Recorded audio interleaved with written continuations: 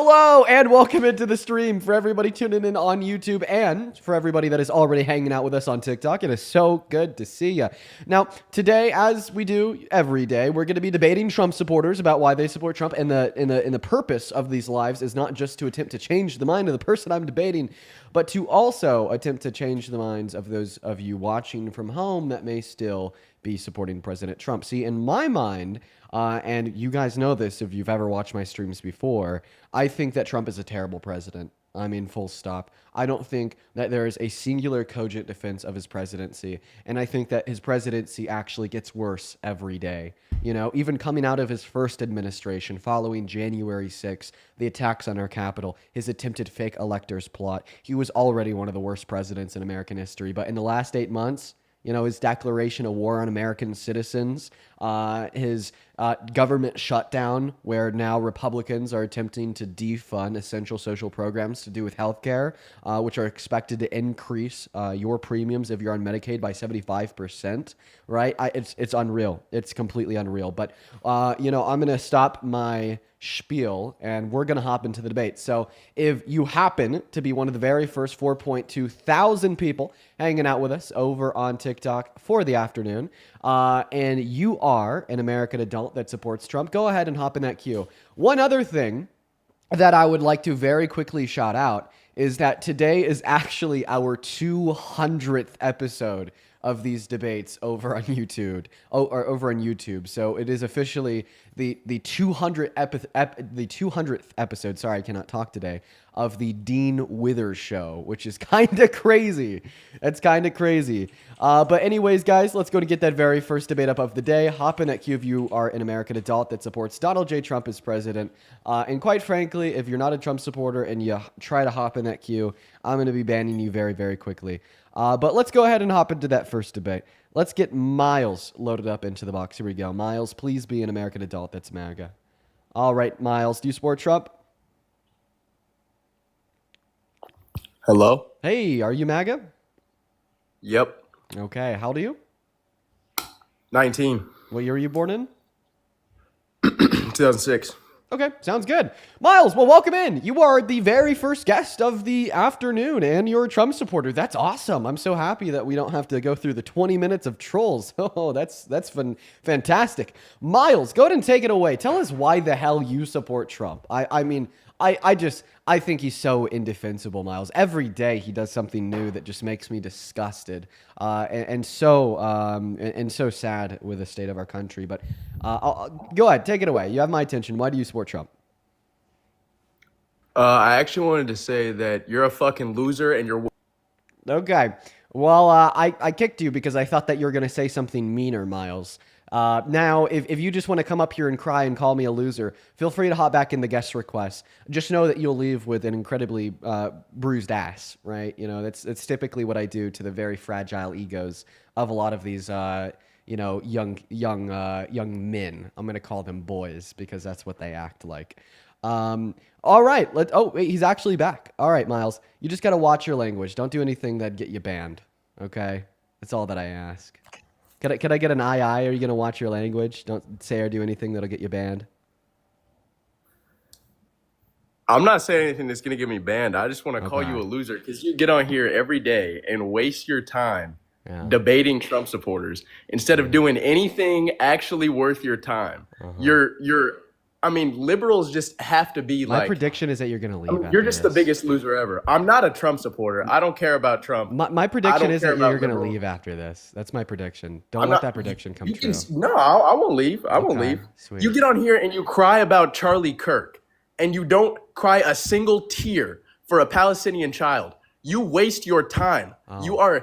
You don't even care Miles. about political issues. Oh, Miles. Well, I hate to inform you in your virtue signaling, but if you go on YouTube... Virtue signaling. Hilarious. If you go on, you are a conservative. You're a conservative. Hey, Miles, if you go on YouTube and you type in Dean Withers cries over Palestinian child, you will actually see a clip of me crying over a Palestinian child on my live December of 2024. Like, I hate to be that guy, but I literally have on live.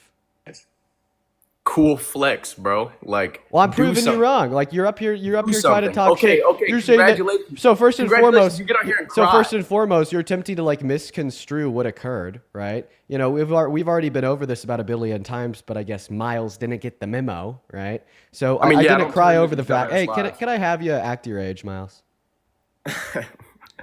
You're Nice. hilarious, bro. You're like, what are you, like 24? And you get on here and 21. debate dumbass, Okay. you know, Are you done Trump crying? supporters. Because I'm trying to Crying? respond to what you said, and you're just being Am I incredibly done unreasonable. crying? Yeah. Yeah. Am Yeah, I done you're crying? talking about Bro, tears, and the only everybody one saw shedding your them here is dumbass you. cry for Charlie Kirk, bro. Well, that's actually what I'm trying to talk to you about, but you just can't stop the app. All right, go ahead, bro. All right. Thank you so much, Miles. So once again, in response to the first thing that you said, and you said, "Oh, you cried over Charlie Kirk. I've never seen you cry over a Palestinian child." I'll go ahead and repeat this. Go on YouTube, look up Dean cries over Palestinian child, because quite frankly, that is literally something that I have done on my live stream before. You know, I hate to be the one to break that news to you, but it just makes a talking point dead in the water. And then, as I was saying before, you very rudely interrupted me. I said that Miles didn't get the memo. If you had tuned into any of my streams where we've been talking about this for the last month at this point, well, then you know I didn't cry over the fact that Charlie Kirk died. I cried over the facts on how he died. I'm not desensitized to gore or violence. And also I cried because I was fucking scared knowing that that very well could have been me. Right? And I feel like if you want to come up here and call me a loser for that, well, I mean, I just think that you view me not as a person, but as an internet personality, right? But at the end of the day, right, I am a person. Things can scare the shit out of me knowing that that very well could have been me. And I can have a sensitivity to gore, and I don't think that that makes me a loser. And I also don't think that makes these live streams unproductive, because you want to come up here and act, right? Like you care about the future of this country and how you think I'm impeding on it, or at the bare minimum, not doing anything productive. But if you watch these streams on a day-by-day basis, you would hear the voices of people that come up onto this stream and tell me that I changed their mind, tell me that I got them on the right side of history, tell me that they are now in the fight for the good instead of in support of the bad. And that is What, just a you minority of convinced Trump supporters voices to vote that for come up Democrats? here on the stream and inform us. And I would argue that for every single person that comes up on the stream and tells me that I was able to change their mind, there's about another 1,000 to 2,000 people watching that also had their mind change, that either don't have enough followers to join, don't want to join because they like their private life, or aren't confident enough to come up here and say that. So it just kind of sounds like you're whining because I'm doing better than you at pushing not just this country, but this world in a positive direction. And you want to try to find absolutely anything to hate me for it because it pisses you off. Go ahead, Miles. Mike's yours. It does piss me off that someone with Exactly. as large as you shills for the Democratic Party and gets on here and wastes their goddamn time. You know, Shill? like, yeah, bro. Like, go. Wait, do you think fucking I'm dick paid by ride- the go DNC? dick ride Biden again with your lame ass little friends? Do you think bro. I'm paid by the DNC? Go to the fucking White House and dick ride Biden while he's committing a genocide. do you think go I- to the DNC? Oh. Like, you don't do shit, bro. You Oh. get on here and Oh, argue who did- with who did you fucking vote for? dumbass, intelligently, Hey, you I know, have a question. people incapable of critical thinking. The only And you person think who's that you're doing incapable of something. anything but displaying their very loud emotions here is you, Miles. Miles, Bro, if you want okay, to, yeah. if you want to attempt to be a figure of intellectualism, if you want to try to argue that majority of people have no clue what's going on and are capable of critical thought, then I would, at the bare minimum, suggest you attempt to make that argument when you're not so emotional, because it makes you look like a hypocrite, and the fact that you're just merely projecting. But now I will ask you. real I'm quick. the emotional So you're telling one? me You're the that one I was that gets doing on here and something cries bad. like a fucking pussy. Oh, wow. And now not only you're interrupting, you're using terms such as pussy. Yes, you are the emotional one, Miles. You're right. Yes, you are the emotional one. But now I'm going to try to continue to speak here because the child, I mean, they don't have self-control. So you're telling me that I did something bad by supporting Biden in the election, by supporting Kamala Harris in the election, because of the Absolutely, ongoing absolutely. genocide in Palestine that the Democrats and the Republicans both support. Okay, well, I'd actually say that you did something bad if you didn't vote for Kamala Harris due to the fact that not only is Trump more pro-Israel than she was, but his policy has directly led to more material harm against the Palestinians in the last 8 months, right? I could damn ensure you that if Kamala Harris won the election, that yes, she would be pro-Israel, but no, she she wouldn't have done a joint conference with Netanyahu preaching to the masses about how she would send the American military into the Gaza Strip to quote unquote finish the job and forcefully relocate the remaining 2.1 million Palestinians living on the Gaza Strip to Jordan and Egypt, and then turn around and also threaten to sanction Jordan and Egypt if they don't accept those forceful refugees, amounting to ethnic cleansing, and then tell Netanyahu that once he ethnically cleanses all of the remaining Palestinians, he'll level the Strip, build a Riviera, and gift it to Netanyahu. I call this line of thought one-dimensional for the reason being that you cannot see. Oh, I think you're naive for attempting to think that your words are more important than the material outcomes for Palestinians on the Gaza Strip. I get that it's easy to fucking moral grandstand and say that, oh, I'm a never Kamala supporter. I'm a never Biden supporter. Even if they're running against Satan 2.0, because you get to say there's no red line against genocide, which I wish was fucking true. But at the end of the day, I'm always going to vote for harm reduction. I'm always going to vote for progress. And I think that you should too. And honestly, if you're not willing to do that, well, then it just tells me that you don't care about the additional harm that is now being caused, not just to Palestinians on the Gaza Strip, but to individuals in the global south, to women and girls here in America, because if Kamala Harris was elected, she would have reinstituted federal protections for the right to choose access to abortion, to low and middle income Americans that are now being royally fucked over by all of Donald Trump's immigration policy, by Donald Trump's economic policy, by the big beautiful bill, by individuals on the global stage, countries in Europe, countries in Africa, countries in Asia that have all been destabilized because of his reckless tyranny, suggesting that he wants to be a dictator that controls the fucking world, telling all the other leaders at the UN that their countries are hellholes and turn it around and signing 4 executive orders in the last 8 months infringing on our constitution. See, you use the word naive. The only naive person here is you. Bro, I don't argue. I have never argued that Kamala Harris, wasn't less bad than Trump. I never said that. And I'm not going to argue that maybe, actually, no, there's no reason for me to believe that anything less than what is going on currently in Gaza would be going on under Kamala Harris. Maybe, Yeah, I just gave you that reason. We're going to go ahead and move on to the next guest to try to get a Trump supporter up in here because he wasn't. I broke my own rules by allowing him to stay on the live stream, but I just had to get that one out. Let's go to get that next guest loaded up in here. What's up? Do you support Trump? Yo, hello? Hey, what's up, Owen? Do you support Trump?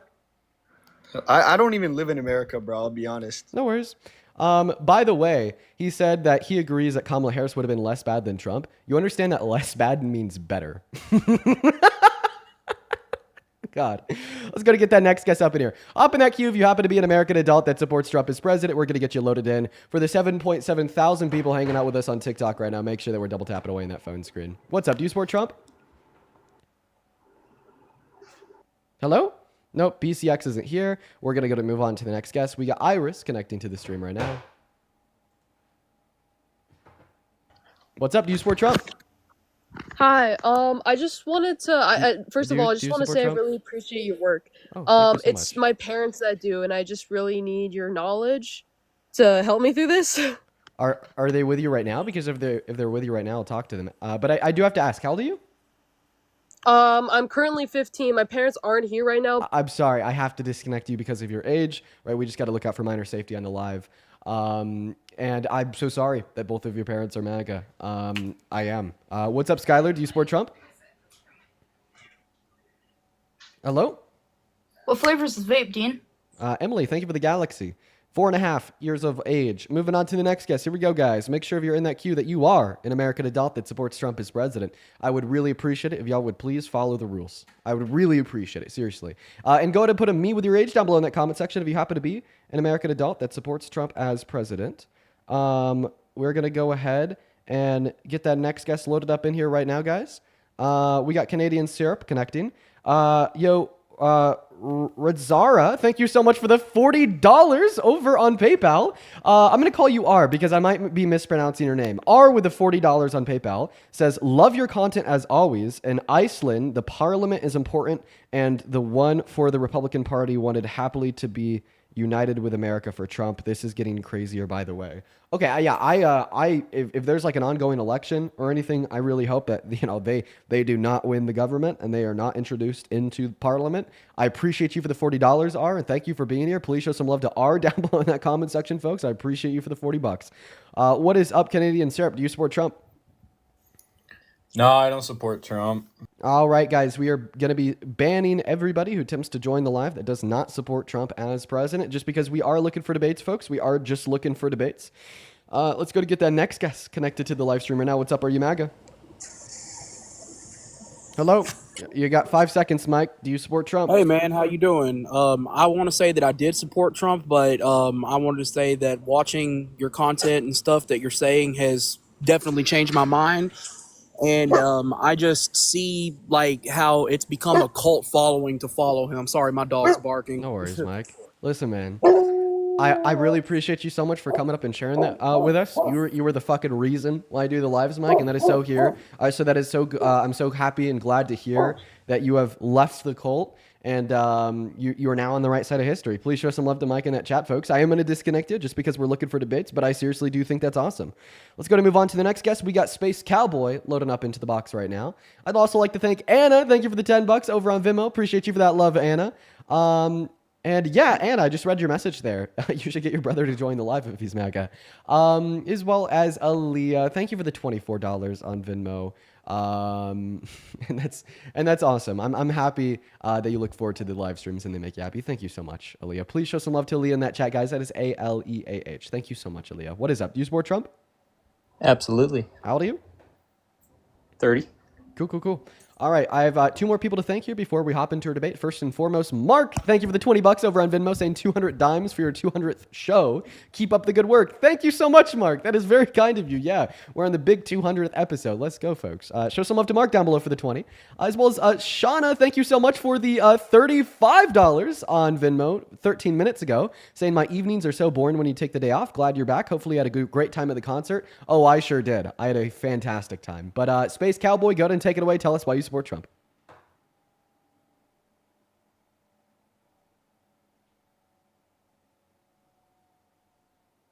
Okay. Yeah, Space Cowboy is not here. In fact, they're leaving, quite frankly.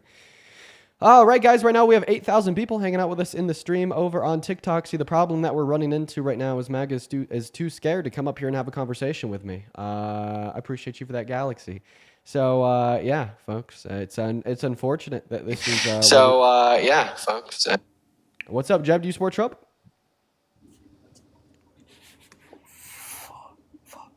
That is a child. Goodbye, Jeb. All right, MAGA, if you're watching this stream, can you come out of hiding? Can you join the guest request? Can you let me know that you're here? Because right now, right, this is kind of getting embarrassing for y'all. But I don't know. Maybe just, public support for Trump is dwindling and there is no such thing as a Trump supporter anymore. Which honestly might be true, you know? He's really bad. He's been fucking up every single day, doing more inconceivable shit. And his support has been dwindling. I don't know. MAGA might be extinct, folks. And the fact that we have so many people hanging out with us in the live right now and we can't find a single person to come up here and debate might prove it. What's up? Do you support Trump? Hello? Hey, do you support Trump? Yes. But Okay. How old are you? First off, I am 17, but I haven't. Unfortunately, man, I do got to kick you. Those are the rules. All right, guys, we're actually going to go ahead and throw the rules up on screen right now. So only join if you're 18 plus American MAGA and ready to debate. Take a good look at those rules on screen. If you don't follow those rules, you are going to get banned from the live stream incredibly quickly, folks. What's up, Sierra? Do you support Trump? Dude, Sierra's like, dude, what the hell was that? Okay, moving on to the next guest, guys. Follow the rules, please. If you want to know what the rules are, just take a good look at the middle of the phone screen. We're looking for anyone and everyone that supports Trump to join right now, and we're just simply not finding anyone, which is kind of crazy, kind of nuts. But let's get that next guest loaded up in here right now. Oh, boy. All right. Yo, Camp, thank you for the $20 over on YouTube Super Chat, saying MAGA owns yet another shutdown. They have no defenses left that aren't based in whataboutisms or blind faith in their fearless leader. Yeah, they definitely own the shutdown. I don't know if they know it, but they definitely do. What's up, Kyle? Do you support Trump? Yeah. Man, you sound very far away from your microphone. What's going on here? I am in a spreader. Is that better? No, it's not better at all. Maybe try disconnecting Bluetooth from your phone? We're going to give it a shot. You know, Kyle's like the only Trump supporter we could find, so we're going to try to work with what we got here, folks. What's up? Hey, what's going on, man? So, Kyle, take it away. Tell us why you support Trump. He's still deporting illegals, and that's about it. Ah, Be real. all right. Yeah, yeah. Are you driving, by the way? No, I'm actually waiting Okay. to all right, drive. Okay. No worries. No worries. All right. So you support him because he's deporting undocumented immigrants. Yo, I don't know. Just a thought from my head here. You know, the way he's been deporting undocumented immigrants, I think that's something we should talk about first. It has been inhumane. It has been immoral. It has been gross. It's been disgusting. You know, we heard about Abrigo Garcia being illegally deported where he was tortured in CCOT. We heard about, you know, the ICE agent that like brandished a firearm to a 4-year-old that caused them to wet themselves, and then they didn't offer the child a change of clothes for hours. And, you know, now we're hearing reports coming in from Chicago, I believe, of ICE agents raiding neighborhoods and taking naked children and grabbing them and throwing them in the backs of vans. Like, I don't know. I think that's evil. And if you support that, it raises large questions about your character in my eyes.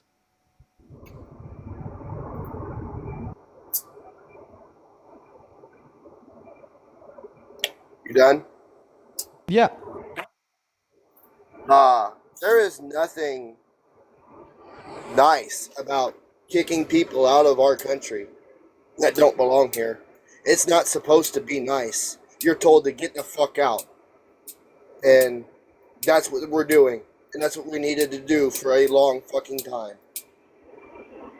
Okay, So, but let you me have a let me ask you problem let me with ask it, you I this will question not. because now you're saying like you justify those things. You justify taking naked children in public and throwing them in the backs of vans to get them out of here. So I mean that must mean that you think that undocumented immigrants are like really posing a grave threat to this country, right? I would only say in like the most insane circumstances ever would like such a response even possibly be warranted, right? So I guess the question that I'd ask you is like what is the grave threat that undocumented immigrants are posing to America? What is one way that undocumented immigrants materially hurt this country?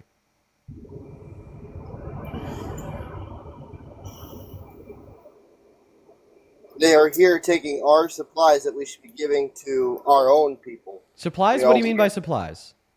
like housing. We put these motherfuckers in hotel rooms that I me ain't and calling you them pay motherfuckers. taxes to go towards. Okay. So And that's that actually not just true.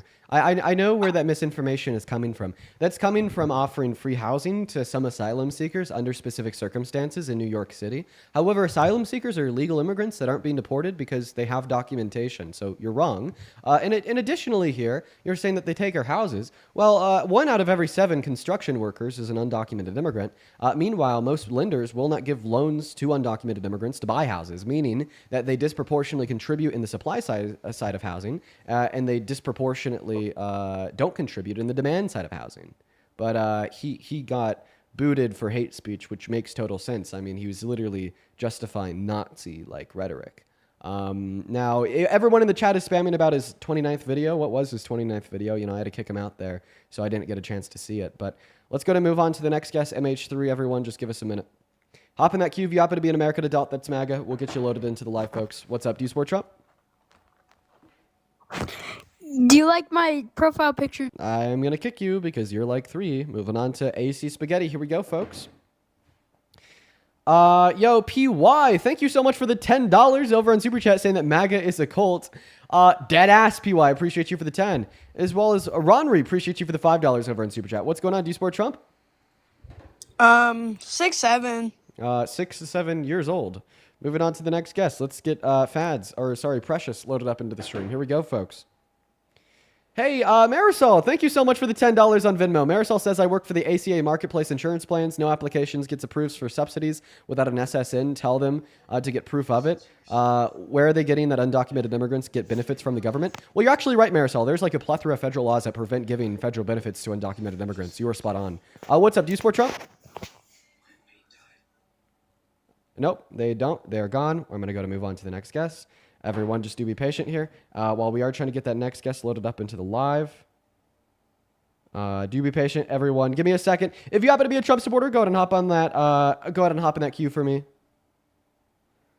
All right, let's get that next guest loaded up in here right now. We got Josh connecting, quite frankly, as well as R. Lally. That is Lally. Thank you for the $20 over on Venmo. Appreciate you for that love, R. Show some love to R in that chat. Thank you so much. I really appreciate that, as well as I appreciate your message there. Please show some love to R down below. Let's get 200 RWs. What's up, Do Sport Trump? Okay, so I've never Age? heard anybody. Josh? 20. I'm not going to believe you for more than a millisecond. All right, folks, right now we have 9.2 thousand people hanging out with us on TikTok. You know, we're finally starting to shoot out into the algorithm. Out of the 9.2 thousand people in here, do we have anyone that supports Trump? Let me tell you, we've been live for 30 minutes at this point. We've had like 13 children, and then one Trump supporter named Kyle that got banned for hate speech because he started espousing Nazi-esque rhetoric. So I'm just curious, okay? You know, is there anyone watching this live that supports Trump that falls somewhere in between 12-year-old and Nazi? Is there anyone? Is there anyone? Because if so, let me know in that chat by dropping a me with your age. I'll happily get you up here. And let's have a conversation. Let's have a conversation. So let's go to get that next guest loaded up in here right now, folks. Here we go. All right. Here we go. We got that next guest connecting. All right. What is up? Do you support Trump? Yes. Age. By the way, that's one of the people that said, me, I'm one of the people that's not a 12-year-old or not. Dude, okay, listen. Okay, MAGA has no electoral power whatsoever anymore. They got Trump in the White House, and then they all dipped because they realized he's fucking insane, right? Nobody supports this man, okay? You have the 12-year-olds that probably see his edits on the For You page with that one image of like him edited with like the diamond grills. And they're like, oh, I like Trump. But apart from that, there's no one else. Okay, MAGA is dead, all right? And I want you to prove me wrong. You know, if you are an adult that is from America and you're watching this live right now and you support the president, feel free, come up here, prove me wrong. That's what I want you to do. But quite frankly, I'm not seeing it. I'm not seeing any of it right now, guys. You know, he's just indefensible. No one wants to have a chat with me. That's crazy, bro. What's up? Do you support Trump? No, he's gone. He said goodbye, just like everyone else also said goodbye because no one wants to talk. Unfortunate. Moving on to the next guest. We got Mikey connecting. What's up, Mikey? Do you support Trump? Stop vaping, bitch ass. It's literally another 12-year-old. Oh my God. Dude, did we get raided by Jake Paul? Am I playing Daycare Simulator or am I, you know, like getting some debates? Guys, come on. All right, moving on to the next guest. We got Dallas connecting. Yo, dude, it's Friday, like 2 p.m. MST. Maybe it's like the East Coast kids, like they're out for the weekend, so they're bored. I don't know. What's up, Starlight? Oh, that's, yeah, okay. Hey, nope. Starlight, hello? Do you support Trump? No, they left. All right. Dude, okay, let's see if we go on an hour without a debate, I'm going to end. So we have another 30 minutes to try to get a conversation rolling here. But the fact of the matter is that all the Trump supporters are scared of me. Yo, grow a spine. If you're watching this live and you're an American adult that supports Trump, grow a spine and hop in that queue. Age? 18. What year were you born in? I'm lying. This is such a bad look for MAGA, but kind of annoying. Hey, kids, could you get out of the queue for me, please? I'd really appreciate it. Please do that for me. Go ahead and respect the rules. Respect the boundaries of the live. What's up? Do you support Trump? Hello? Do you support Trump? Oh, I'm a bit laggy right now. Can I join back? Yeah, you can, man. Moving on to the next guest. We got Fluffy loading up in here. Hey, Coda, appreciate you for the $20 super chat saying Dean really playing Daycare Simulator out here. Yup, appreciate you for the $20. Thank you so much, Coda. What's up? Do you support Trump? Oh, hell no. Okay, then I'm gonna have to kick you. Guys, we're going to start banning every single person that attempts to join the live that is not following the rules. If you want to know what the rules are, please take a good look at the middle of your phone screen. Just keep in mind, if you're joining the live and you're breaking the rules, you're going to get banned so fucking fast, it's unbelievable. What's up, Liam? Are you MAGA? You have 5 seconds. And banned. Look at that. He got banned really quickly. Moving on to our next guest, Cole. We're going to give Cole 5 seconds to tell us if they're MAGA or not. Cole, what's up? Do you support Trump? Yes, sir. Okay, how old are you? 20. What year were you born in? 2005. What month? January. Okay. All right. Sounds good, Mr. Cole. How do you feel about the fact that, like we have over 11,000, now 12,000 people hanging out with us in the stream here for the day, and the only people that want to come up here and talk to me are literal children? What do you think that says about the state of MAGA? They're all children. Right. So do you think it's a good thing to be a part of a political movement that's all 12-year-old children?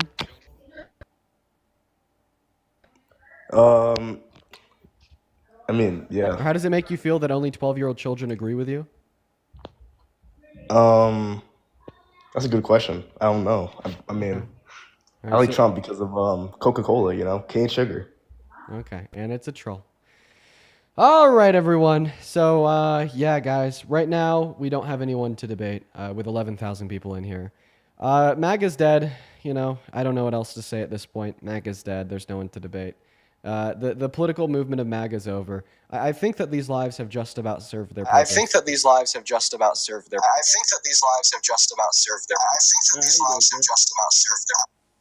I don't know why it took so long for the echo to go away. What's up? How old are you?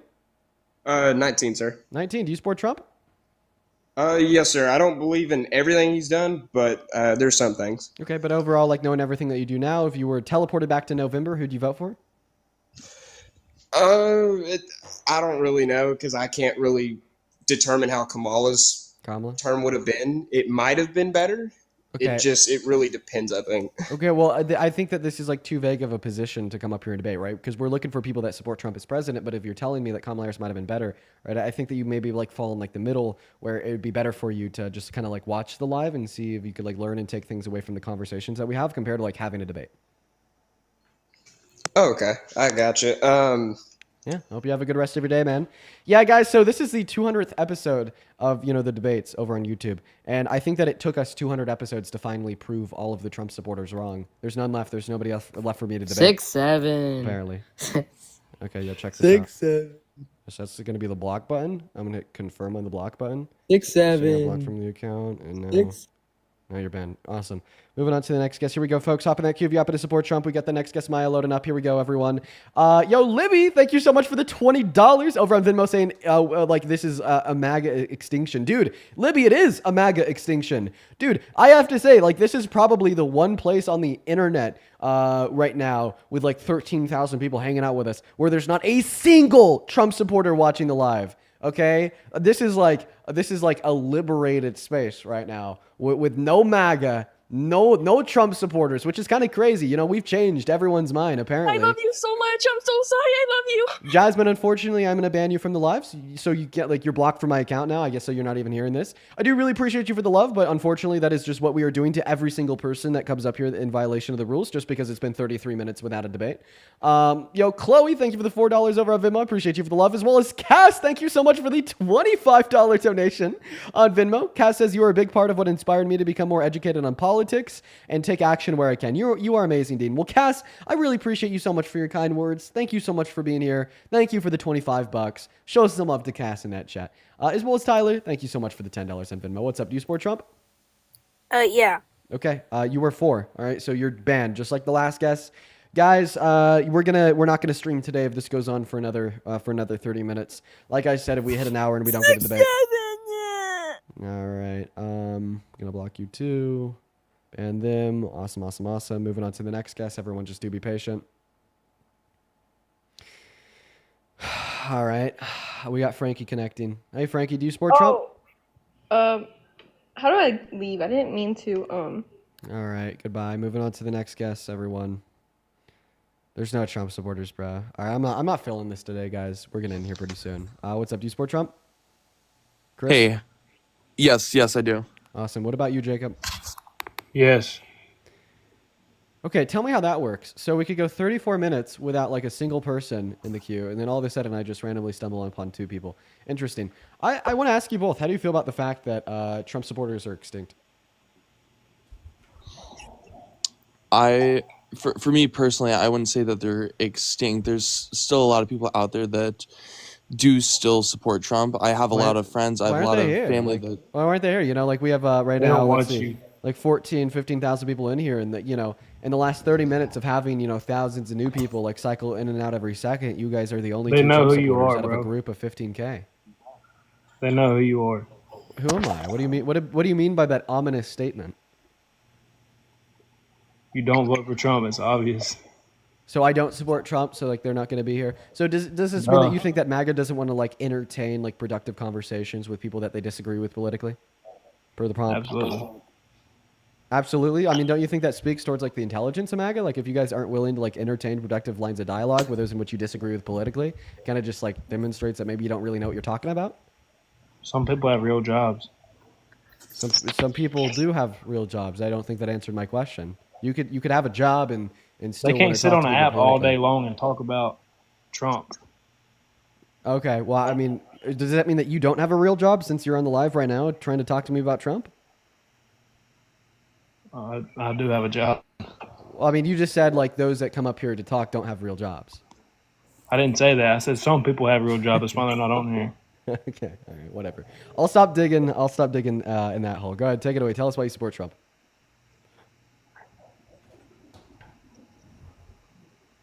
Come on, man. All that build up for nothing. Why do you support Trump, bro?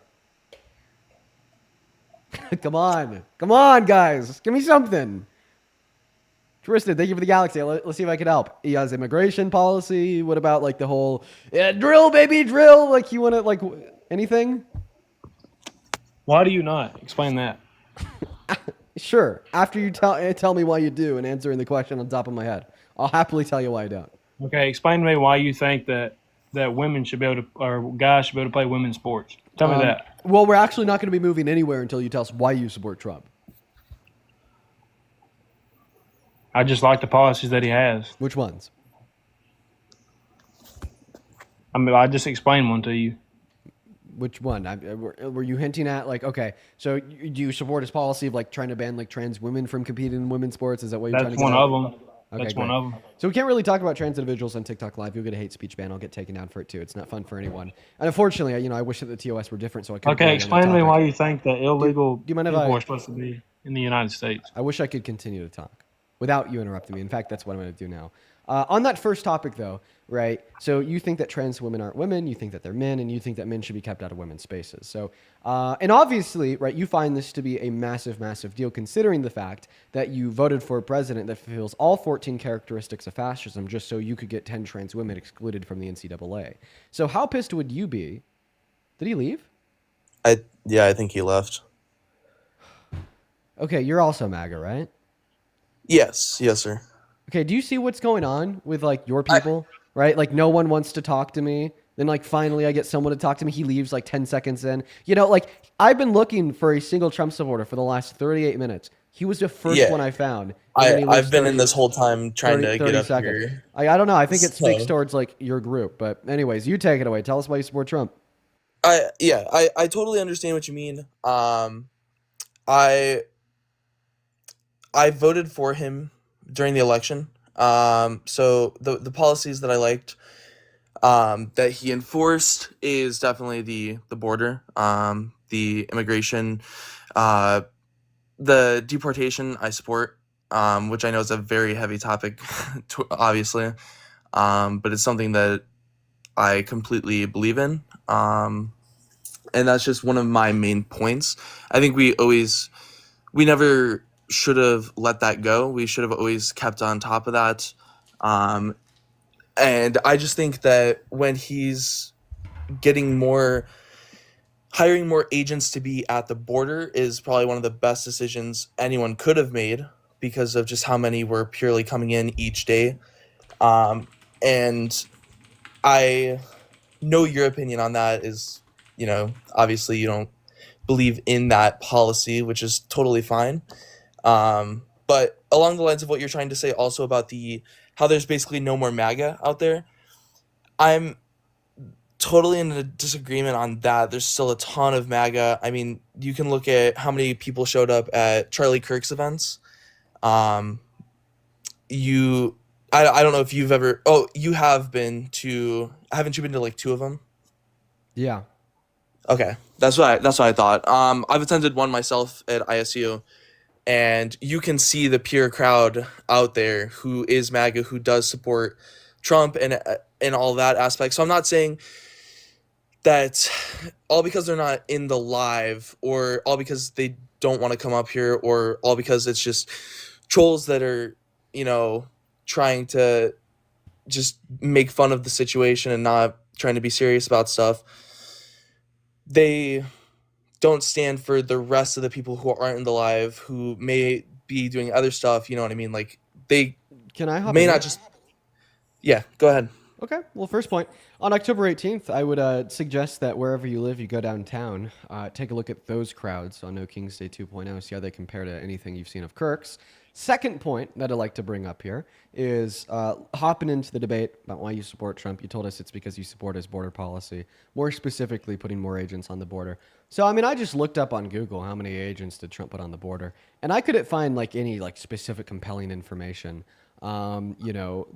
Scaling up the amount of deployments and agents on the southern border. Now, of course, I do see a lot of information and sources scaling up ICE agents to handle deportations. But I want to ask you this question. In the last 8 months, what good policy has Donald Trump passed to help, lock down that southern border to prevent further undocumented entry? I can't hear you when you're on pause. Oh, yeah, sorry about that. I can't really come up with the exact one. So because I don't have I'll be honest, I don't research that much on that. I only did that in the beginning portion to know what each political party's policies were that they were trying to enforce. Yeah.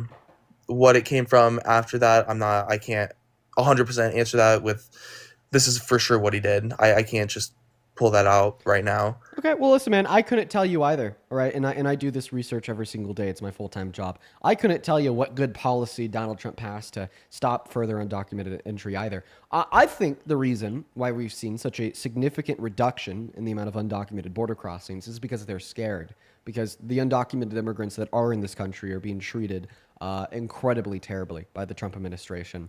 I went over this with our last guest, Kyle. We have reports out of Chicago of naked children being grabbed by ICE agents and thrown into the backs of vans. We know that Trump illegally deported Abreu Garcia to El Salvador, where he was literally tortured for 3 weeks and lost 30 pounds. We hear about the college students that are being black-bagged, the 4-year-old children that are having guns brandished to them by ICE agents, then being detained and not given a change of clothes for 4 hours. See, these facts and more, right, in my mind, amount to fulfilling various tenets of fascism, and it is these tenets of fascism that I believe are scaring away new undocumented entry. But I'd say that's terrible. That is not the way we should attempt to handle our immigration policy. I get some of that, but at the same time, I still definitely believe that, you enter illegally into a country, undocumented, you don't go through the process. I understand the process is long, but you still got to go through the process. So entering illegally is not going to help the case. So therefore, you can't just break into a country, just like I can't break into a house without punishment. I'm so sorry, man, but prolific serial killers like Jeffrey Dahmer are mandated to receive better treatment than how we see undocumented immigrants being treated by the Trump administration today in America. So polling while they committed a misdemeanor doesn't really do much for your argument, I fear. I get that on the aspect of that. I do believe that everyone should have fair treatment when it comes to that. So if they're going to do it, they need to have fair treatment. But at the same time, the statement about where they're just grabbing people off the streets and stuff like that, they know who they're going after. That's the thing. I have done research on that aspect. They know exactly who they're going after. So it doesn't matter where they are or what they're doing. They're going to get them no matter what, and they're going to bring them. Wait, I have a question. Are you white? Yes, sir. Okay, right, and maybe that's why you don't know this, but there's plenty of American citizens and legal residents that aren't white, right, that are Latino predominantly, that have been arrested and detained by ICE and even thrown in ICE detention centers for months with no due process, even though they had legal residency here, such as Mahmoud Khalil, right? So, the reason I asked you why you're white is because I don't think this is happening to white people in America, but to BIPOC Americans, to black and brown Americans, this is legitimately an experience that many individuals have undergone in this country in the last 8 months, and even more individuals are fucking terrified of, thinking that it could happen to them next. Yeah, I understand that because I live in a town with a very heavy Hispanic population. And I see the effects of it. I do see ICE, a few times a week coming out here, just doing their investigations, going to Profiling different brown houses. people. That's what they do. They profile brown people. They profile Middle Eastern people. They profile Latino individuals, and that's a fact. It's not like it's not hidden. It's not just a crazy claim from a leftist. I mean, even Hassan Biker, like the largest American political influencer, he was detained at an airport for a handful of hours and questioned by ICE, just because he's Turkish, right? So I mean, that's the reality of the situation here, and that's what I want to tell you in response to your claim that ICE knows who they're going after. Right? And you definitely can't defend the proposition that ICE knows who they're going after, considering the fact that they've been illegally deporting people, and even SCOTUS has made rulings on that. April 10th, all 9 judges agreed that the Trump administration's deportation of Abrigo Garcia was illegal. He had a stay in place, meaning he couldn't be removed, yet they did it anyways because, well, they didn't know who they were going after. Yeah, and I get that point, but you're talking like a handful out of like thousands who they are getting that are here undocumented, that are deported because they don't have the right paperwork. So you're grabbing a handful of people. I understand in that aspect they should be doing a little bit better on making sure who has what, and not just grabbing those types who don't have, or like have the papers, but they still are being sent to the prisons and stuff like that. But the fact of the matter is, one person is too much, right? One person is too many. And secondarily, all I think is that we need a handful of these headlines in order to scare away new undocumented entry, right? I think it is a handful of these headlines, and we see a new one in the same category of human rights abuse by ICE nearly every day now, that has led to a reduction in legal immigration, a reduction in undocumented entry, a reduction in travel for business and leisure. I mean, shit, it only took a handful of these headlines for UN to put America on a human rights watch. So, yeah, I mean, I think that your claim dismissing it on the basis that there's maybe only been a handful of cases is unfounded, and apparently even the UN agrees. Well, okay, my question though is, do you believe that people entering illegally should not have punishment? Yeah, I do believe that. So for undocumented immigrants that don't have prior violent offenses, that don't have any pretty insane nonviolent criminal offenses on their records, not only should they not have punishment, they should be offered a pathway to residency or citizenship. And I'm guessing that you disagree with me here. So are you just saying that if you break the law, you should be punished? Yeah, I do. Okay, so then why did you make a 34-count felon adjudicated rapist president? Was that a punishment? The thing on that aspect is, didn't Biden commit felonies when he was trying to get or try to hide all of the stuff that happened with Hunter and all of his family? No.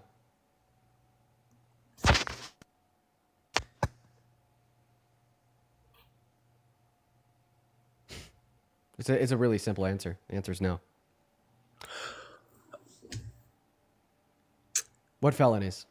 But the thing I'm trying to get at is the people who come illegally that have no residency and no paperwork to prove it, who are skipping the line all because they don't want to wait because it's a long process. Entering illegally should not have punishment. I mean, that's where I'm trying to get at. Yeah, well, I mean, I think that, the state has an obligation to draft and enforce legislation that makes the state better off. And I think that mass deportation makes the state worse off. Not to mention that I think that the state actually shares some culpability for undocumented entry for the reason that you just gave. I mean, you said it themselves. They opted for undocumented means of entry because the legal means of entry take too long. Yeah, man, they could take 10 to 15 years on average. And that is because the American Congress has neglected the legal means of entry into this country for all of modern American history, because instead they opt to use it as a pawn in every election every 4 years, right? The fact of the matter is that you just agreed that the reason we have so much undocumented entry is because the legal means of entry take too long. Can you name a single time that Donald Trump has even done as much as spoke at a podium on a microphone since 2015, saying that he wants to reduce undocumented entry now and in the long term by making the legal means of entry into this country more attainable? Can you give me one circumstance of Donald Trump even acknowledging that? No, I can't on that one. Yeah, right? Because he'd rather spend his time focusing on short-term solutions that could generate positive headlines for him in his group now, such as build the wall, remove them all, etc., so on and so forth. But he'll never focus on those proactive long-term solutions that would actually fix the issue, like eradicating the incentive altogether by focusing on making the legal means more attainable, because guess what? Then it won't be an issue in 2028, so then either him or his predecessor won't have it to run on. Right? I'll guarantee with damn certainty that come 2028, whoever's running for the Republican Party is going to spend a good 35% of their time standing in front of a microphone saying that immigrants are violent criminals again, saying that immigrants are mental asylum escapees again, saying that immigrants they're just escaped these prisons and they're here to grape your wife and eat your pets again, right? And then they'll say, well, if the Democrats win the election, then they'll open the gates, the borders will be inexistent, and your life will be in grave danger. Well, but the thing with that, though, is people, like, do you believe that if we do make the due process faster and immigrants can get paperwork faster and all of that, that it will eliminate people wanting to cross the border illegally? Yes, because being an undocumented, yes, I know it will go down because being an undocumented immigrant sucks for the undocumented immigrants. Undocumented immigrants get lower wages because they have less bargaining power, because if they don't have a job, they'll die from starvation since they cannot access any federal social safety nets like food stamps, Section 8, Medicaid, Medicare, so on and so forth. Undocumented immigrants are also under the threat of being deported, right? Undocumented immigrants, can't get a loan to buy a house from like 99% of banks. Undocumented immigrants in most states can't get a driver's license to legally drive. Undocumented immigrants can't file for a tax return. There are so many rights and access to resources that undocumented immigrants don't have that residents and citizens do have, right? If you ask 99.9% of undocumented immigrants if they would prefer to be a resident or citizen, their answer to that question would be an obvious and astounding yes, right? So if we make it easier for them to become a resident or citizen, they will obviously not just opt for it, but chase after it. Right. So, but I believe even if we make the process faster, it's not going to eliminate the people who want to enter illegally. It's just not going to happen that way. What other reasons exist for wanting to enter undocumented outside of the fact that the legal process takes too long? What are the other incentives? Like, let's drill them down. Let's see how many people we would be left with. The main thing is people don't want to wait because people already have family on this side of the United States. So the wait thing is people are, even if it's slow or reduced down, say it takes like 3 or 4 years to go through the process. I think it should take 2 or 3 months. 2 or 3 months. Okay. So, I mean, you're just affirming that what I said, the ultimate incentive for undocumented entry is the fact that the legal means of entry are too unattainable. Well, I do agree that they are too long, but Right. So can you name any other incentive for undocumented entry outside of them being too long and unattainable for so many people? Them getting denied? Them getting denied legal entry. So like having prior violent felonies in other countries. Yes. Okay, sure. You know what? I actually agree with you there. But that's going to be a handful of individuals, right? I mean, right. I'd say it's more than just a handful because you got people coming all the way from like Asia, Europe. You got people like who are traveling from Southern America to be up here. And I actually have a question. So, I mean, if somebody would opt for like undocumented entry and they have prior like felonies on their record, they're like a violent criminal, like actually a violent criminal, like gang association, so on and so forth. I mean, I think for the most part, like we could agree, right? Like if you are going to come into this country, right, you shouldn't like have like violent like criminals on your crimes on your record. I think that that's a pretty bipartisan agreement there. So if we were to eradicate the incentive for like the 99.9% 99% of undocumented immigrants that aren't violent criminals and just view the legal means of entry as unattainable because they are, leaving the only undocumented entry that would still yet persist as those with like violent criminal convictions on the record, so on and so forth. Wouldn't this just mean that, point number one, we could drastically reduce the amount of funding that we're giving to departments such as Homeland Security and ICE because they're no longer focusing on hurting good people and instead now dedicating all of their focus to like identifying individuals that should be identified, making that process not just more attainable, but pragmatically easier for the governance of this country?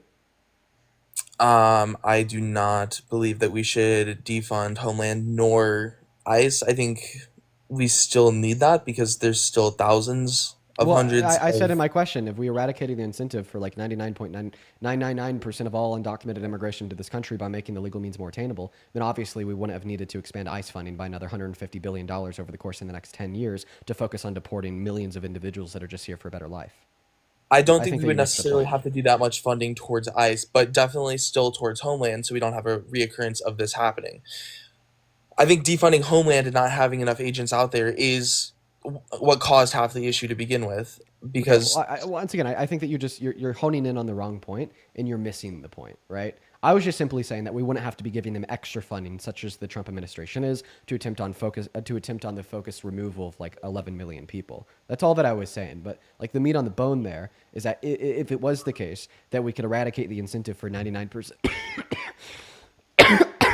Excuse me, if we could eradicate the incentive for 99% of undocumented entry into the country by making the legal means of entry into this country more attainable, then they wouldn't need to have as much money as they do, given the fact that so much of the money they do have right now is specifically to focus on like the millions of undocumented immigrants that are in this country that are just really here for a better life. Right, I could agree with that. Right. So why do you support Trump? It's because of the, like I said before, the immigration policy. Okay, so we're still stuck on that and we haven't made any progress. I'm just going to come out with a big question here. Can you name one way that mass deportation materially makes this country better? Offering more jobs for Americans. No. Who why do you think that mass deportation would create more job opportunities for Americans? Because there's a lot of jobs right now that are taken by people who are not documented. Mm-hmm. So there's a lot of undocumented immigrants who are working. Yeah. Yes, and it is making it harder for Americans who were born here or families that came overseas legally to get those jobs that these undocumented people are getting. I mean, there's a lot of people I know that have been struggling on just finding a regular job to have, a normal full-time job. Yeah. And that's...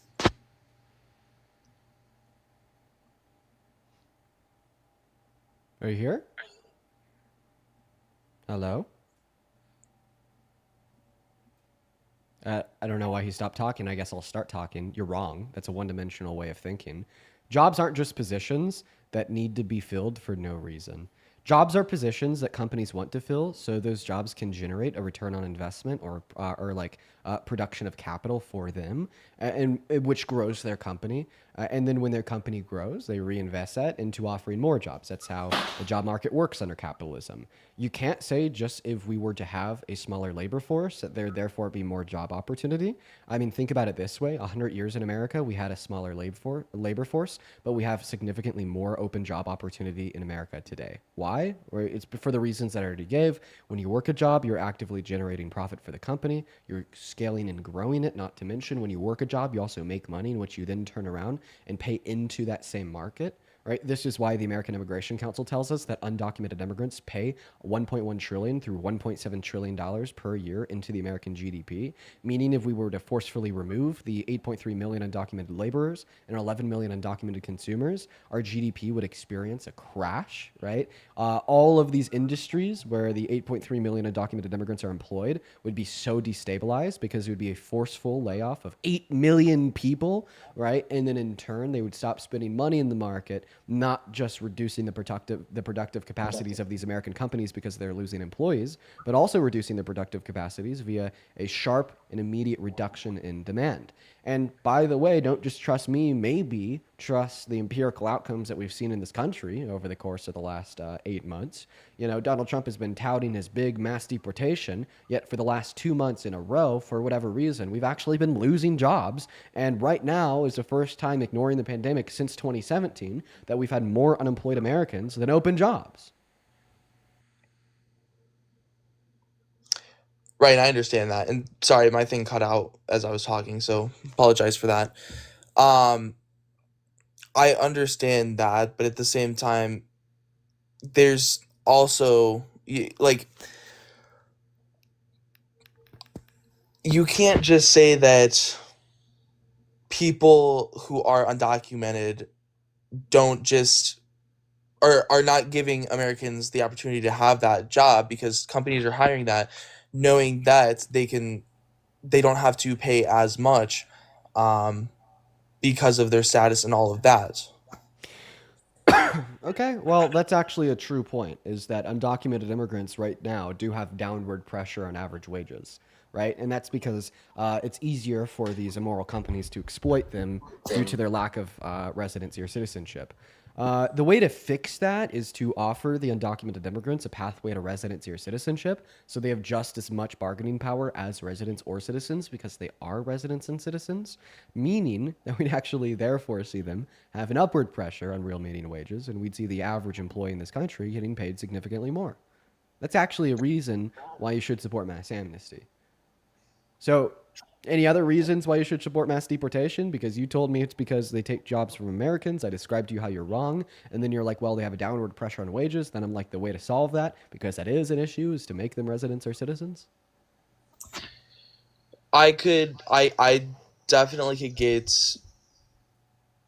somewhat behind that, but at the same time, it's just like the only reason they don't have those credentials is because they didn't go through the process to begin with. Right. So if they would have went through the process to begin with, they could have had like a job probably with higher pay if they just would have had those documents. Okay. Right. And? Well, no, I'm just saying, like, that's how it should have been solved to begin with, is them going through the process, not like them just being offered it because all of a sudden they like you said before, they can't do taxes. Well, it's harder for them. The fact of the matter is that they're here, they're undocumented, they didn't come into this country with a legal means of entry. If we deport them, our country will be worse off. If we offer them a pathway to residency or citizenship, our country will be better off. Okay, entertaining this hypothetical, suggesting if they were to come in with the use of legal means in the first place, then they wouldn't have to be offered mass amnesty. Sure, that's true, but I don't think that this disputes the merits of mass amnesty nor the downsides of mass deportation. Right, but just offering them that because they don't have that, to me, isn't the right thing to do, because they should have had that in the way beginning to begin with.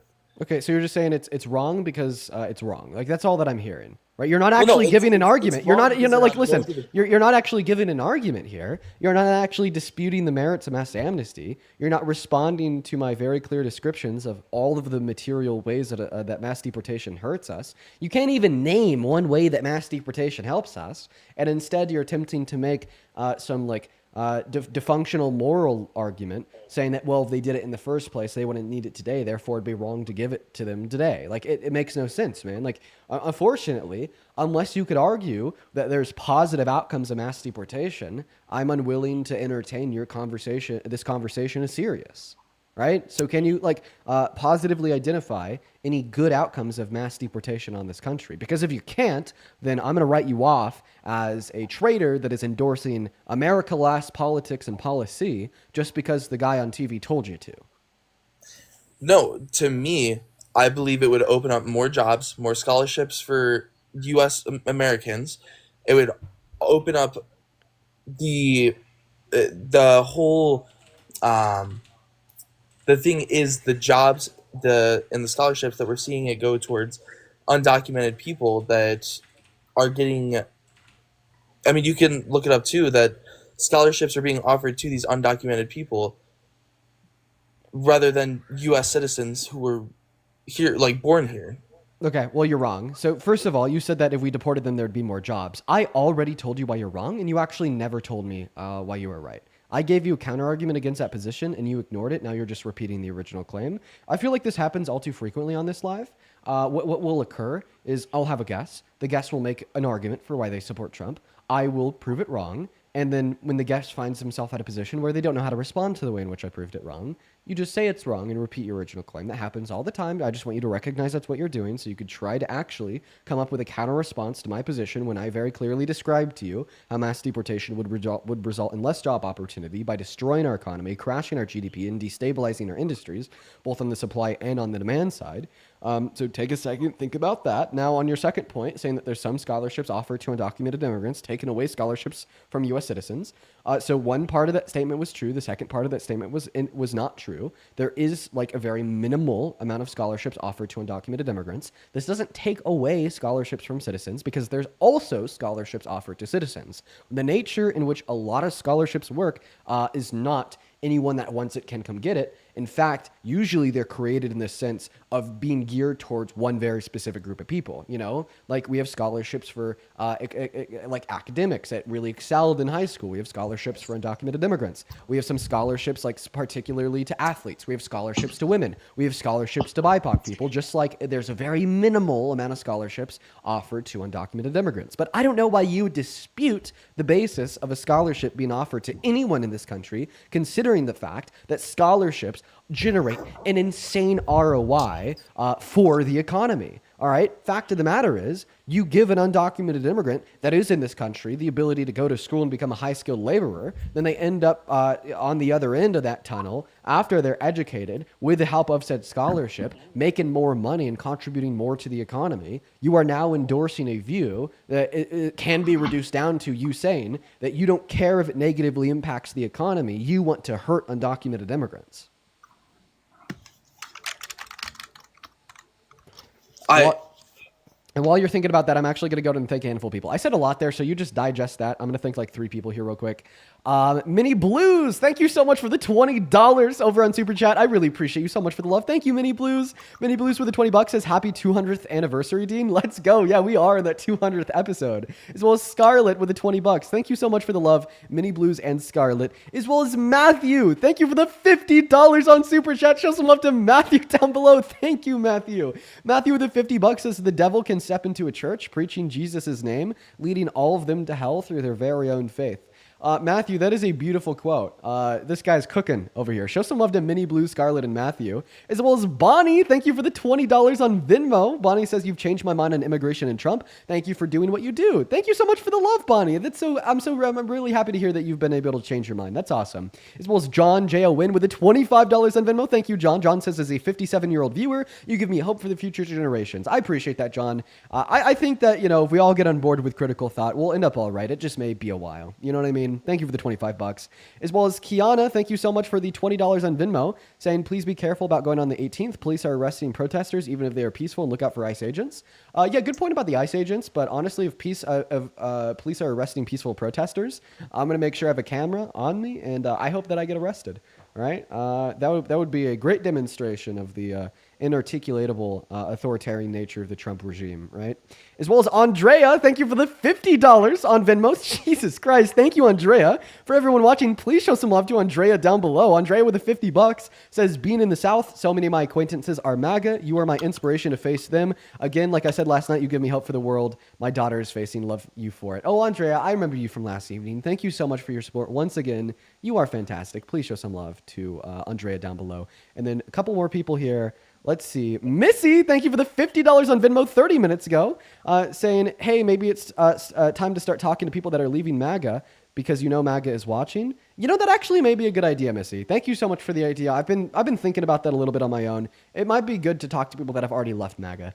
Thank you for the $50, Missy. Show some love to Missy. As well as Caleb, thank you for the $20. Aaliyah with a 5. Magali with a 10. I really appreciate you guys so much, and I apologize that I haven't read donations off here for around 30 minutes. I do apologize. And go ahead, Mr. Guest. What I was just gonna kind of say is the points that I made, the points that I could think of is mainly of those two, but it's strongly based upon the one about just jobs and kind of how I no, just let me finish real quick. The fact that it puts less strain on like services. So like if undocumented immigrants are like using social services like, you know, your education and like the healthcare and like subsidized housing, without like contributing to like the taxes, the equivalent taxes, that removing them could like reduce the government spending. Okay, well, key word you said without contributing in taxes, right? Yes. Did you know they pay $100 billion per year in taxes on the federal, state, and local level? Right. Well, so the well, okay. Here's my personal experience with that. Is I worked at a place, I won't say exactly where, but they hired a group of immigrants, undocumented immigrants, that were being paid under the table, so because they knew the status, they knew that they could get away with it, so they were paying them lower. They were paying them, so they wouldn't have to. They were using it. I mean, it's kind of like what I said with the companies taking it to their advantage about the lower cost because they know that they don't have that. The immigrants can't really find anything like that. Yeah, so you're saying that there's a lot of undocumented immigrants that work under the table, even though so many of them work over the table, that they still amount to paying $100 billion per year in taxes, right? I haven't heard that, so I can't really say what you're saying is true. It's coming from the IRS. Okay, well, I Right. don't. Yeah, you know that like this line of thought once again justifies mass amnesty. Think about it. If so many of them are working under the table and not paying taxes because of their status as an undocumented person, if we were to offer them a pathway to residency or citizenship, meaning if they were to work over the table, they could file a tax return and claim federal benefits if they need them. That would just mean that more of them would work over the table without any material change in their employment. Meaning that undocumented immigrants, after gaining residency or citizenship, would go from paying $100 billion in taxes per year to more than $100 billion in taxes per year. You're just saying that mass amnesty would have an immediate return of investment positively on the American economy, our government, and government revenue. No, and I get what you're saying, and I hate to repeat it, but like that's why it goes back to my point, saying that if we do that option, why is it's not gonna stop people from entering illegally because they know they can just go do that and get away with it, so they're not being held to that standard. You're just giving it to them because you have a job now. Here now you can pay taxes. Here's the citizenship. You're making a new point. I'll happily dispute the merits of this new point after you respond to the last two.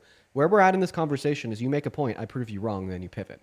Right? You did that with reduction in jobs for Americans. You did that with scholarships. And now you're doing that with the amount of taxes that they paid, disputing your third claim that they drain public resources. And now you're doing that with how they'd actually pay more taxes if they were to offer a pathway to residency or citizenship, using that to pivot into the new claim that, well, then we'd have more undocumented entry. So far, you made the point that mass deportation good because it'd have more jobs for Americans. You made the point that mass deportation good because it'd allow more scholarships to go to Americans. You made the point that mass deportation good because undocumented immigrants would drain public resources. And you made the point that mass amnesty bad because if we did it, then more undocumented entry would occur following that fact. So I've disputed 3 out of the 4 points, and I will wait to dispute said 4th point until you respond to the first 3. If you are incapable of responding to the first 3 points, please let me know right now so I can move on to the next guess.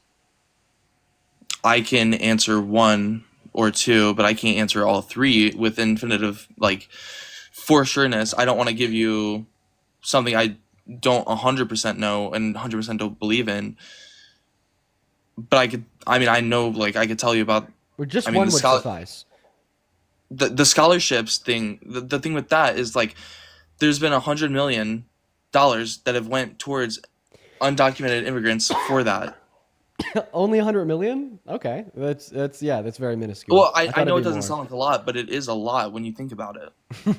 It's really not. $100 million to fund scholarships for a demographic of individuals that are contributing $1.1 trillion through $1.7 trillion to the GDP per year.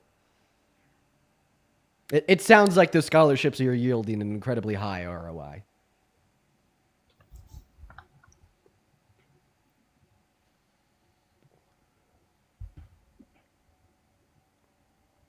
Right. Well, okay. So like I said, I can't answer all the points that you stated. Just because I'd be going around in a circle, and I don't want to like waste your time with that. We'll just try your best. Well, it's just the thing with the jobs is just the I mean, kind of the stuff I already told you is just the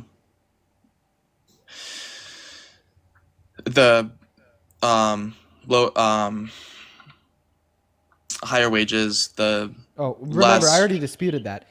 Yeah. Smaller labor force doesn't mean more job opportunity. But how does it not, though? That's what I don't understand. Did we have a smaller labor force in America 100 years ago or today?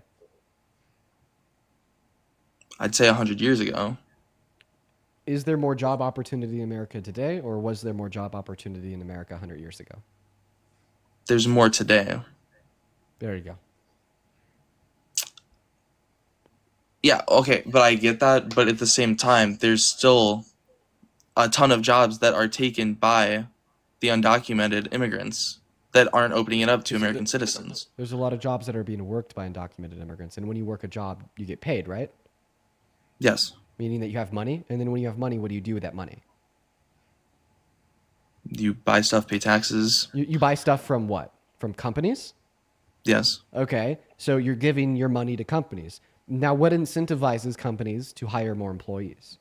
Business growth. What makes a business grow? Giving that business more money.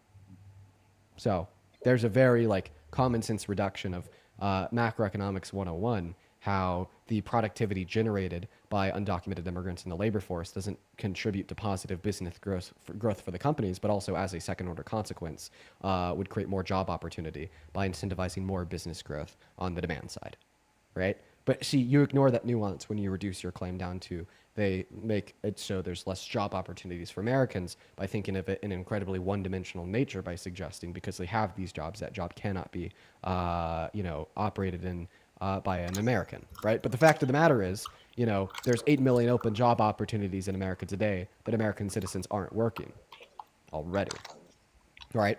So, and by the way, that's the last time I'm going to repeat that. I've already repeated that concept to you 5 times. Every single time you ignore it, and it's kind of disappointing. Right. I like I said, I don't want to run around with the same thing. I get it. I totally get it. But those are my points that I stand by. Why do you stand by any of those points? Why do you stand by any of them? If I've obviously refuted them all. Why do you stand by any of them? Because I don't. What you're saying is not 100% true. Okay, then prove it by debating. That's why I'm live. Well, yeah, I know, and I get that, but every time I say that it's going to offer more job opportunities, it keeps getting shut down. How about you give an argument for that claim? That is my argument. Oh, no. A claim's not an argument. So the claim that if we do mass deportation, there would be more job opportunity would be the conclusion of an argument, not the argument in of itself.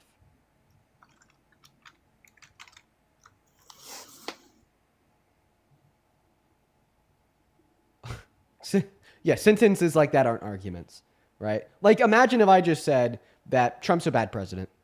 That's my argument.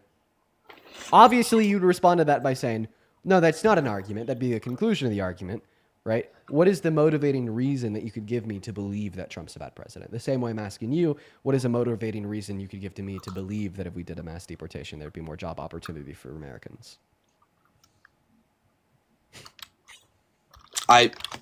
Like I said, it would just give the undocumented spaces that companies are going to need those spots filled. So that could be filled by American citizens. So you're saying if there's an open job opportunity, then it will be filled by an American citizen? Yes. Then why is there 8 million open job opportunities that are not being filled by American citizens in America today? You mean just open, no one has them? Yeah. That I can't answer. Okay. Well, there you go. You can't answer one very simple counter argument to your position.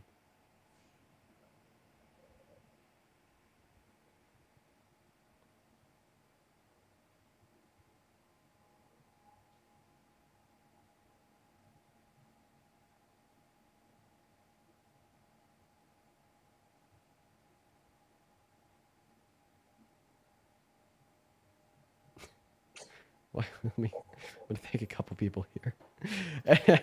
Eduardo, appreciate you for the $20 for super chat on YouTube. I appreciate you for that love, Eduardo. And Eduardo, I'm gonna check that book out. Thank you for the recommendation, man. Please show some love to Eduardo down below in that chat, ladies and gentlemen. Thank you for the $20. As well as Kate, I appreciate you for the $20 on super chat as well, saying that businesses also pay civilians under the table. Yeah, no, they do. That's not an issue exclusive to undocumented immigrants. In fact, they're probably less likely to engage in it due to the fact that they're 3 times less likely to engage in any and all criminal activity. I would also, very quickly, like to thank Mr. David for the $24 over on PayPal, saying, great work, Dean. You perform a great service. Thank you for the love, David. Show some love to David down below. Thank you so much. By the way, I kicked him. We're going to get our next Trump supporter loaded up in here. As well as Matthew, thank you for the $15, saying that my Labubus have been stuck in shipping for 24 days. Is this Trump's fault? Yeah, Matthew, that's Trump's fault. It is Trump's fault that you don't have your Labubus. We're going to move on to the next guest, guys. Just make sure if you're in the queue that you're following the rules. We're only looking to talk to American adults that are pro-Trump, y'all. And if you are pro-Trump and you want to come up, you're going to put a me with your age down below. As well as Jim and Ali, I appreciate you for the both for the $5 over on PayPal. What's up? Do you support Trump? I do. Okay, how old are you? I am 19. What year were you born in? I was born in 2007. All right, let me go and thank a handful of people here. Leslie, thank you for the $10 on PayPal, saying you've changed my opinion so much. Thank you. Thank you, Leslie, for letting me know that I've done that. And thank you for being on the right side of history. You're awesome. Show some love to Leslie. As well as Bianca, thank you so much for the $15 over on PayPal. Thank you so much, Bianca. And Shannon, this came in like a while ago. Like I said, I'm like really delayed on reading off these PayPal donations, but I'm just now getting them around. I really hope that you're still in here. Shannon, thank you for the $50 over on PayPal for the real job. Thank you so much, Shannon. Show some love to Shannon down below in that comment section, everyone, for the $50. That is so incredibly kind. Thank you so much, Shannon. By the way, he left because y'all called him out for lying. Good shit. As well, Chantel with the $10. Thank you so much, Chantel. And Victoria with the $50 as well. Show some love to Shannon and Victoria. Victoria with the 50 big one says, here's $50 for my 50th birthday. Happy 200th episode. Thank you for all that you do in educating those that need it. Keep fighting the good fight. Victoria, fucking hell. Happy 50th birthday. Okay. I hope that you live it up. I hope that you have a great time. Show some love to Victoria for her 50th birthday. That's a big one. I got to say, that's a big birthday, Victoria. But yeah, we're going to go ahead and get that next guest loaded up in here right now. We are just simply looking for our next Trump supporter. And quite frankly, right now, they are nowhere to be found. We're going to continue to take a look, but I will say it is just incredibly hard to find Trump supporters at this moment in time. What's up, David? Do you support Trump? No, but I have a question for you. Unfortunately, man, I got to kick you just because we are only looking for Trump supporters. I hope that you have a great rest of your day, though, man. Dan, thank you for the $10 on YouTube. Ooh, age right now, Ava? Dean. Yeah, age. How old are you? No, my dad supports Trump, Dean. Are you with him right now? Wait, hello? Can you debate my dad, Dean? If you're with him right now, I can. Literally, like, it has to be, like, right now, though. It's gonna be right now. It's gonna be right now. Daddy, wake up, please debate Dean. Debate him. I'm on the live right now. Debate him. I can't. Okay, but I had to disconnect you up. I'm not. I have to disconnect you. I'm sorry. I don't feel good doing that. I don't feel good waking the dad up for a debate. Dude was napping. I'm sorry, Ava. If you're still listening, I did disconnect you, and I do apologize. I just don't feel good doing that. Waking him up mid-nap for debate. Unfortunately, yeah, I'm just not okay with that. What's up, Nolan? Do you support Trump? Yeah. Age? 25. Okay. All right. You support Trump. Big L. He sucks. Let me go and thank 4 more people here real quick. Ella, thank you so much for the $12 on PayPal, saying that, hey, Dean, I watch from the UK most nights, and I really appreciate your streams. Thank you, Ella. As well as Eduardo, thank you so much for the $10, saying, would you recommend learning the piano by myself or starting with a teacher? That's up to you, but, for context, I learned by myself, and I found it much easier, for me personally. As well as A, thank you so much for the $15 over on PayPal. Thank you for the love. Please show some love to all of our donors. And if you're watching and you'd like to support me, you can find my Venmo and my PayPal in the link tree in my bio on TikTok and in the pinned message on YouTube. But Nolan, take it away. Why do you support Trump? Wait, my phone's at 1%. Wait, give me 1 sec. Okay. Well, it looks like he left. Yeah, right now we have 15,000 people in the TikTok stream with no Trump supporters, none at all, quite frankly, all gone. Hello, do you support Trump? Hello? Hello? Are you here? Hello? Yeah. Age. Nah, you're like 13. Why am I even asking? All right, moving on to Rock. Yo, Greg, thank you for the 20 bucks on Venmo saying thank you. What's up? Sorry, I'm so excited. I'm sorry, you sound underage. Moving on to our next guest, Connor. Greg, thank you for the 20 bucks saying thank you. I appreciate you for the love, Greg. Thank you so much. As well as Daniel, thank you for the 10 bucks saying, can you please give a shout out to Mickey Cheryl, the gubernatorial. I hope I'm pronouncing that right. Candidate in NJ. Yeah, shout out to Mickey Cheryl. Are they based? Are they running on some good policy? What's up, Connor? Do you support Trump? Connor, you got to unmute that mic. Mr. Bobby. Mr. Bobby's gone. All the Trump supporters are so scared. This is getting so embarrassing for them. Can we get some MAGAs spammed in that chat because of how embarrassing this is for them? 15,000 people. No one wants to debate. How embarrassing. Oh my God. Hello. What's up, man? How old are you? I'm 20. You support Trump? Yeah. Cool. Give me a second here. Mary. Holy shit. Thank you, Mary, for the $200 donation on Venmo. Holy fuck, Mary. Thank you so much for your kindness. Mary with a $200. I mean, that is insane. That is insane. Mary with a $200 says, OMG, Dean, I missed the fact that this is your 200th episode. Congrats and keep pushing back for all of us. Mary, you've been watching for so long. That is so kind of you. I really appreciate you. And I'm so happy that you're a part of the community that we've built here. And when I say this, I really do mean it. It means the world. Thank you so much, Mary. If you guys could please show some love to Mary down below in that chat while we're hopping into this next debate. It'd mean everything to me. Huge shout out to Mary. Seriously, guys. Huge shout out to Mary. But Brayden, go ahead and take it away. Tell us why you support Trump. All right, so the biggest topic that I want to touch on here is illegal immigration, because that's been like the biggest thing that's been discussed since I've been in the live. Yeah, unfortunately, do you have any other reasons why you support Trump? I've been talking about the same things for the last hour and a half. Other than, I mean, I wouldn't just say Trump, I would just say Republican and conservative ideals in general. Yeah, like what ideals do you share with Trump that makes you support him as president? So it's no secret that, Republicans and conservatives believe in, lower taxes, which first 6 months of his term, the most recent term, we witnessed probably the biggest tax cut. Other than that, I mean, really the biggest thing right now, though, is immigration. That's really what I wanted to come up here and talk to you about. Well, like I said, I've been talking about it for the last hour and a half. So, I mean, but the last guy you talked about it with he had no clue what he was even talking about. Yeah, so it was a really unfortunately, I sat here for 30 minutes and listened to a bunch of nonsense. Unfortunately, Brayden, I'm not trying to be rude, but like ultimately, my hopes aren't too high with you either. If that makes any sense. It's just like when I talk about something for like damn near half of my stream, like and nothing else, I tend to start to suggest a boundary that we should talk about other things too, right? Like not only because it gets annoying and repetitive for me, but also because it's good to cover like a plethora of like various different topics. So like we're all learning a little bit more and taking more away from the stream, right? And this isn't the first time I've asserted a boundary like this. We do this maybe like once a week or once every 2 weeks when there's a hot topic that everyone wants to talk about and nothing but. Like, for instance, 2 weeks ago we did this with abortion.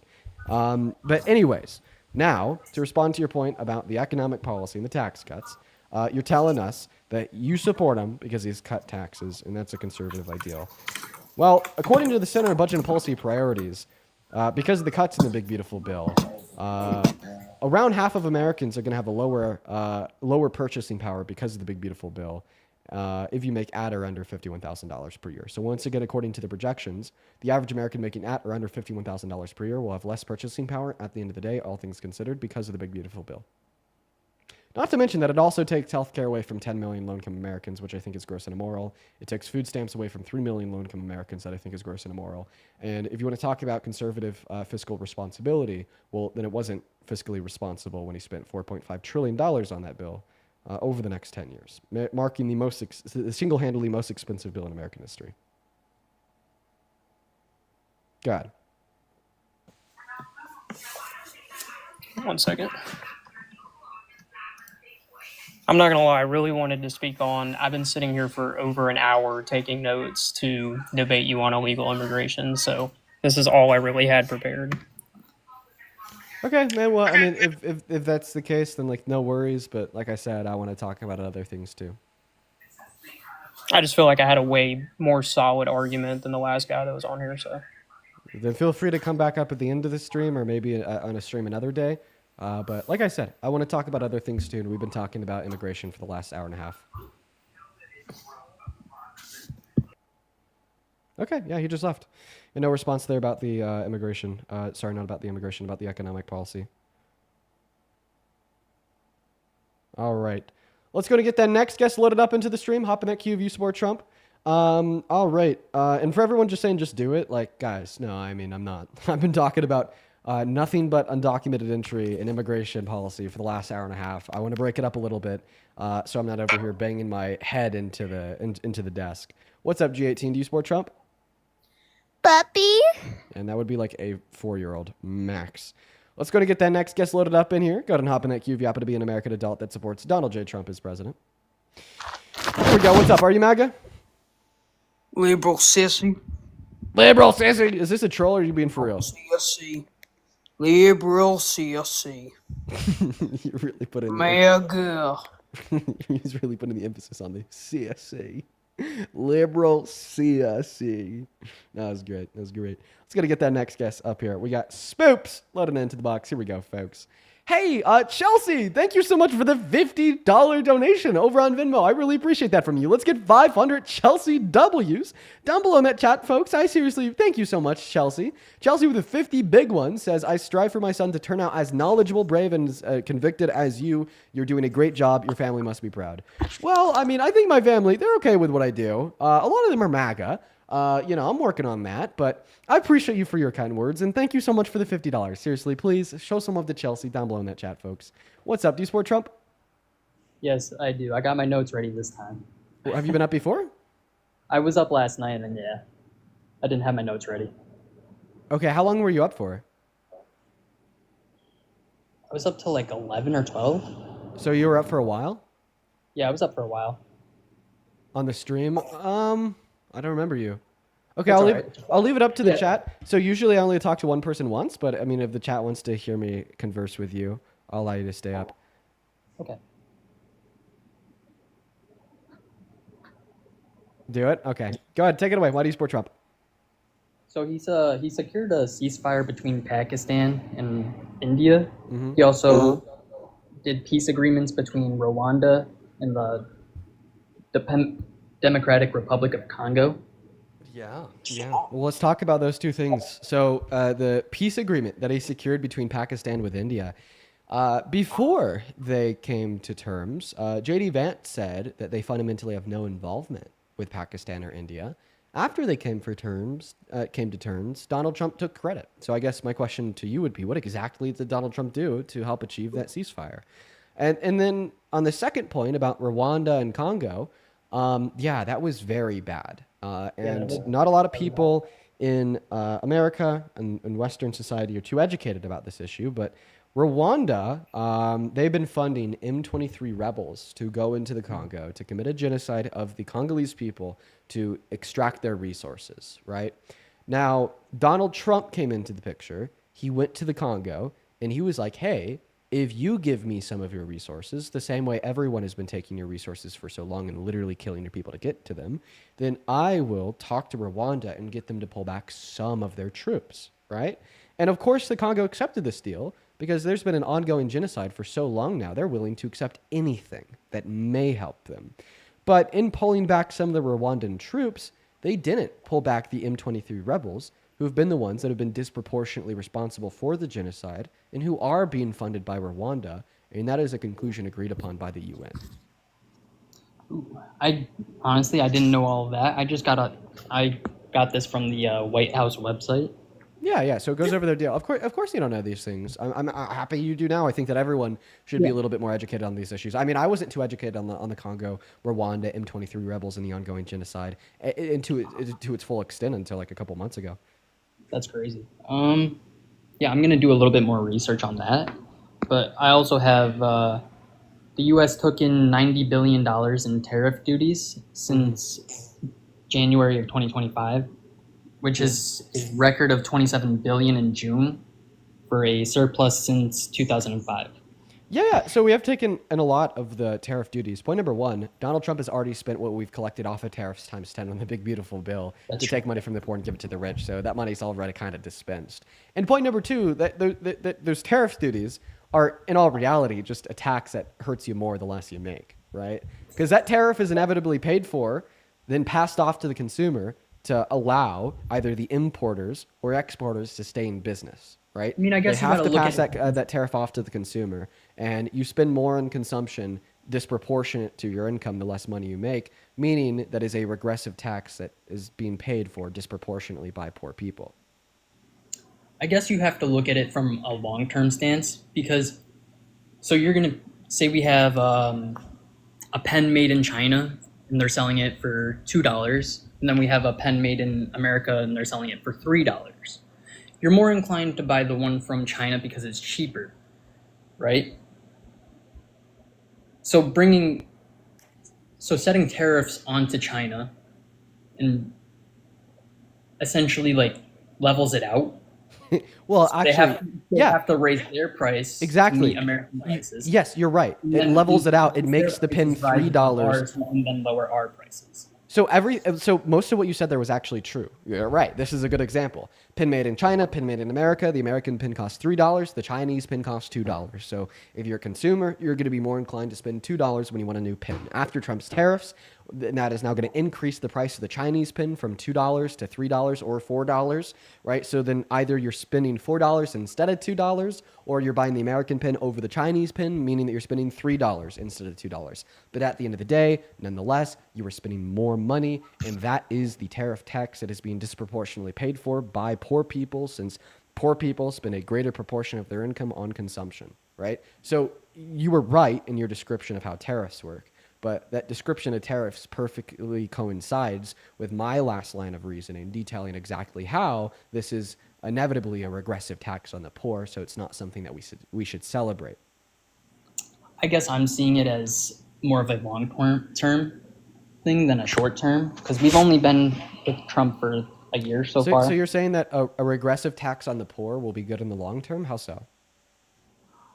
Not necessarily. Because can you argue against the notion that it is a regressive tax on the poor? It is. Okay. So then your argument is that this regressive tax on the poor will be good in the long term? Not necessarily. Not necessarily. So then it'll be bad in the long term, or the long term doesn't matter? Which one? In the long term, it would be good because, sorry, let me. Okay, I'll stop interrupting you. I apologize, but I just want to be clear. You are saying that a regressive tax on the poor will be good in the long term. Feel free to justify that. So, in the long term, the Chinese prices would have to rise, and then the American prices would have to lower, right? So then people are buying American products at a cheaper rate than they would be at a Chinese product. So in sense, you're just buying more American products. Yeah. Okay. And you're not. I think that you're wrong. So you're saying that in the long term, this will somehow reduce the price of the American pin. Yes. Please give an argument that tariffs will deflate the price of American-produced goods. Because the tariffs are rising the prices of Chinese products. And if a Chinese how would that deflate the price of the American good? Product, they have to lower the American product. Wait. If anything, if it's the same commodity and it's increasing the price of the good produced in China, well, that would just give more strategic market advantage to the American company to increase their prices too, due to like a consumer price gouging, because they'd still be the lowest price commodity in the market. Think about it this way, like when you go to a football game, for instance, if you're going to buy like a slushie there, you're going to be spending like $10 more than you would be buying a slushie at like Sonic, right? Because it is still yet the most affordable price in the market, that market being inside of the football game. Now, if you're arguing that, well, these tariffs will cause the price of these goods that are produced in other countries to go up as soon as they hit the American market, this would just give more strategic advantage to these American producers to price gouge and still hold on to that lowest price good, right? So, like, and of course, that is like just a speculative offhand economic theory that I just gave you. But I think that my speculative offhand economic theory would be more reliable than any argument that you could give to attempt to demonstrate that these tariffs would make the goods of American produced goods less expensive. What's your justification there? I guess my whole thing. Oh shit! All right, sorry, it's my first debate. Yeah, I guess I just keep resorting to the first thing I said, and I don't want to talk in circles because I'm sure it's annoying for you and it's annoying for me.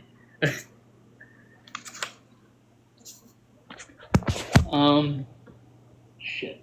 Let me put this together.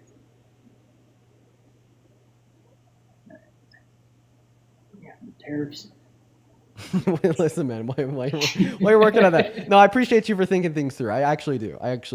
I find that respectable. While you're working on that, I'm gonna go ahead and thank a handful of people here.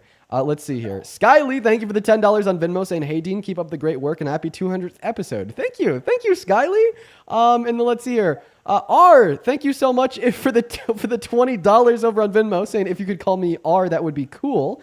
Love the way that you marry extensive research to well-reasoned logical arguments. Plus, you're quite entertaining. Thank you, R. You know what? Yeah, I try to hit like the intersect there of being well-researched with good arguments while also being a little entertaining. You know, it helps, the viewer experience, and it just helps me be able to do this for 4 hours a day. I appreciate you for the $20, R. You are fantastic. As well as Cody, thank you for the $12 over on PayPal. Show some love to Cody down below. Thank you so much. And oh my God, dude, Gabby, thank you so much for the $200 on PayPal. Gabby with the $200 says, from Gabby, here's $200 for 200 streams of educating thousands. It doesn't seem like enough for what you do. Dude, what the fuck? That is more than enough. That is $200 is a lot of money, Gabby. Never say that again.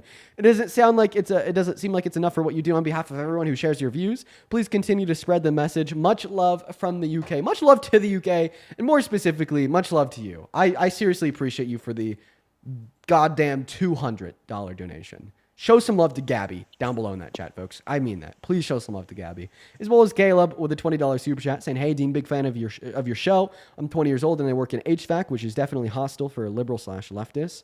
Love listening to you on Spotify throughout my days at work. Keep it up." That's right. Yeah, these episodes do air on Spotify.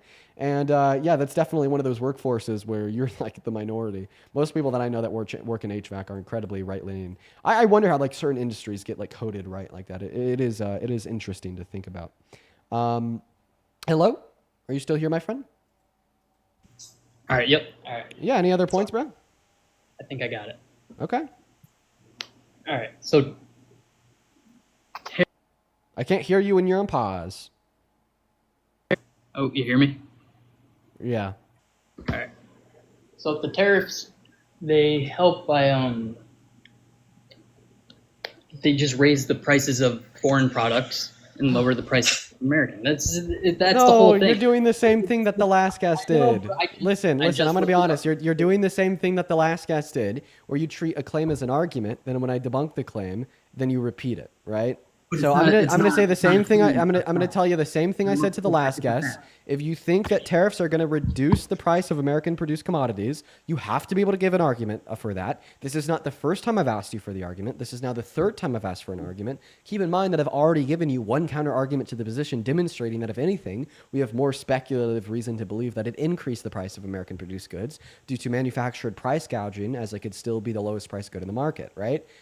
So at this point in time, you are at a fork in the road where you either give an argument for the notion that the tariffs will reduce the price of American-produced goods, or I will kick you and move on to the next guest.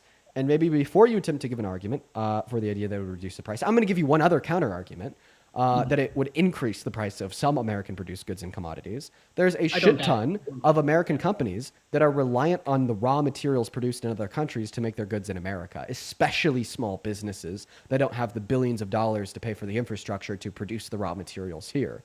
And because those tariffs also impact the price of the raw materials we import into America, it'll ultimately make the price of American-produced goods that are reliant on foreign raw materials to make their goods more expensive. You know what, Dean? I'm going to go do a little bit more research. All right? You got me. All right. I'll talk to you tomorrow. I'll talk to you tomorrow. You take care. Let's go to get that next guest up here. You know what? No, I kind of like that guy. Let me tell you why I like him. Okay? It's because it was second time coming up. He also came up last night. And he left saying that same thing. I got to go do a little bit more research. He did. Then he came back. And then he left saying the same thing today, saying that he has to go do a little bit more research. If he continues to do that, what will inevitably happen is he will come to a point where he can find no more cogent, logical, reasonable defenses for his positions, and he will change his positions. That is exactly what I did with the pro-life, pro-choice argument myself like 5 years ago. I continued to get grilled and cooked by pro-choicers in debates, and then every time I'd be like, I gotta go do more research, and eventually there came a point where there's no more research for me to do, and I just had to come to terms with the fact that I was wrong, right? What's going on, Spoops? Do you support Trump? Spoops is not here, quite frankly. Quite frankly. By the way, Parker's going to be joining us in a couple minutes. Let's go, dude. Alicia, thank you for the $5 on PayPal saying going through a rough breakup and I find a lot of comfort in your streams. Hell yeah, Alicia. Dude, I started doing these streams because I was also going through a rough breakup and they helped comfort me too. It's great distraction. What's up, Maddie? Do you support Trump? I do. I just have one question for you. I am 22. Right now. Oh, really? What year are you born in? I just have one question. I don't know. I'm actually 14, but I don't know who. Maddie, I gotta kick you. I really do apologize that I can't answer your one question, but it is so important for me to kick you. Minor safety is very important to me. What is up? Do you support Trump? Oh, what's up, big guy? No, I don't really support him. Based, but I gotta kick you because we are only looking for Trump supporters. We got the next guest loaded up into the queue right now. Yo, Angela, thank you for the $10 on PayPal saying I freaking love you. That's all. Dude, I love you too, Angela. Thank you for the $10. Huge shout out to you. As well as Fern with the $20 on Super Chat saying you're awesome, Dean. Thank you for all that you're doing. How do we get more MAGA people willing to come up here and debate with you? We need to get them. Yeah, man, I don't know why so many people are unwilling to debate with me. I guess the one thing I'd say is like, I just want to have like productive dialogue, right? And it's something that if you're watching the stream and if you're an American MAGA adult, you should be interested in, right? What's up? Do you support Trump? Nope, they're gone. Yeah, guys, we're seriously just struggling to find any and all Trump supporters. So if you are a Trump supporter, let me know. I'll happily get you up here. Wait, is this the Gigglesaurus? Yeah. Are you like the Gigglesaurus? Hello. Let me check this out. Let me check this out real quick. Almost close again. What will we do?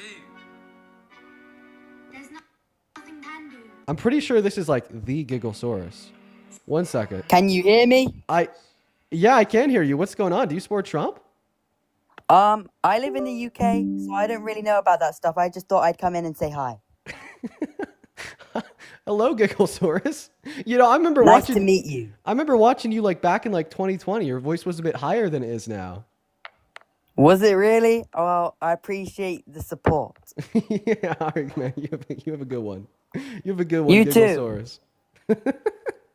Gigglesaurus is a very like large. He was like very big in content creation, like 2020, 2021, 2022, 2023. And if I'm thinking of the right guy, he like used to make videos when he had like a super high voice, right? He was a kid.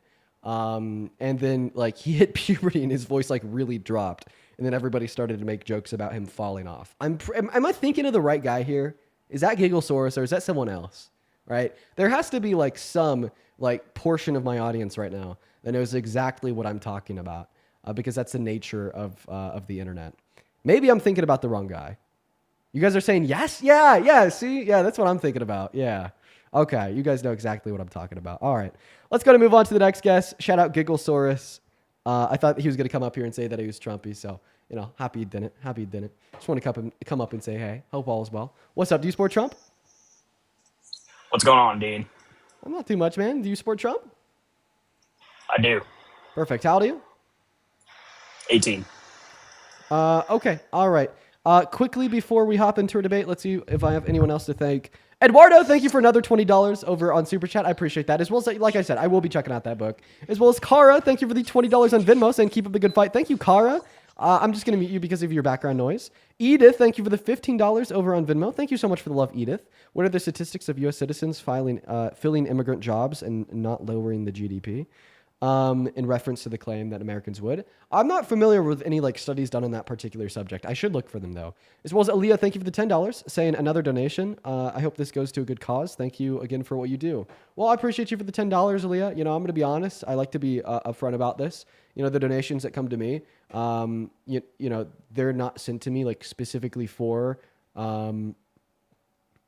like any like charity or anything. You know, like, of course, I donate some of my overall income, but, you know, like, the donations just aren't my income. I use it to pay my bills, too. But anyways, Chris, go ahead and unmute. Tell us why you support Trump. I love America. Okay, therefore you should hate Trump. No, I love America. Okay, well, if you love America... He has a red hat, and it says, "Make America Great Again." Oh, very nice. Very, very informative argument, Chris. If you love America, do you like core American values such as the Constitution?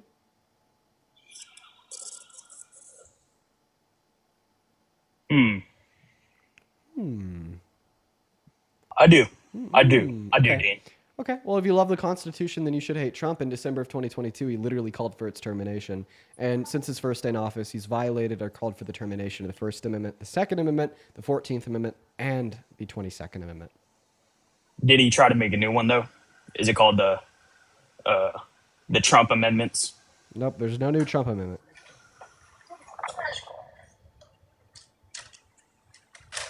Goodbye, Chris. I'm going to go and kick you and move on. Let's get our next guest loaded up in here. Guys, go ahead and let me know if you're a Trump supporter down below in that chat. Hopefully, we're going to get you connected. Right now, we are really struggling to find anybody that actually supports Trump. I don't know what's going on today, but it is just like so impossible to find any Trump supporters. Yo, Sarah, thank you for the $11 on PayPal, saying much love from Portugal. Much love to Portugal. I really want to go there one day, Sarah. That's crazy. What? I didn't think I was gonna get. Hey, what's up? What's up? Do you support Trump? I used to, kind of. You don't anymore? Based. Unfortunately, do got to kick you for that. Guys, please follow the rules. If you're in the queue, make sure it means that you're an American adult that does indeed support Trump as president today. We're going to move on to the next guest right now. We got Sam loading up. Aaliyah, thank you for the $10. Wait, oh, actually, I already thanked you. Sorry, Aaliyah, but thank you again. And then Jennifer, thank you for the $5 over at Venmo. Thank you so much. What's up? Do you support Trump? Hello? Nope, they're not here. Moving on to the next guest. We are just looking to find one Trump supporter. They're nowhere to be seen. They're terrified, guys. The Trump supporters are running scared.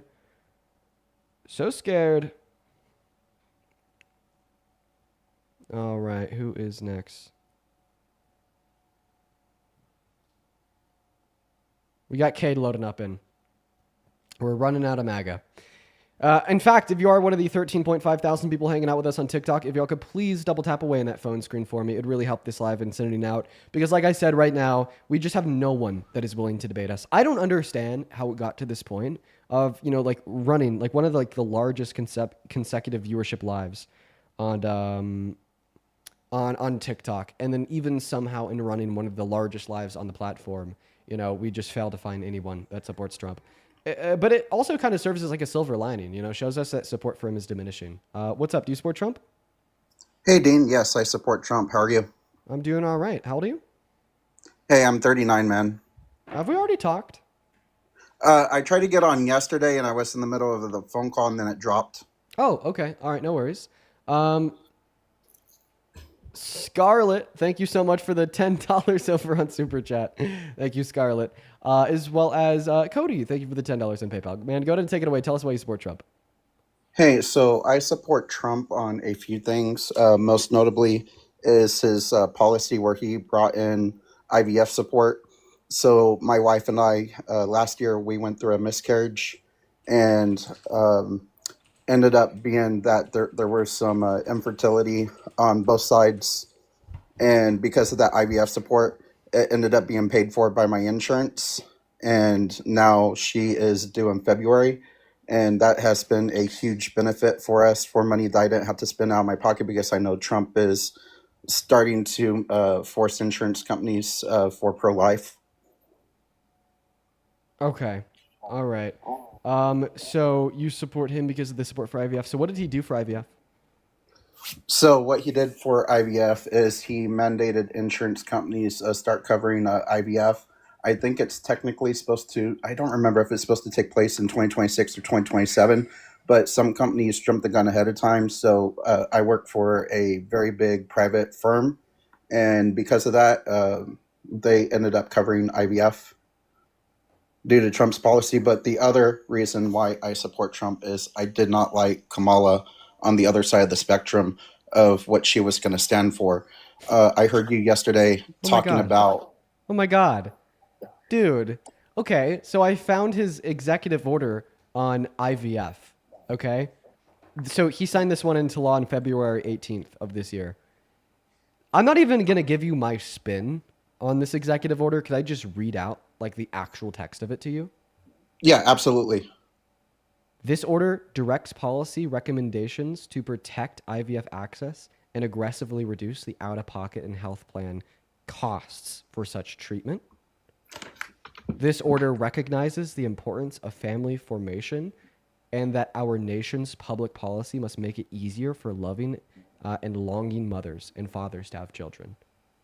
That is the lowering cost sections of the executive order. So I just want to make it clear, there's like nothing clear about this executive order at all. It literally just says this order is directing policymakers to maybe try to find a way to reduce the price of IVF. That's all. It's basically him saying, hey, you guys should probably do this. I don't know. And we haven't heard about it since. We haven't heard about it for my insurance since. company. It worked for my insurance company, so yeah. No, this wasn't even aimed towards insurance company. It was geared towards policy recommendations through policymakers. Right. Did the policymakers make any new policy on IVF? Not that I'm aware of, no. Okay, so like seemingly like what happened with your insurance company was awesome, and I'm glad that you guys got access to IVF for low cost, but had nothing to do with Trump. I see your side of the coin over there, Dean. So keep in mind, it's not even my side of the coin. I literally read the explicit text of Trump's executive order. You did. The other reason, would I be able to tell you my other reason why I support Trump? Yeah. The other reason why I support Trump is I didn't like some of the things that Kamala was doing. So you said yesterday that she was putting in orders to help lower costs for housing and everything else. Yeah. So where does that cost for housing come in from? It comes from taxpayers' dollars. So you're going to sit there and tell me that Kamala's going to take my money to support lower income families. Dean, I actually no. For this one, it's not specifically lower income families. It's just like anyone that's buying a house for the first time. Gotcha. But see, I don't have a degree. I had to work my way up through life, Dean. Yeah. And knowing what I had to do without a degree, I know that there's people can energize themselves to go and support themselves by providing welfare. There's people that sit there. Can I just ask a quick question? Sure. So you'd prefer Trump to spend $4.5 trillion of your money on helping billionaires than Kamala Harris spending $1.2 trillion of your money on helping you and other average and low-income Americans that are buying a house for their first time?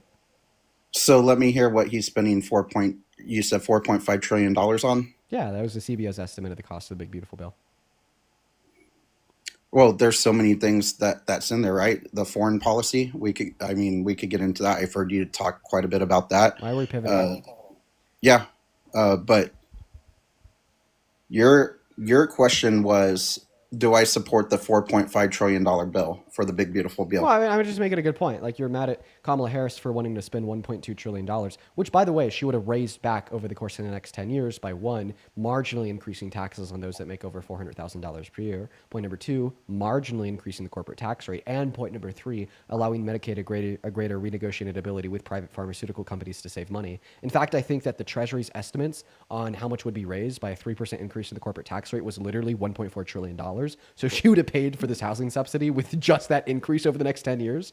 Meaning it would have been you and your tax dollars to give first-time home buyers a better chance at getting a home for a lower cost or covering their down payment in the short term, while also reducing the price of houses in the long term by incentivizing more new development. And you're going to look at that and you're going to be like, no, terrible policy. I don't want a better housing market. I don't want more young people to be having an easier time to buy a house, even if, right, the cost of those subsidies are being paid for by billionaires and mega corporations. I don't want that at all. No, So, it Dean, just doesn't make sense. Dean, while we're on the subject, I just pulled up some of Kamala Harris's policies so I could be in tune with what you're talking about right now. Yeah, $25,000 in down payment for first-time home buyers, up to $6,000 for low and middle income families with new babies, Yep. $3,600 per child, and an expanded child tax credit, Yep. and a ban on price gouging in the food sector, singling out meat prices in particular. Like, Yup. Oh my God. Oh, I miss her so much. Go ahead. but do you really think in reality that she would have been able to implement those? Because remember, everything has to get passed through Congress. It's technically not the president unless they sign the executive order.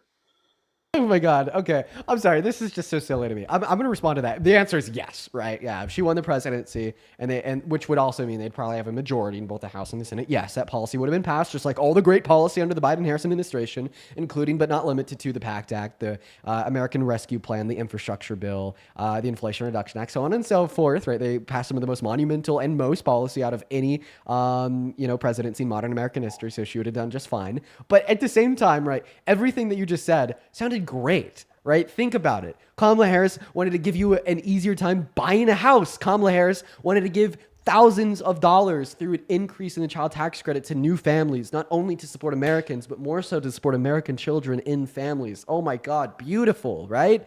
Oh, ban price gouging on the prices of food. So then any American can have access to the bare essentials of keeping themselves alive through nutrition. Like, God, that's great, dude. Compare that shit to what Trump is doing, right? Do you want to make food cheaper, or do you want to make it illegal to criticize the government, according to what Trump said from the Oval Office 2 weeks ago? Do you want to give more money to new families to support the next generation, or do you want to take healthcare away from 10 million low-income Americans? Like, the juxtaposition of the policies that Kamala Harris ran on that you just read off compared to everything Trump is doing right now makes it so clear why I come on this stream every day, with the conviction that I have in my claims, and my aptitude to refute any argument to demonstrate why the orange fascist in the Oval Office is doing good at his job.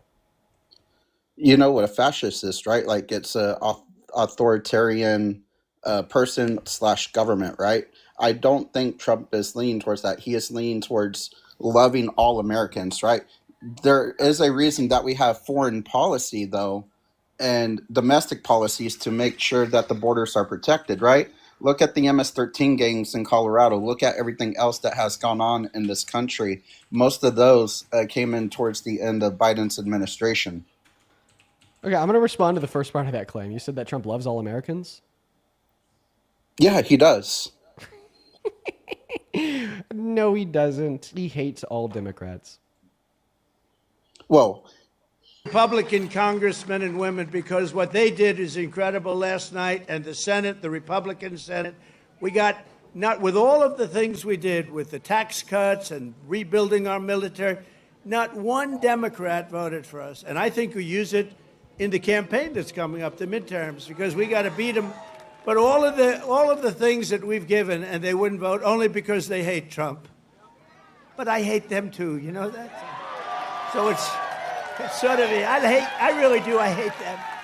I cannot stand them because I really believe they hate our country. You want to know that? Oh, don't worry. He doubled down on this at Charlie Kirk's memorial. Instead of mourning the death of someone that apparently he really liked, he instead just took that opportunity to say that he hates his opponents. Let's go to listen to that too. But through it all, the core of Charlie's message and his basic method never changed. It never really changed. He stayed the same person also.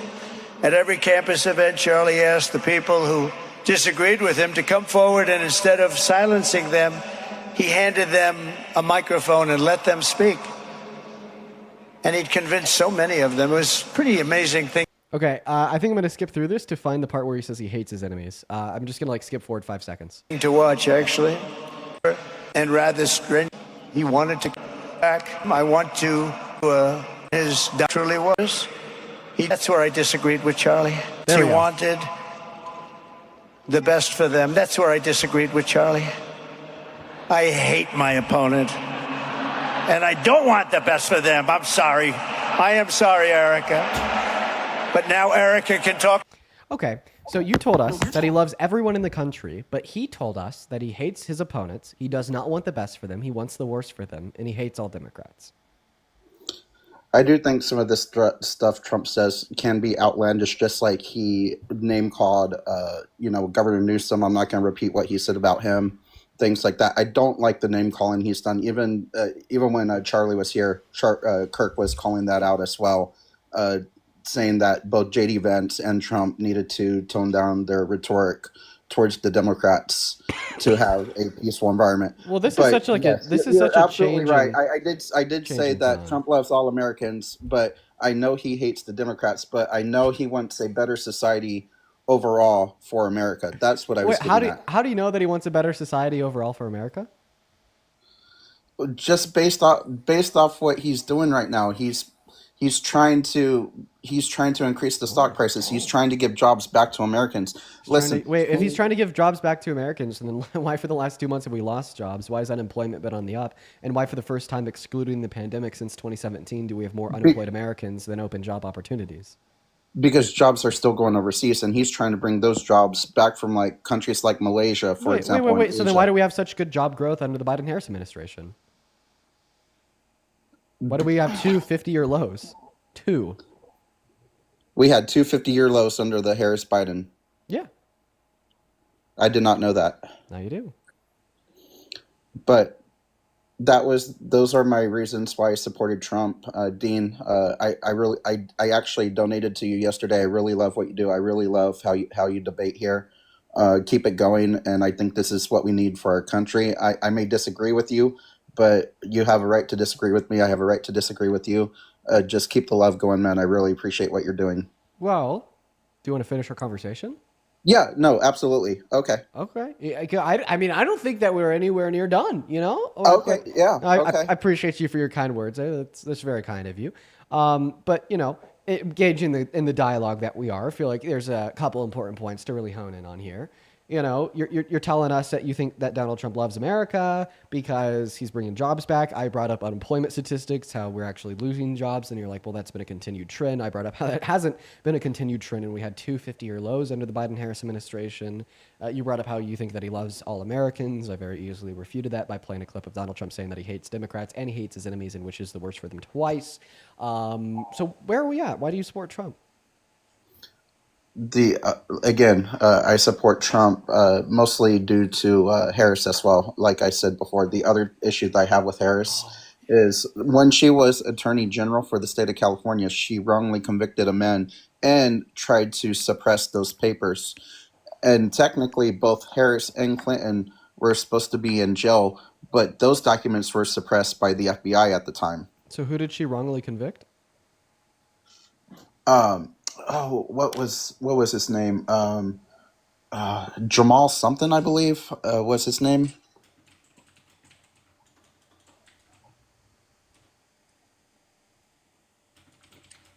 I can look for this. Yeah, you should be able to look up the issue of Harris convicting a wrong man. It was big news. It was a $13 million mistake when she was AG. Oh, okay. So she was AG of San Francisco. The AG's office prosecuted this actor by the name of Jamal, who was then later exonerated and then paid $13 million through settlement with the city. Well, I think it's awesome that he was paid $13 million for his wrongful incarceration. And unfortunately, I don't really unless you could prove negligence on behalf of Kamala Harris, I'm not really going to judge her too much for that, just because in an imperfect system, you're always going to have wrongful convictions. Unfortunately, that's just the case, and we should continue to strive to get better. We should continue to attempt to reduce wrongful convictions as much as possible. But with the introduction of human error, especially inside of a criminal justice system, you are going to have some wrongful convictions.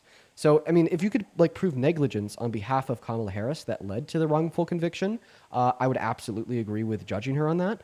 But I think that it is incredibly possible for you to have competent prosecutors that are doing their best to stay inside of the lines and not engaging in negligence that will still, in fact, yield wrongful convictions. So, do you think Trump was wrongfully convicted then, going through the New York, the New York cases and things like that, being prosecuted there, knowing that the jury that he was convicted with was a mostly Democratic jury? I mean, you just said mostly, right? But in both Yeah. circumstances, it was a unanimous ruling. So that would include the ruling of a minority of non-democratic jurors. Plus, I don't see any reason to believe that it was wrongful. So you don't think it was a witch hunt for Trump, just like Like, the do you? Republicans tried Wait, to wait, do a wait. witch hunt for Harris? Do you think that his 34 felonies were a witch hunt? Some of them, yeah. What were they for? So- What were the felonies? So okay, let's go to the biggest one, right? Where I believe the woman was assaulted outside a store in New York City, that right? has nothing to do with his felonies. What were his felonies for? You just said that his felonies were a witch hunt. What were his felonies for? I can't do it off the top of my head. Let me look it up. They were for falsification of business records in the first degree. So you don't even know what the yeah, charges or yeah. the felonies were for. Tax But implications. okay, Yeah. That's right. If Yeah. you don't know what the felonies were for, then how do you know he wasn't guilty of them and it was all aroused or a witch hunt? This just sounds like propaganda. It does. Hey, Parker. Like, this just like literally sounds like propaganda and indoctrination, where you've been told by the TV, you've been told by Fox News, you've been told by Twitter, you've been told by Trump, you've been told by maybe loved ones that support him that his felony convictions were false. But honestly, due to the fact that you don't know the names of the convictions of the felonies, like obviously you've never done any research into the case whatsoever, and the only reason you believe that they were wrongful and a witch hunt is because it's what you've heard, right? But that doesn't make it true. Also, Parker, welcome in, man. Dean, that's something I'm gonna have to do further research on. I should have done my homework on that, but I was doing like homework on like the Bill of Rights, Kamala Harris, what she did right, what she did wrong, things like that. So I was more prepared for that. But I do know on the surface, yes, it does ring a bell that Trump was implicated on fraud. So, like I said, I would love to come back, debate you again, look at the files, and give my opinion once I look at everything, if that's all right. Yeah, of course. Well, you have a good rest of your day, man. You too. Thanks, Dean. Thanks, Parker. Parker, how you doing? What's up? What's up? Doing pretty good. Just hopped on for the day. Fire.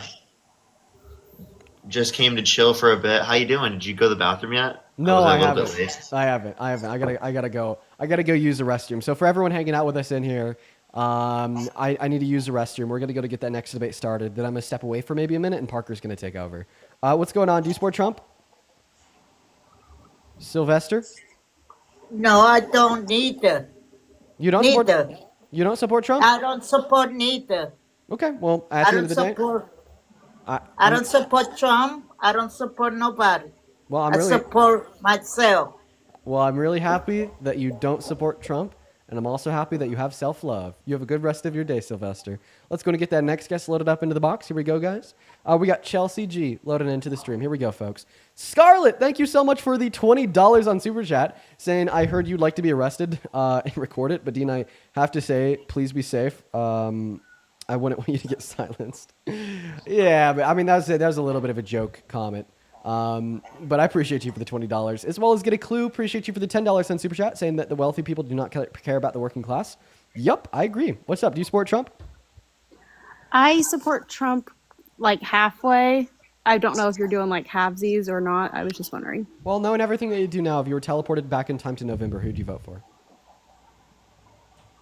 I honestly don't think I would vote. Parker, what are your thoughts? I typically kick people in those contexts, but it's up to you. Chelsea, I hope you have a good rest of your day. Let's go and move on to the next guest, guys. Only hop in that queue if you happen to be an American adult that supports Trump, y'all. Do be patient while we're looking for that next Trump supporter. They're nowhere to be found. They're all running away, very scared. We got the Fart Man loading in right now. The Fart Man definitely supports Trump. Hello, the Fart Man. You're MAGA, right? I feel like that's like very on brand for the Fart Man. Yo, Tina, thank you for the $20 over on Venmo. I appreciate you for that love, Tina. Let's get 200 Tina W's down below in that chat. Thank you so much. Tina with the $20 says, I keep your lives on loud at home so my Trump supporting husband will hear it. It's tough here in North Alabama, but there are a few blue spots. Your lives gives me hope. Love your content, supporting you in hopes that you never stop. Tina, I really appreciate you for the love. And that's awesome that your husband can hear me. You know what? I hope that his mind is changed for the betterment of the fam. But I appreciate you for being here, Tina. And I appreciate you for the $20. Let's go to move on to the next guest, you guys. We got the next guest, Ace, loaded in right now, as well as Sarah. This was 13 minutes ago. Thank you for the $10 over on Venmo. I appreciate you so much, as well as thank you for sharing what you did there. Thank you. And let's see here. Juliana, thank you for the $20 over on Venmo. Thank you so much for the love. Juliana says, I'm an immigrant and the U.S. doesn't have an immigration path for poor people. It's not, it takes too long and it's more, there's no option.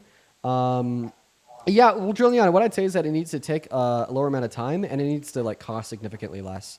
I couldn't agree more, Juliana. Thank you for the $20. As well as Chelsea 20 minutes ago with the $10 on Venmo. Thank you so much, Chelsea. What's going on? Do you support Trump? Yes, I am a Trump supporter, and I do come from a low-income family. I am a father of 4 children. I have full custody. Okay. All right. Okay. I'm going to go to thank a handful of more people. I just want to get caught up here. Then we'll happily hop into the debate. First and foremost, Cody, thank you for the $10 on PayPal. Jeremiah, thank you for the $10 on PayPal. Thank you guys so much. Then Carolina, thank you for the 10 as well. And then Danielle, thank you so much for the $25 over on PayPal. Danielle, you know I'm going to keep it to myself, but I am going to keep that one to myself. Just know that I really appreciate you. And please show some love to Danielle in that chat for the $25, as well as Grace. I appreciate you for the 20 euros over on the Super Chat, saying much love. All the love to you as well, Grace. Thank you so much. And once again, if you want to support me, you can find my Venmo, my PayPal, and the link tree in my bio on TikTok, as well as in that pinned message on YouTube. Same thing goes for Parker and Mr. Gus. Ace, go ahead and take it away. Tell us why you support Trump. Okay, so he's prison reformatory. It's crazy reformatory. I'm not sure I understand that. But Parker, I'm actually going to go use the restroom real quick.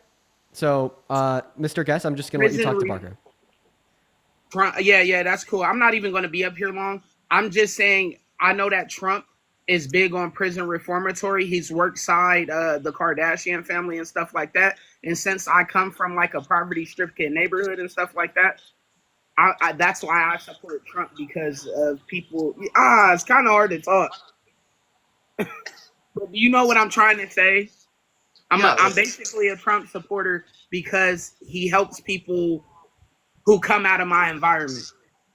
Clemency.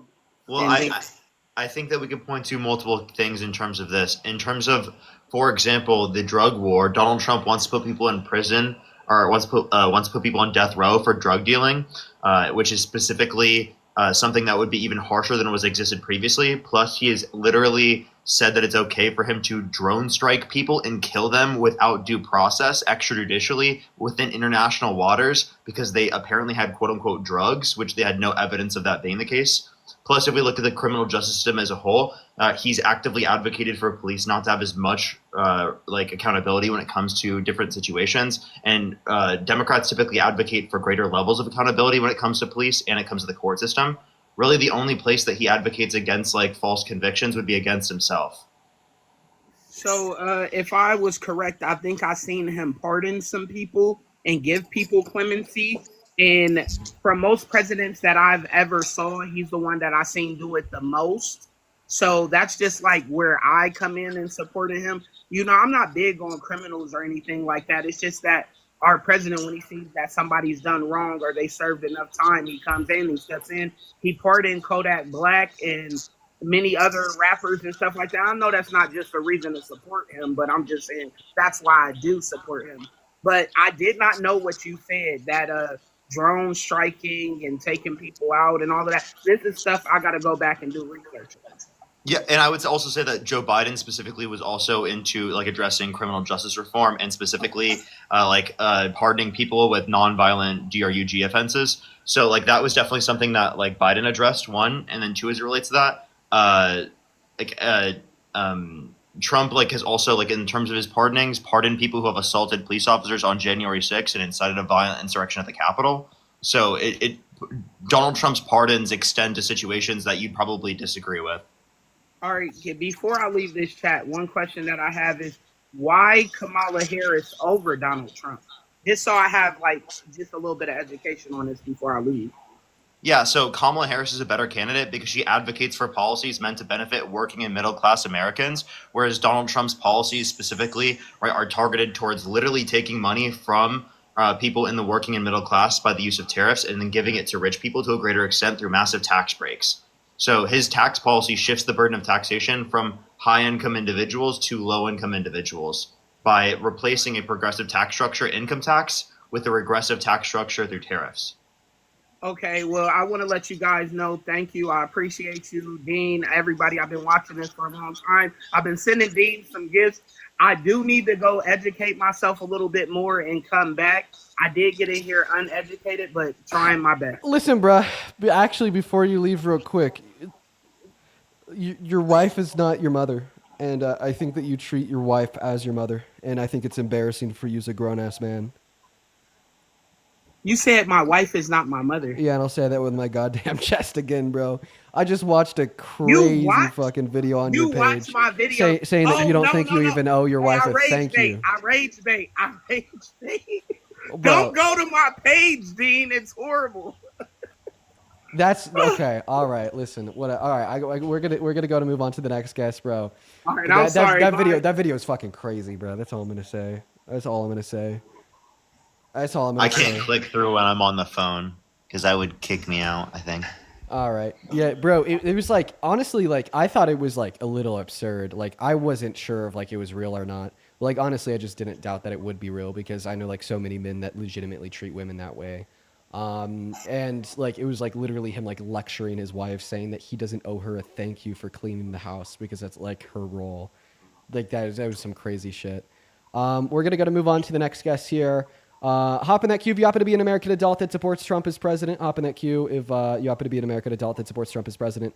We got that next guest, Nate, loaded up into the box. What's up? Do you support Trump? I do. Okay, how do you? I'm 34. All right, Mr. Nate. Listen, man, I'm going to go and let you take it away. Tell us why you support Trump. But you have a lot of background noise. Is there anywhere a little bit more quiet you could go? You know what? I'm really sorry. Yeah, there is. I can go to my car. Okay. I'm not gonna drive. I'm just gonna be in there because it's a quieter space. Yeah, that'll actually make it like a billion times better. I'm going to put you on mute while you're going there just because of background noise once again. And while you're going there... Am I good on background noise? I mean, there's a little bit of static. I doubt like people that are watching are picking up on it though. I know that I am. Oh, whoa. How's that? Okay, Parker, whatever you did just made it 10 times... Oh, you muted yourself. That's better, man. Go ahead and take it away. Tell us why you support Trump. Okay, sure thing. So this is something that's very rarely ever talked about, but there are various environmental regulations that have curtailed industrial jobs that Donald Trump has defunded. I believe that those actions create better jobs and more secure jobs for construction communities, industrial communities, fossil fuel industry that we still rely on as a nation. Yeah, what particular environmental regulations has he curtailed that you agree with curtailing? Cuts to NOAA, the Endangered Species, ESA, what's the other one? EPA. The EPA is the big one. Okay, but like what specific cuts to the EPA? What specific cuts to the ESA? So the particular cuts that I'm talking about are one particular one is the current bill that's going down that they're kind of fighting over right now, where they're trying to cut 40% away from the EPA. Just defunding the EPA as a whole? Yes. Okay. No, I think that we should have an environmental protections agency. Okay, I think that we should. Okay. All right. Is that like problematic? Is that something we could agree on? I don't know. What are your thoughts, Mark? I think actually, there have been multiple analysis done by nonpartisan committees in the federal government that indicated that actually most of the regulations that the EPA has have net benefits within our society. So a reduction in the level of harmful impacts to people's health as like a net within our society. So the EPA actually imposes a lot of regulations that are very, very important for increasing conditions in terms of our economy for every single person. So this might be more profitable for large fossil fuel companies that are in Trump's pocket, but it's not going to be, more profitable for the average person. Well, how many jobs are being produced through the fossil fuel industry in the United States? And how many of those people are losing their jobs due to, the EPA and various other environmental agencies? I'm sorry. I care more about people's health than I care about specific jobs, and also we can build up jobs in renewable energy production. And Donald Trump has literally got the funding for renewable energy production, which would actually like have longer term jobs than specifically the fossil fuel industry. Given that renewable energy is going to be how energy is operating in the future, that's how we're going to get our energy. It's the reality. Okay, so it is, but I think that the rate in which it's occurring is unrealistic. I think that they are making cuts faster than green energy can keep up, and that's making it unrealistic for the average worker that relies on that industry. So we can have mechanisms for trying to get people into other industries, but saying that we can utilize like fossil fuels for the rest of time, like in general, is just not true. That's not reality, and that is very harmful to people in terms of pollution, which leads to overall more negative outcomes in terms of health within our society and more costs in our society as a whole. Also, can we just put this out there? You're saying that you support defunding the totality of the EPA, including some of its most important regulations, such as the Clean Air Act and the Clean Water Act. Is it crazy to say that I think it is a good idea to have enforced regulations and standards for both air and water pollution, right? I think it's unfair for you to suggest that we should focus on GDP maximization, even if it meant causing people to die 30 years younger than they would from lung cancer via air pollutants, and which are unregulated, and accessing water to drink that is, filled to the brim with a bunch of different pollutants via chemical dumps from big companies. Yeah, and I'm not saying that we should cut the EPA in its totality. I'm saying that the current regulatory power that they possess is too much. It curtails industrial innovation. I thought that you said the reason why you support Trump is because he's cutting the EPA in its totality. No, I am. That's my point. I don't. Wait, but I support thought you it just said because that he's you cutting don't. it. I'm not cutting it entirely, but cutting it partially. He's like it's. I Okay, said 40%. well, like, He's cutting from the EPA. So like, what are the specific cuts of 40% going to do? What is that going to cause?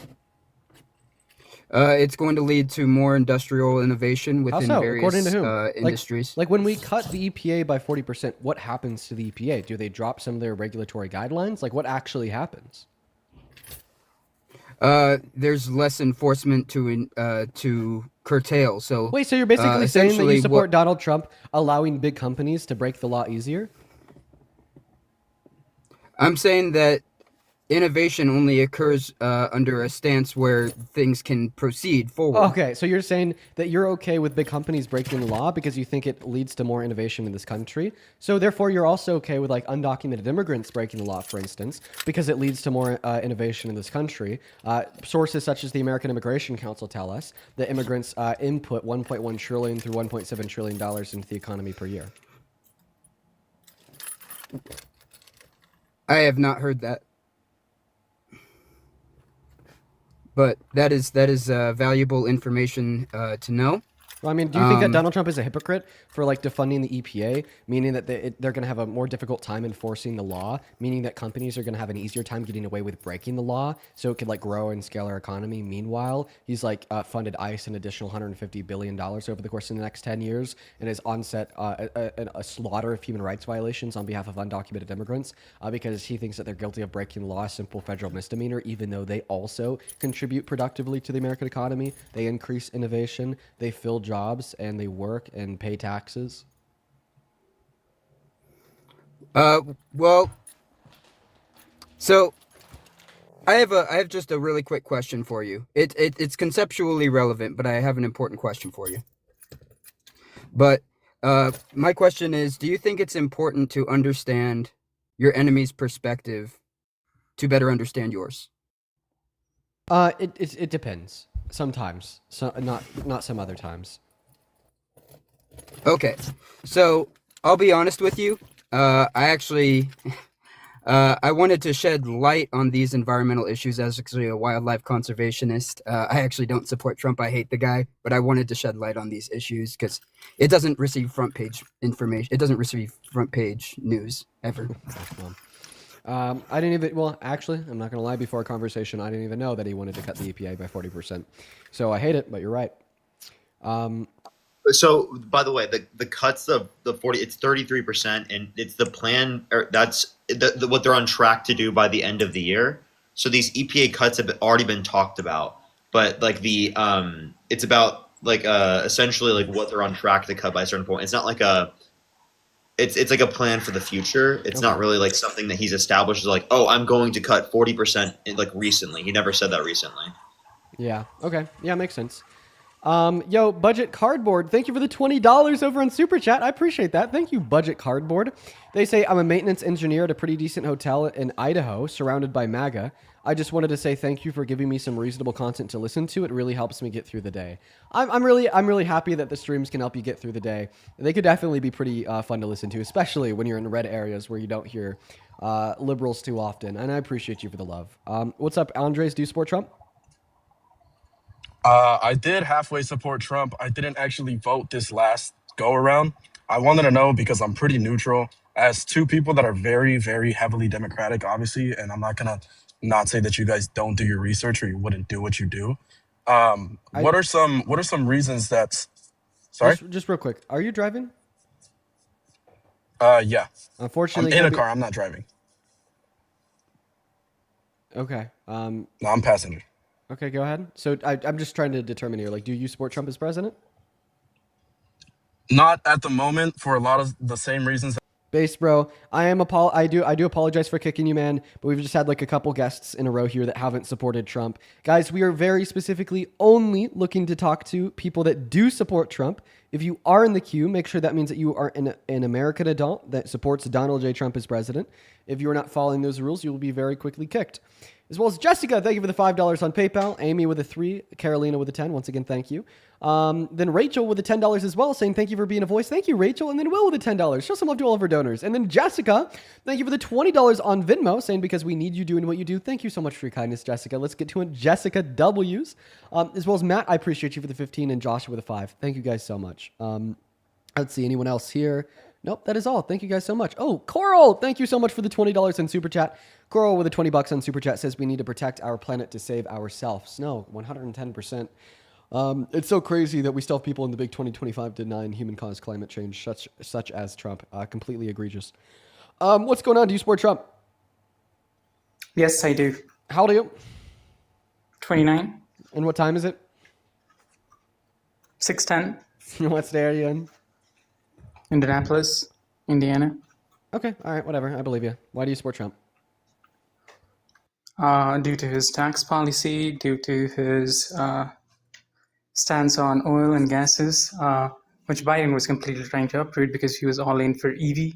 Oh, we talked. Wait. We talked like last week. You got cooked. Why are you back? Yesterday, or I think the day before yesterday. Yeah, you got cooked. Why did you come back after you got cooked so hard? I think that was just the marination, right? And I think I cooked too. Really? You actually think that? Yes, because the one getting charcoal was you, right? If you go back and listen, you'll see like, hey, yeah. Dude, I just can't believe you actually think that. Sure, what's like a point that you grilled me on? So how Biden had to drill more oil because he did not pay attention to his job as a security guard, right? So let's say if your job is a security guard and you're letting the wolves kill chickens, right? And the chicken prices go up and you're saying that, oh, it's the wolves' fault, right? No, it's a security guard's fault. You see, you do not even get that at all. Yo, cooked, bro. You shredded me. Completely cooked me. So real, bro. So fucking real. That was the most cogent, coherent, intellectual description of how I lost a debate I've ever heard. You know what? I'm gonna run away from you because I'm just so scared. Let's get that. Aldine. Yeah, that guy was wild, bro. What was he yapping on about there? Security guards, chickens, wolves, and somehow drilling oil? I only heard part of it. Like I started reading something and I kind of zoned out. It's a mess out here. Parker. What's going on? 20, the Grill Boy 23. Do you support Trump? Oh, they left.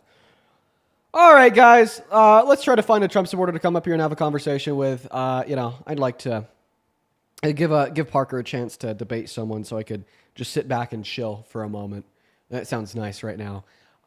Fruity Reaper, thank you for the $20 on Super Chat. Fruity Reaper says, love the debates, Dean. I adore being able to keep learning from you and critically thinking better because of your videos. Dude, Fruity Reaper, that is literally why I do what I do. That is awesome. Thank you so much for being here. Thank you for the $20, and I'm so happy that the streams help you critically think a little bit more, quite frankly. Go ahead and put a me with your age in that comment section if you're an American MAGA adult that wants to come debate, please. As well, Shauna with the $10 on Venmo says, my parents are hardcore MAGA, flat earthers, chemtrails, the works. Thank you for keeping me sane. Oh, wow. And flat earth? Shauna, I feel bad for you. Like, how do you not lose your mind? That's insane. As well as Sabrina, thank you for the $10 on Venmo. And Gabe, thank you for the $5 on Venmo. What's up? Do you support Trump? Yes, I support Trump. Okay, and what time is it? It's currently 6 a.m. in New York time. Yeah, you're wrong. 6 p.m. 6 p.m. Oh, 6 wait. p.m. Oh, shit. Oh, no. 6 p.m. Okay. What's one city in New York? One city, New York City, Manhattan. I live in Manhattan. What's one state that borders New York? South Carolina. Oh, no. Oh, no. What's the capital of New York? New York City. No, it's actually Albany. And South Carolina does not border New York. I'm not about that. You got. You got. Moving on to the next guest. I love you, Parker. I love you, Dean. I love you. I love you. I love you. I love you. Hi, Dean.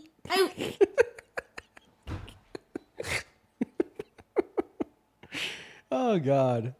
That kid has too much time on his hands. Hi.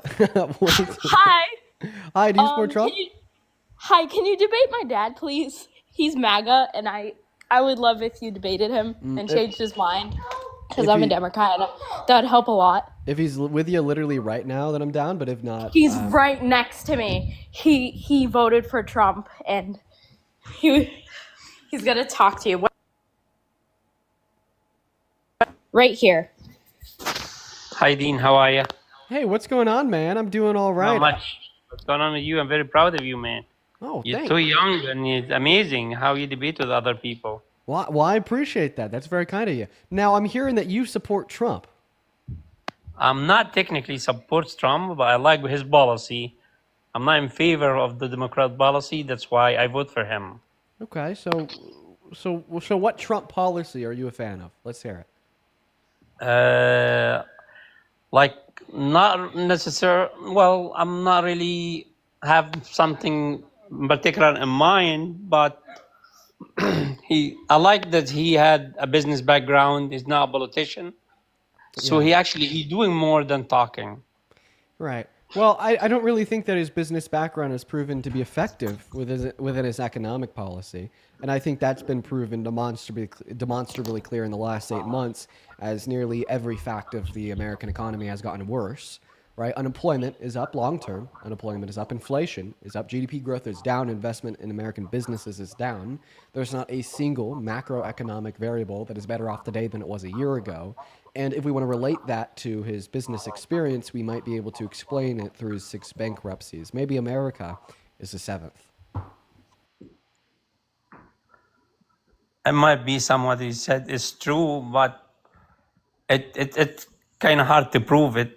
But the policy is working. He improved. I think the economy improved a little bit than 2 years ago, and inflation a little bit up. It's not that bad as it used to be, but I can confirm it. I'm not an economist to tell you, but in general, I like him better than. Wait, would you actually? No. Would you trust the opinion of an economist?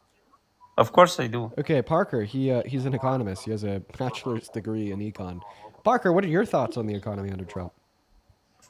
Well, Trump fired the head of the Bureau of Labor Statistics because he said that the jobs report was so bad that it must have been politically biased.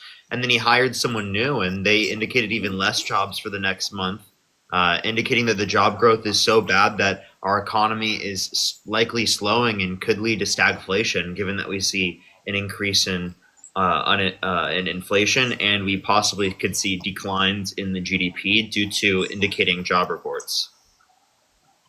Is it possible? So how you explain that the stock market can keep going up for the last 9 months? Yeah, so the stock If we're market facing is inflation, like you said, the stock market should be drop down or going downturn. inflation has gone up to 2.9% from 2.3% when Trump imposed his tariffs on Liberation Day in April. So Okay. it's shown a trend up of inflation, which will continue to go up, which we wouldn't have seen if the Biden-Harris administration were in office. I can argue with you if it's statistics. What I'm gonna say. Okay. But The point I'm just making is that we're in a bad economic standing right now because of Donald Trump, and practically every indicator within our economy is saying that right now. And that's what most economists are indicating to be true. Trump doesn't have good economic policy, and his policy in general is targeted towards helping people who are very, very rich and well off, and not the everyday average American. His bill, the big beautiful bill, cuts 420,000 children off of free school lunch and breakfast on average every month. 2.5 million people on average every month off of their food stamps, over 10 million people off of their health insurance through Medicaid, and add $3.4 trillion to the debt. So not only is he adding more to the debt, but he's cutting more people off their benefits. okay. Well, It could be true. Is there anything else that you wanted to go over, or should we call it there? Why do you support Trump? Say, why do you support Trump? Okay, no, thank you, Dean. I appreciate your time. Okay. All right, you have a good one. Take care. Yeah.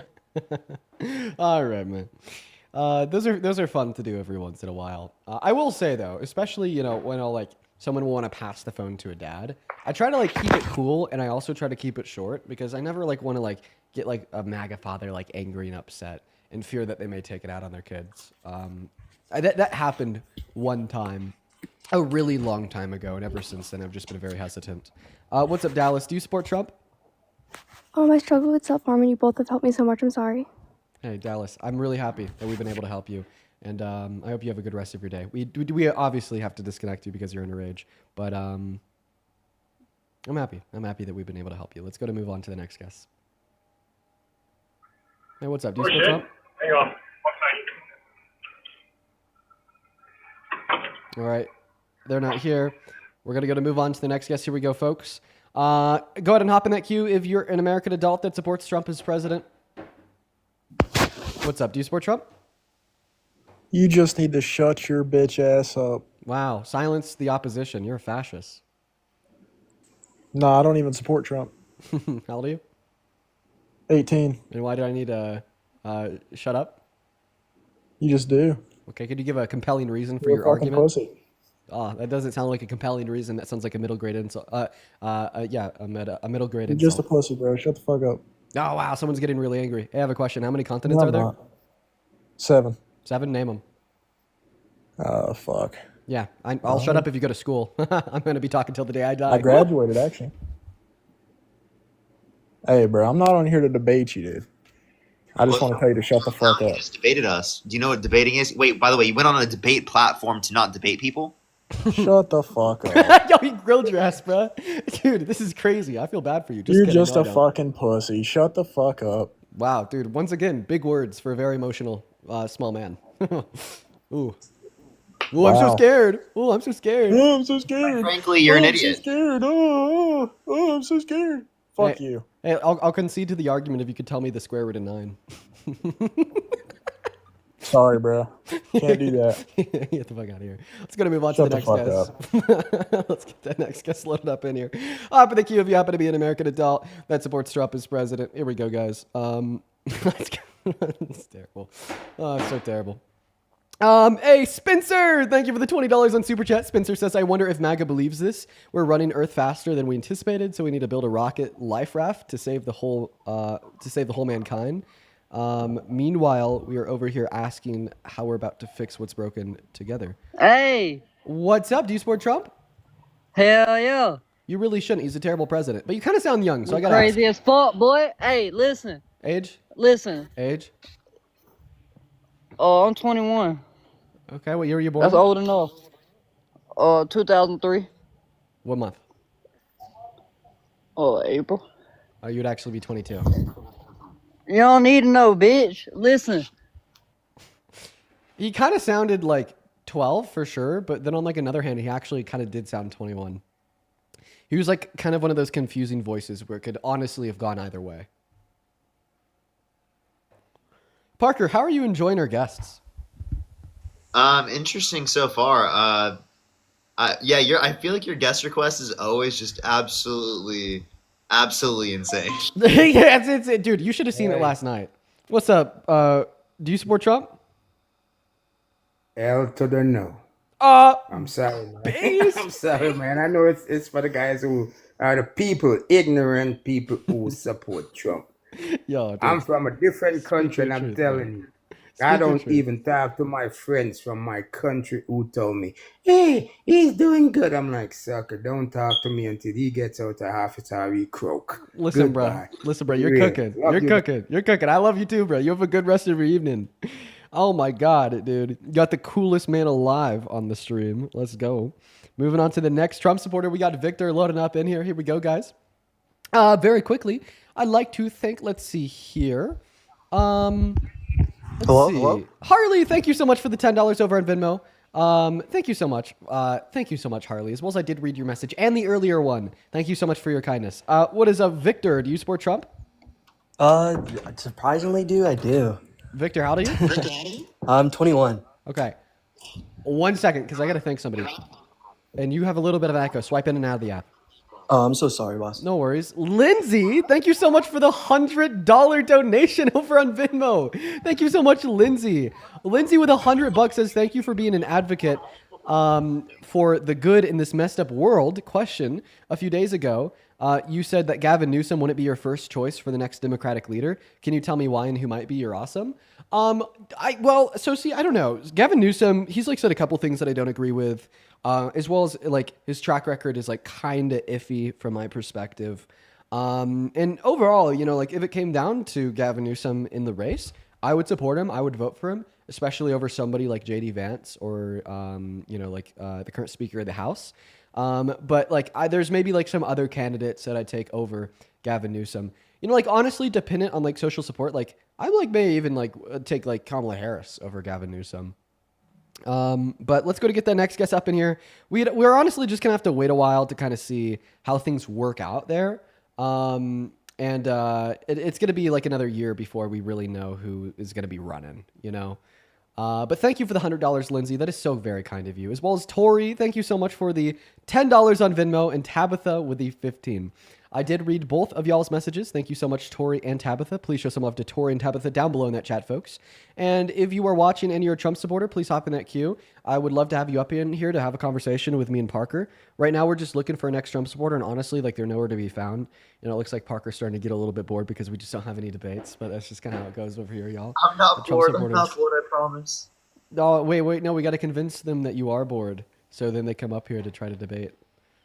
He's so bored. He's dying from boredom. I'm so bored. Oh my gosh, so bored. If we don't have a Trump supporter up in here in the next 10 minutes, he's literally going to die to death of boredom.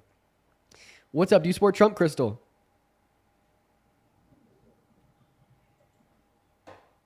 Oh, he's cooked. He's gone. He died to death of boredom, chat. Moving on to the next guest. Here we go. Yo, Darian, thank you so much for the $50 donation on PayPal. Holy shit, Darian. Darian with the $50 as longtime fan. And this old Gen Xer celebrating his 50th birthday by being thankful that the younger gens like yourself are carrying the torch for education and human rights. Dude, Darian, happy fucking birthday, man. Please show some love to Darian down below in that comment section. Wish him a happy birthday. That is Darian. Thank you so much for your kindness, bro. It is very much so appreciated. As well as Gabriella, thank you for the $20 on PayPal. Thank you so much. Ella with a 6 and Shay with a 10. Appreciate you guys. What's up?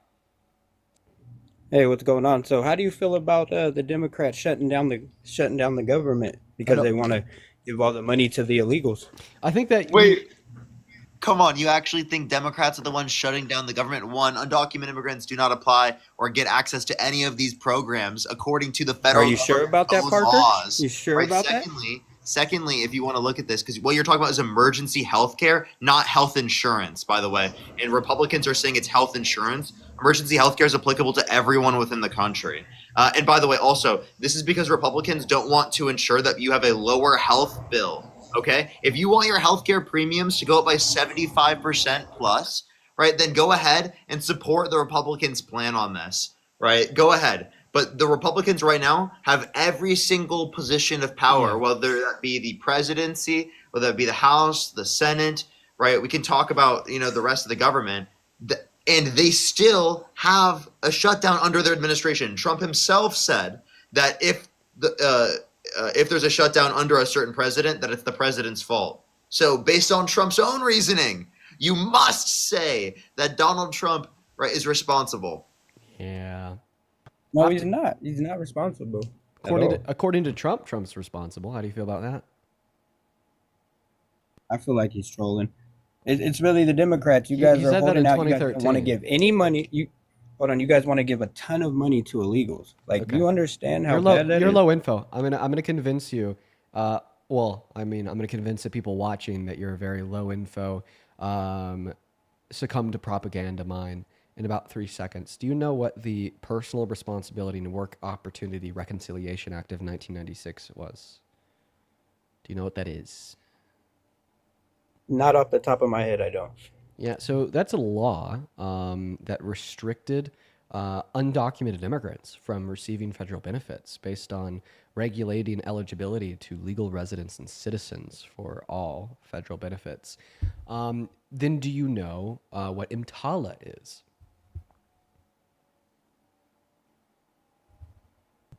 IMTALA? IMTALA.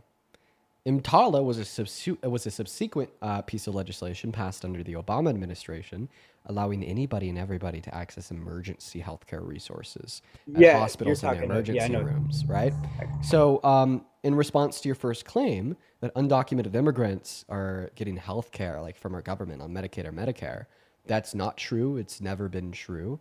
And it's literally been federally On legal a state to do level, so it since is. the 90s. Maybe not federally, but on the state level, they do. Yeah, especially in California and my some state. states, so some states do spend state funds on certain special. So you're fine with shut the hell up. Some states do spend some state funds on certain like state benefits, such as Medi-Cal in the state of California. However, right, obviously, you just conceded that they don't do that on the federal level. Therefore, that isn't possibly what could have caused the federal shutdown. Therefore, you know that you're a propagandist because you told us that the Democrats shut down the federal government because they wanted to give money to undocumented immigrants. And you just contradicted that. And then you attempted to shift the goalposts by arguing that some states do. Therefore, we need to talk about the states doing it. And we shouldn't talk about your original claim that the Democrats shut down the federal government because they want to give money to undocumented immigrants. And you're going to ignore that all, right? So does state and federal go hand in hand? Yes or no? Not in relation to the shutdown. No. Oh, wow. Okay, so the Democrats, who were the Democrats that opposed? Who were the 9 Democrats that The question opposed? is Trump wrong? When Trump says that you should blame the president for the government shutdown, was Trump wrong? Like I said, I feel like he was trolling. So he was wrong, and he was just joking. By the way, he wasn't joking at all. He was being serious. The president's not the sole purpose of why it got shut down. It's a balance of separation of, separation of state and the federal, right? So the same Democrats that are holding out are the same ones who have held out in other times. These are the same bad characters. It's not like we're the bill that Republicans have proposed. Exactly. What's wrong with the bill? Can you tell me what's wrong with the bill? I bet you can't. Increase health insurance premiums, costs, and kick millions of people off of health insurance. Yeah, so basically it wants to let some subsidies offered under the ACA expire, which the CBO, which is ran by partisan Republicans, projects to increase healthcare premiums for those that are still on Medicare and the ACA by upwards of 75%, right? And that's the reason why the Democrats won't pass it. Right? They're fighting for you. They're fighting for the average American. And honestly, this is like one of the big reasons why I hate MAGA so much. right? It's because you guys are willing to change the narrative, change the story to whatever Trump says, even if it is against your own self-interests, right? Like Parker's right when he says in 2013 that Donald Trump said that a government shutdown is to blame on the president. In fact, we're going to go ahead and play that clip. The president would be blamed. If there is a shutdown, and it's not going to be a horrible shutdown because, as you know, things will sort of keep Well, there's a going. partial But shutdown, right? if there is a shutdown, I think it would be a tremendously negative mark on the president of the United States. He's the one that has to get people together. The president. Right. So in 2013, the narrative was, well, if there's a government shutdown under whoever was the president at the time, Obama, guess what? It would be a tremendously negative mark on Obama. And I bet if you were alive in 2013 supporting Trump, you would have followed the hive mind. Obama bad because government shutdown. But now in 2025, you ignore the fact that he said that. And you kind of also ignore the fact he was right. You know, even a broken clock is right twice a day. And instead you jump on board with a messaging that although the Republicans control the White House, the Senate, and the House of Representatives, this is still yet the Democrats' fault because they're unwilling to get on board with a plan that would increase the healthcare premiums by 75% for nearly 40 million American citizens. You should be thanking them for fighting for your future. You should be thanking them for fighting for the betterment of the country. And you should be condemning absolutely every Republican senator, congressman, and congresswoman, including Trump and every member of his administration, for attempting to brute force harmful policy that will serve to erode the standing of low-income Americans in this country, then to basically turn around, play the game of being raging hypocrites, and then blame it all on the blue, right? It makes no sense.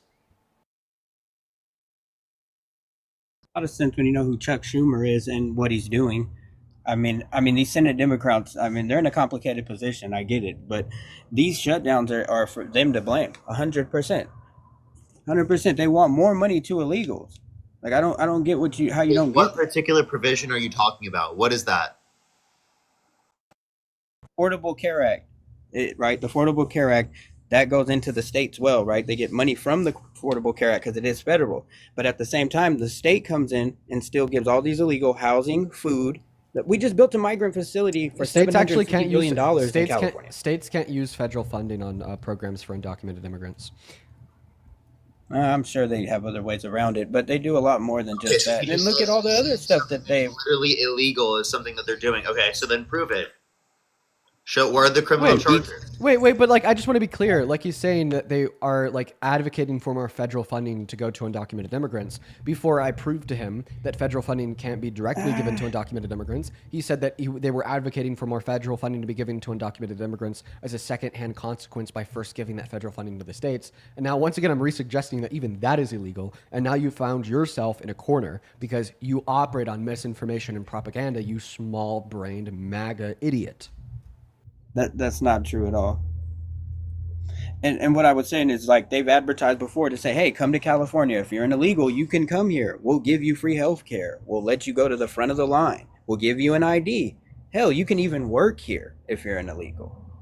Which makes no sense. I don't get it. Why are we doing this? Immigrants should be given a pathway to citizenship if they have not committed a violent crime or bad crime. I see no good reason to deport them. If you'd like to give me a good reason to deport them, go for it. Now, that's not the vast Democratic position. They obviously, I think, hold a better position than Republicans because they want it to be quicker, and they still have deported people who have not committed a violent crime or bad crime, although at a less prioritization level.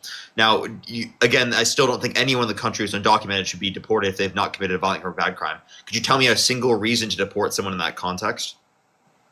No, and I couldn't. That'd be an illogical fallacy. No, of course not.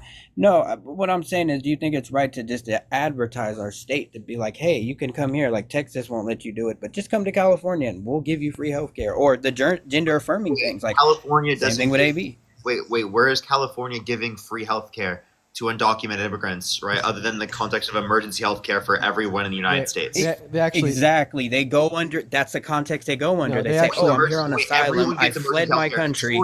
If a tourist has a heart attack, right, and it is the case that something bad happens to them and they could possibly die, do you think that the hospital is going to take care of them?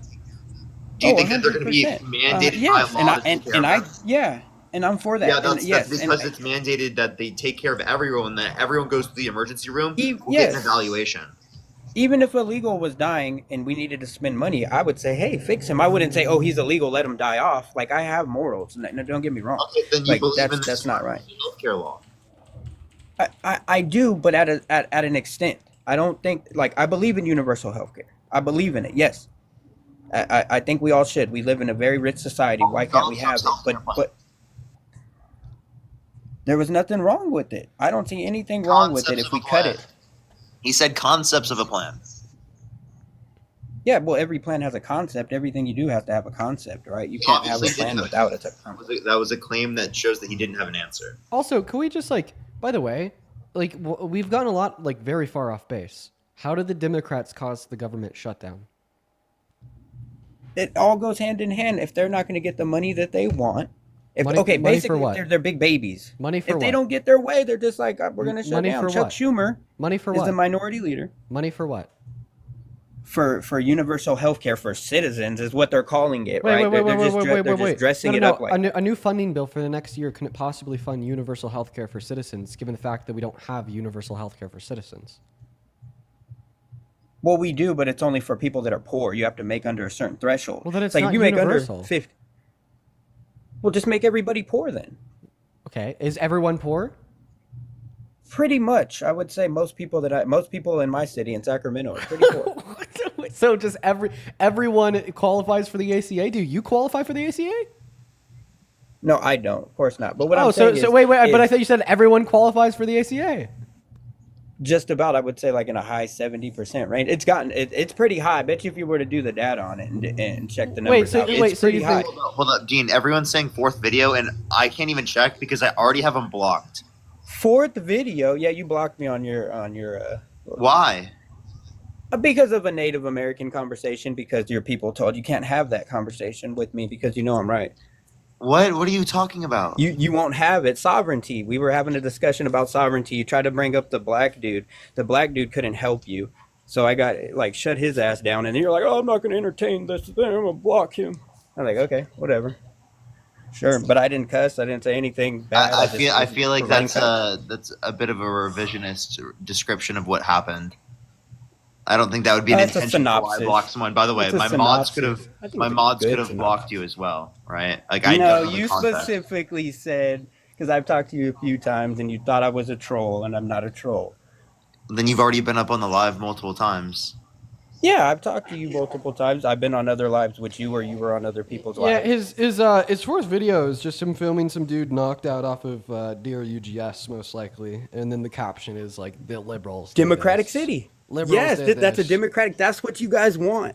And Okay, that's the whole wait. thing So is, if you could perfect. blame, Love if it. you could blame everything that happens in a city with Democratic leadership on Democrats, can I blame everything that happens in a country with can. Republican leadership on Republicans, such You as could. the government You really shutdown? could. Really? So therefore, according to You- your if you logic, wanted to? the government shutdown Oh is my Donald Trump's gosh. fault. Boom. Thank you. How many homeless people were in California when Gavin Newsom became governor? Wait, it was can you under acknow- can you 60,000. acknowledge what Dean Go just look said, up the please? number right now. Go look up the number right now. I'm It's gonna hilarious. I'm going to need you to acknowledge the argument that I just gave you. Democrats and liberals love homelessness. It's a Ponzi scheme. If you understand what a Ponzi scheme is, then you understand where the measures that they pass, the Senate's bills that they pass. It's not fitting your narrative. You might have just kicked me now. I mean, dude, everybody's leaving the Democratic Party. It's been exposed. It's just like everybody waking up to Israel. Like, it's been exposed. You can't come back from it no more. Everybody realized, and now it says, "Oh, I'm an independent. I'm an Indocrat." I was a Democrat, but I'm independent, right? Yeah, the only person who's ever been independent are Can libertarians you just like and Republicans. respond to the argument that I gave you? Yeah, well, okay, like I said, yeah. And if you want to say that Trump shut it down, right? Fine, that's fine. You can have that. Trump shut it down, but you cannot deny the fact that Democrats love homelessness. They love the city being broken. I'm a They love Democrat. it. I don't love homelessness. In fact, it's kind of like the Dems that are trying to get rid of homelessness by advocating for better social How? programs for low-income Americans, which serve as a launch pad for helping low-income Americans go from existing as low-income Americans to median-income Americans or high-income Americans. In fact, if anybody loves homelessness, it's going to be the right with Trump attacking low-income Americans and forcing more people into poverty with less support through his policies, such as the regressive tax on the poor through tariffs, such as massive redistribution of wealth, reducing the purchasing power of 152 million Americans through the big beautiful bill, or advocating for lower increases in these important social safety nets by wanting to cut the child tax credit in half compared to what Kamala Harris ran on, taking healthcare away from 10 million people or our food stamps away from 3 million people. Those are things that will force more individuals into poverty and make more people homeless. Right, 16% increase in his first year. Went from 37,000 unhoused to 151,000 unhoused, right? That was January 2019. If you look at the numbers now under his leadership, can you respond to any of the points it's that I just made? crazy. Well, you kind of gish gallop, so it's kind of hard to understand you. I have ADHD, it's not my. so Listen, man. So I didn't gish gallop. I just gave you like a handful of points. That's a gish gallop. No, a gish gallop would be attempting to intentionally overwhelm You you with too many bombarded me points. with a bunch of facts and a bunch of redundancies. Well, I appreciate and you're trying you to for get me referring to them as into facts. your red herring. I'm not going to do it. Okay, yeah, you're not gonna do it. Have a good day then. You're still logical. We were gonna bring someone else up too. Oh.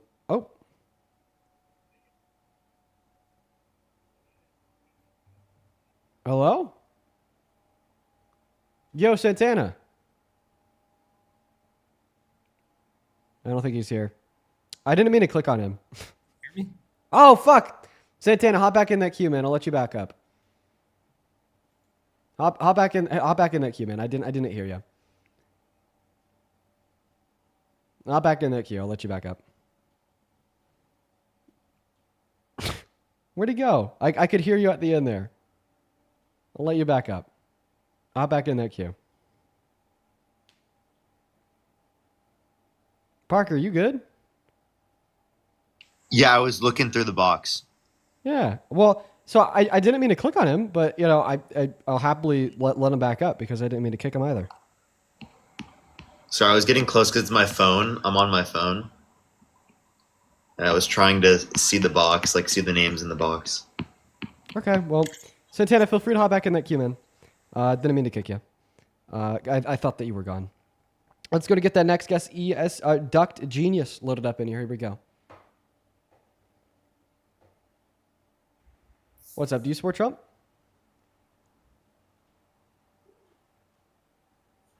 Hello? Hello? Hey, what's up? Do you support Trump? No. All right. Well, I hope you have a good rest of your day. We're going to move on to the next guest right now. We got Anytime Ellie. everyone tap that screen, let's get to 4 million likes on the TikTok stream right now. There's 15,000 people in here right now on the TikTok stream. If I don't see like 4 million likes within 20 minutes, then the anxiety pen will never be revealed ever. What's up, A Bound Farms? Do you support Trump? I voted for Trump. I no longer support Trump. You don't support him anymore? Correct. Base, bro. Super based, my friend. Let's go to get that next guest loaded up in here. We got David connecting.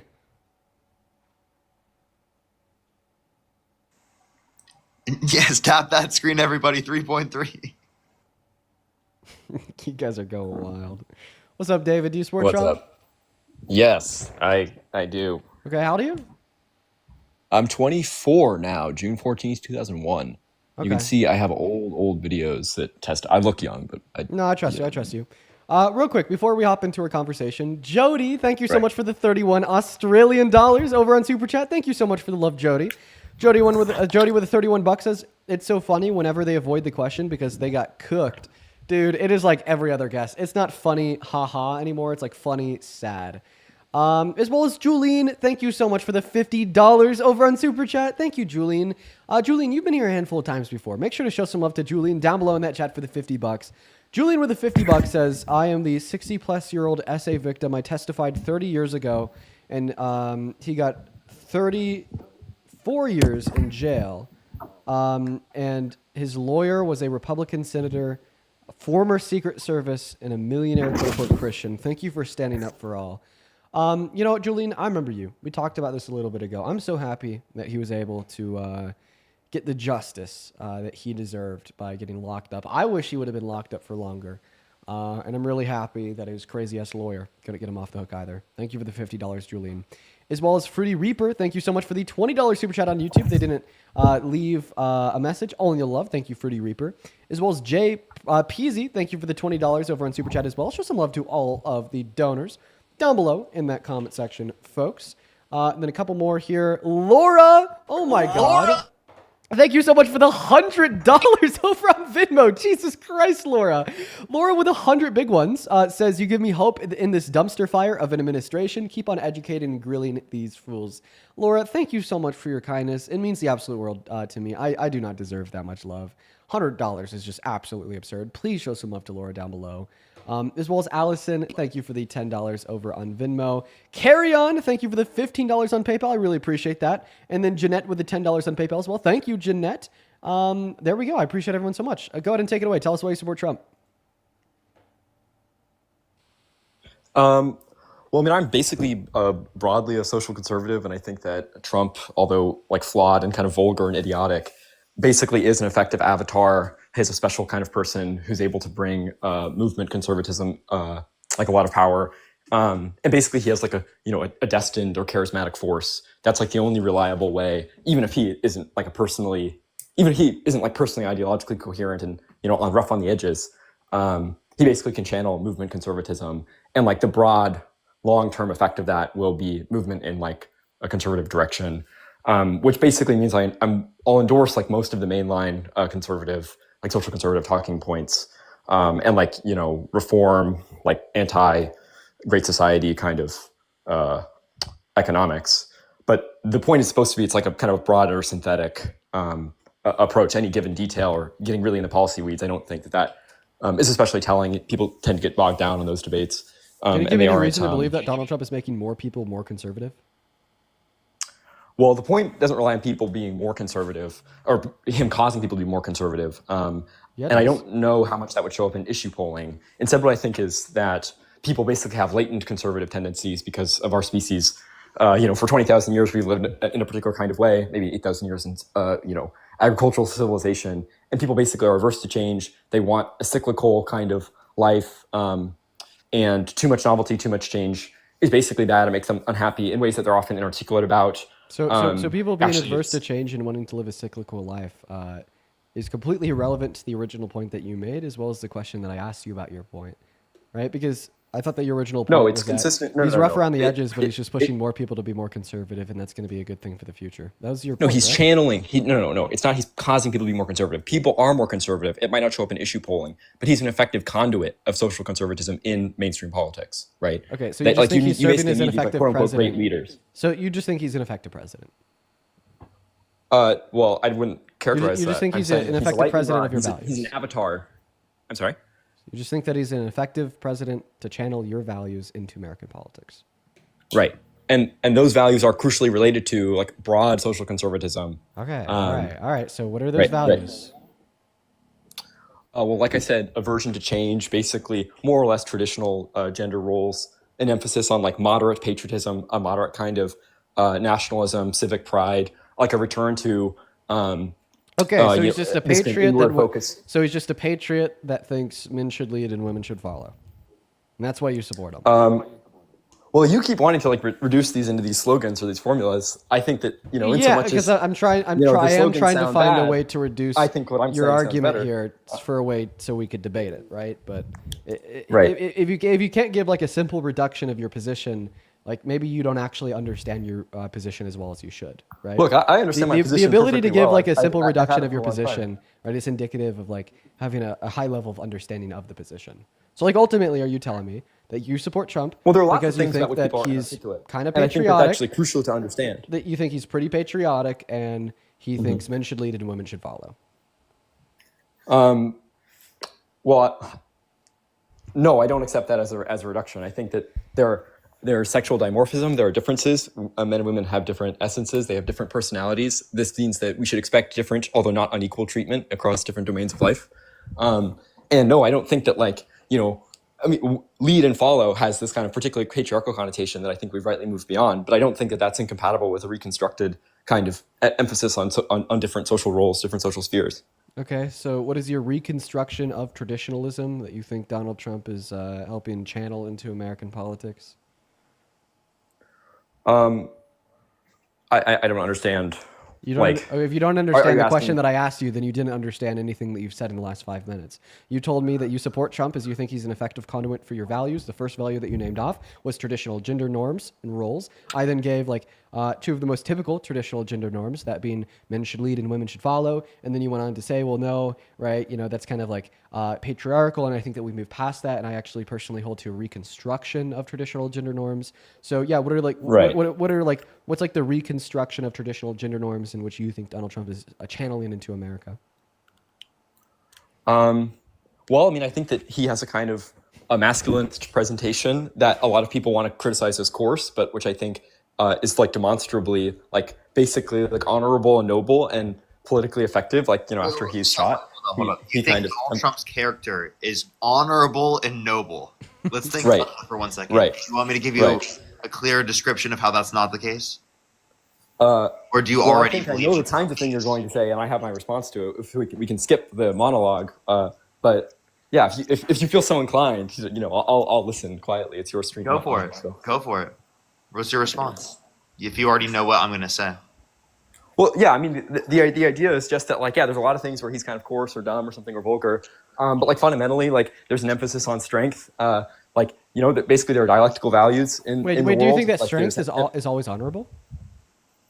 No, I think it's sometimes honorable, and I think that current morality basically. Okay, says well, I that mean, it's you never just honorable. reduced There's you an just reduced excessive your claim down to emphasis on saying altruism and vulnerability of the of victimhood. What? So you just reduced your claim down to saying, although I understand like Donald Trump is a rapist, I understand that he's boasted about pervert on girls, I understand that, you know, he promised to release the Epstein files and now isn't, even after Congress releasing a letter he sent to Epstein depicting a picture of a naked woman, and those things are honorable, nor noble. Yet you still think he's honorable and noble because at his core he projects strength, meaning that you think a projection of strength would be necessarily honorable and noble. But now you're saying that you only think those things are sometimes honorable and noble. Yeah, Those would be the factors of his values. characters There are which you other think would directed make values, his and there are, character you know, honorable personal and noble. directed values. So once again, why do you think that he's honorable and noble even though he's a convicted felon, adjudicated rapist? Oh, well, I don't really care about the felony charges very much, and the broad American public is on my side about that. Obviously, the sexual ethics stuff is kind of indefensible. I think that the Clinton is felonies the would same play. way. Well, I think that the felonies would play into lack of honor, as they're in direct relation with, like, cheated on his wife, then trying to cover it up by paying off Stormy Daniels. Of course, that's not. Yeah, but a what lot of the these felonies are for, but that's politically what the felony is motivated. derivative Like, of. I mean, if you were to seriously, you know, I mean, it's like if you were to seriously, like, and conscientiously, you know, track all of the politicians, you could rack up a lot of felonies for them too. Okay, so then you're just saying that there's other politicians that aren't honorable, nor noble. I agree with you. All right, just because other politicians are also not honorable nor noble doesn't mean that Donald Trump is. And remember, it is that argument in which you are attempting to make. So give the argument that Donald Trump is an honorable, noble man. That he projects strength, that he represents the interests of those who are often inarticulate in Middle America. So then you are saying that a projection of quote-unquote strength is honorable. So is Hitler honorable? In that sense, yeah, but obviously, like, there's so many other bad things about him that it would be strange to say that, you know, it would be strange to say simpliciter that he's honorable. So Donald Trump is honorable like Hitler and just like was Osama bin honorable. Laden is brave, right? Like, yeah, some evil people have virtue, but acknowledging that sounds bad. But I'm sorry? Is that the sense of honorable that you use that indicates that Hitler is honorable under that notion of honorable? I think I that's used it in a absurd context usage where it of should be the understood notion that, of like, I'm not overall honoring the person, but I'm noting in the abstract, and there's an analytical value. Just like Osama bin Laden is virtuous, right, for being brave or something, right? Any ordinary person understands that, like, in context, I don't support evil people, right? So you can have, you know, and I'm sure that you'd be willing to say that, like, you know, these villains, you know, on the opposite side of your politics sometimes have virtue. You're just inhuman, dishonest if you don't admit that.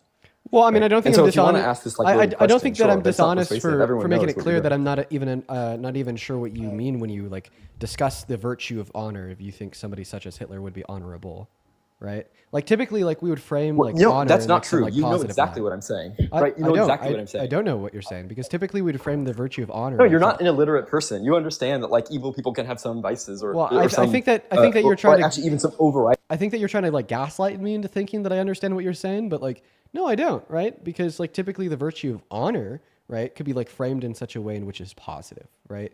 Like the common understanding of honor is like something that is good, right? And you're attempting to like apply this like good positive attribute to somebody such as Hitler. I just don't see the connection. So maybe if you could give us a description of what you mean in discussion of this virtue of honor, so we could better understand your claim when you tell us that you support Trump as president because he has this virtue. But like honestly, even from your perspective, if you think that this virtue isn't necessarily indicative of like a positive character given your application of said virtue to somebody like Hitler, well, then even if Trump were to possess this virtue, given your definition and understanding of said virtue, this wouldn't be good reason to support him as president, as it isn't indicative of anything good about No. his That again, character that's a or simple leadership misunderstanding. ability. It's like it's something that in the abstract, prima facie, counts in favor of someone. Now, it can be overridden. It's defeasible, right? Just in the same way that like Osama bin Laden is brave. That's a virtue in and of itself. It's just overwritten by all these other things. In the same way, Trump has Well, if you virtues. think that He this just is like happens not to if you have think that this is overriding like a negative prima, values. if you think that this is like a prima facie value in which he holds of like possessing the virtue of honorable, I'd say what would overrule that would be the fact he's a rapist. That's a pretty overwhelming Do you like believe negative value. any rapists are honorable? Again, like that formula is so misleading. Like, no, of course not. When we're Right? But at the same time, you're talking from like, a net basis. Honorable is a measure of like someone overall, right? Would be like considered no, it's not. a good That person, you're misunderstanding ideal English. individual No that one you would want to be that's like. not proper semantics. That's That's the just way that simply we not use true. the term honorable. Also, I just want to put this out here. Parker's argument that right there wasn't misleading due to the fact that you said that this virtue is like prima facie and that it could be overruled. Obviously, like a dramatically bad thing such as rape, and in my view, would be classified as like with weight compelling reason to overrule this like prima facie virtue of honor. I'm sorry. Will you say that last thing again? Yeah, that's like really bad. That seems like compelling enough reason to like overrule this prima facie value. Do you disagree? Yeah, I mean, it's just like all virtues have corresponding vices, and in so much as like you have it's like whole societies were like immensely patriarchal and basically like vicious from the modern standpoint, right? All of the Greeks, all of the Romans, right? All of 19th century Germany. And no contrast from 20th century Germany. I'm not saying some Nazi thing.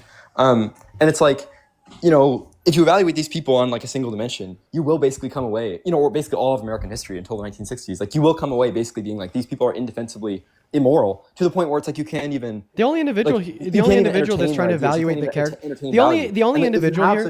The only individual here. Negative about so much of the past, like the only in a totally undifferentiated way. The like only you will end up individual here. Hey, David. as you sound like a historical illiterate, you'll be unable to entertain basically the vast majority of important texts and people in our life. On our planet. The only individual here who's attempting to evaluate the character of another individual with one dimension would be you, right? You're saying that you support Donald Trump as president, even though, right, he's barreling our country into the ground, violating the Constitution, playing authoritarian, saying it's illegal to criticize him in the media, which, by the way, are all like antithetical to like traditional conservative values, which you said is the reason that you support him, is he's channeling those into American politics because you believe that he possesses some virtue of honor, right? Evaluating him in an incredibly one-dimensional manner. Now, even in your one-dimensional evaluation of arguing that you think he possesses this virtue of honor, you can't even tell us what this virtue of honor means. We learned that you also think Hitler has this honor, and we've also learned that you don't think reflective vice of being a rapist, a felon, best friends with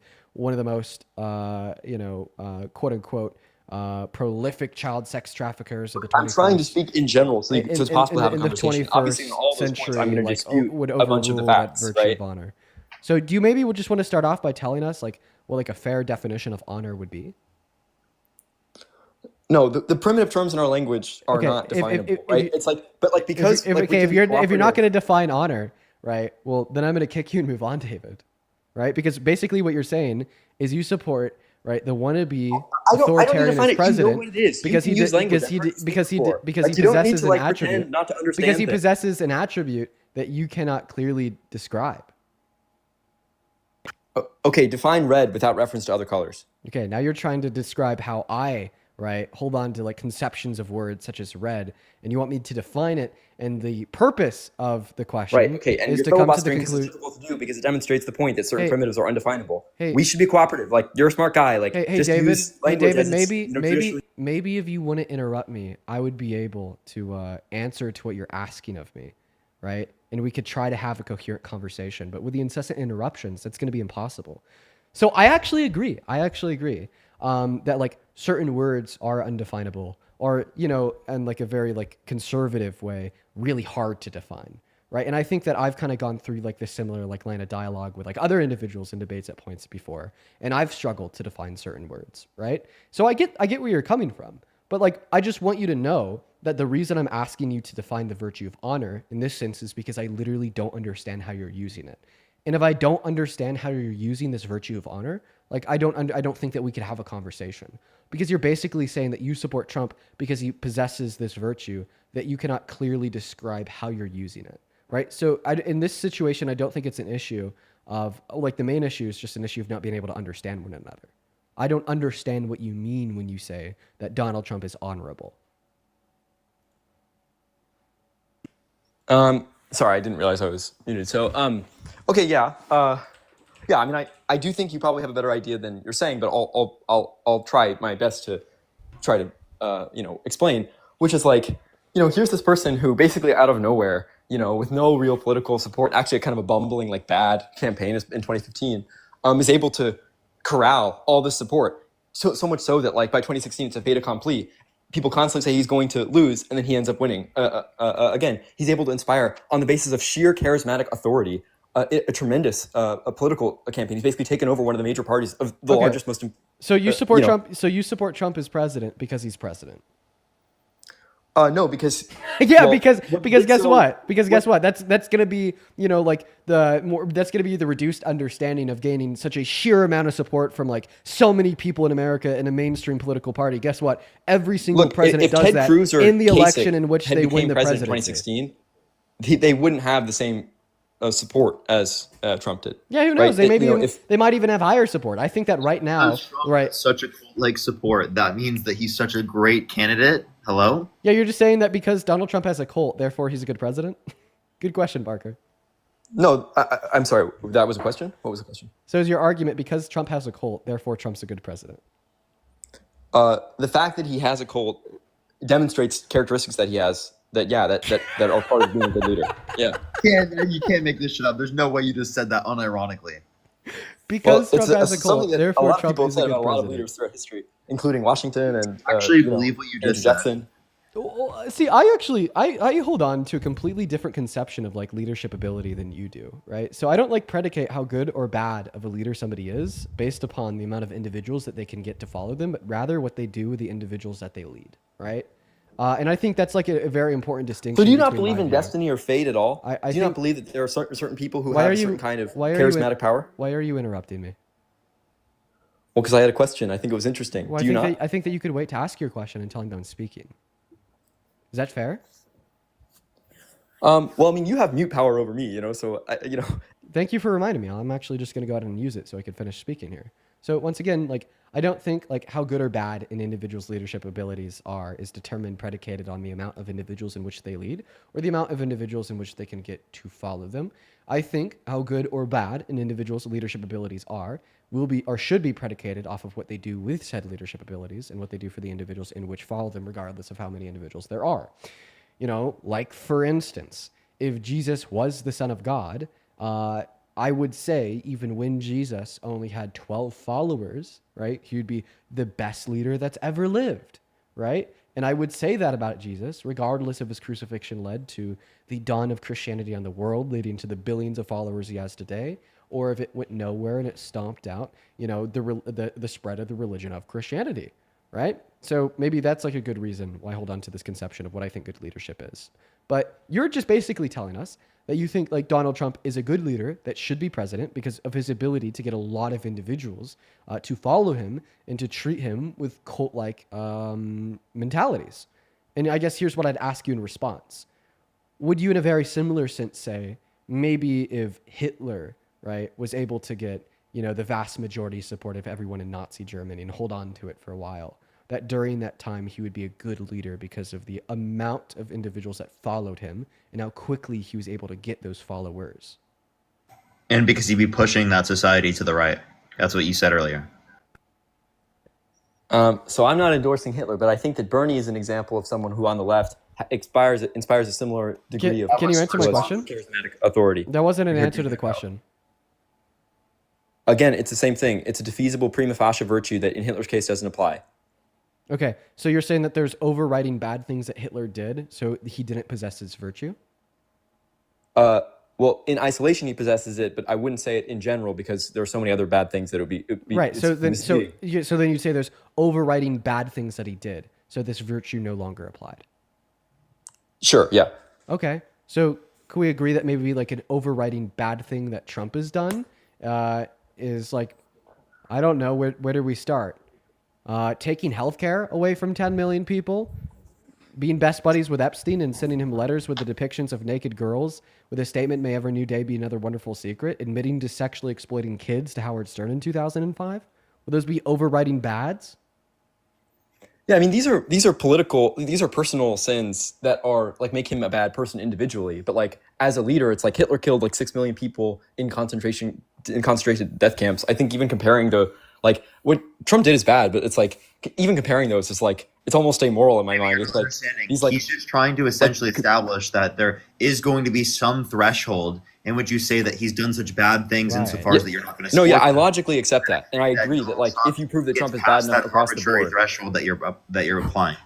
Look, the difference between Hitler's crimes and Trump's crimes is not arbitrary. It's like immense. Like it's like That's like not literally what yawning. It's vast. I was saying that it just demonstrates that you have a threshold in of itself. Right. Not saying that they're close. Yeah, just I that already you have a accepted that. threshold in of itself. said that. Right. That's all that I'm saying. Like, for instance, I have some arbitrary threshold between you being a good person and a bad person. And maybe if like you like steal $20,000 from a charity, I'm going to say you fall on top of that threshold, making you a bad person. And if, you know, when Hitler genocided 12 million people, that also made him fall on top of that threshold and made him a bad person. Is that me comparing stealing $20,000 from a charity to genociding 12 million people? No. That is just me simply stating that it is reasonable to assume that both the action of committing genocide and stealing $25,000 from a charity would place you beyond any reasonable threshold of being a good person. But you know your role in history is assessed relative to your capacities in history, right? So like what would make Trump as a bad individual, interpersonal human being is very different than what would make him a bad leader or a person of history, right? Just like in virtue of like the scale of your effects on the world, right? Because I think like the characteristics of your person that would maybe like lead Donald Trump to sexualizing kids is what also leads Donald Trump to taking healthcare away from 10 million people or reducing the purchasing power of 150 million people. Right? Look, I typically like describe. Don't cut me off great again. man. Don't cut me off again. Like I typically describe like the position of the presidency as like a position of like public service compared to self-service. But I'd say because like Donald Trump has like demonstrated a lack of necessary moral values to care for others. There's actions by raping E. Jean Carroll, sexualizing kids, so on and so forth. That'd make him kind of incapable of public service. And I'd say that the empirical outcomes of maybe the last 8 months of his presidency prove what I'm saying to be true, given how badly he's served the public by taking healthcare away from them, reducing their purchasing power, destroying our economy, endorsing mass deportation, leading to so many human rights abuse and negative outcomes like detaining legal residents illegally for months, so on and so forth. And you just got a flag for hate speech, so I actually got to remove you. Any last words, David? Well, I didn't mean to commit hate speech, so sorry about that. Thanks for talking with me. Yeah, just to be sure, like you see that flag too, right? Yeah, no, I saw it. Yeah. Yeah. Any last words? Well, I have a lot to say, but I can't summarize them. So thanks for talking with me. Also, I wasn't serious about any of this. I was just looking for entertainment. Yeah, you're pretty annoying for that, David. Yeah. All right. Goodbye. Yeah, whatever. Really annoying. We're going to move on to the next guest. Hop of the queue if you happen to be an American adult that supports Trump as president. Let's go to get that next guest loaded up in here. Even when you're Phil broing out, you still can't make a good argument for why Trump's a good president. Even when Phil broing out, even when trying to pull on all big words ever, you still can't make a good argument that Trump should be president. You still end up arguing that you support him as president because he possesses a virtue that you also think Hitler supports. What's up, Miss Ackerman? Do you support Trump as president? Yeah, but I don't want you to think that I'm crazy. Well, how old are you? I'm 32. All right. So why do you support Trump as president? Like, I really do appreciate everything that you and Parker do. You guys have given me, like, so much information about, like, politics and stuff. I was never into politics before. Oh, cool. So why do you support Trump? Do you... Again, I don't want you guys to think I'm crazy. It's okay. Well, I mean, it's not okay, but it's normal on this live. Oh, God. I think that... God, I feel like this whole, like, government system right now is, like, a big Saturday Night Live episode, and I'm, like, waiting for somebody to be like, it's a joke. So why do you support Trump then, if it seems like absurd? Yeah, do you know how, like, everything that, like, that's, like, bad happens causes change? But that change is not good, right? No, it's not. But, like, again, I don't want you guys to think I'm crazy, but, like, I don't think, like, Harris would have, like, put things into motion the way that, like, the destructive things that Trump is doing. You think that she would be less destructive than Trump? Okay, I think you're crazy. Yeah, okay. Well, I am. I know I am. But, like, I like, what I'm, like, mean is, like,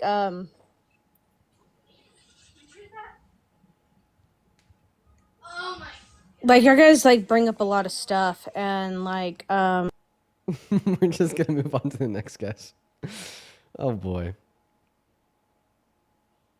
Yeah, how are you enjoying these great debates? I'm confused. So did they not support Trump? No, she did, and I feel like the argument that she's gonna make is that he's like more destructive, and that's gonna like radicalize like more progressivism and lead to like better, like, That's long-term what they were outcomes. arguing. Yeah, you don't hear that one too much anymore. Nick, thank you for the $10 on Venmo, saying looking forward to hearing you every day after work. Thank you for being the best. I appreciate you for being here, Nick, and thank you so much for the $10. By the way, for everyone watching, we have around another 25 minutes left on the stream. I would also like to thank Anon for the $3 and Savannah for the $2 over on Venmo. Thank you so much. As well as Marissa, thank you for the $20 on PayPal, saying keep up the great debate. Thank you, Marissa. I really appreciate that. Thank you so much. You guys are awesome. Thank you all. Okay, let's see here. Sadie, thank you so much for the $50 over on PayPal as well, saying happy 200th episode. My husband and I have been listening because I have it on, and he's also enjoying the debates. Dude, that's awesome. Shout out to you and your husband again. I feel like you came in here the other day, and I gave you a shout out to you and your husband. So shout out again to you and your husband, and thank you for the $50. If you're watching and you want to support me, you can find my Venmo, my PayPal, and the link tree in my bio on TikTok or in that pin message on YouTube. In fact, the Venmo and the PayPal are actually right over my head right now. What's up? How old are you? Hello? Nope, they're not here. Let's go to move on to the next guest right now. Hop in that queue if you support Trump. I'm a little bit tired out. Parker, how are you feeling? I'm feeling okay. Like I could do some debates. I might. We'll see if I crash early though today. I might, because I've been a few hours on here, but I wasn't doing that much. Maybe I'll be okay. Yeah, no, for sure. I get it. Santana? Hello. Dude, are you hacking my guest box? Yeah. Dude, you gotta be hacking my goddamn guest box, bro.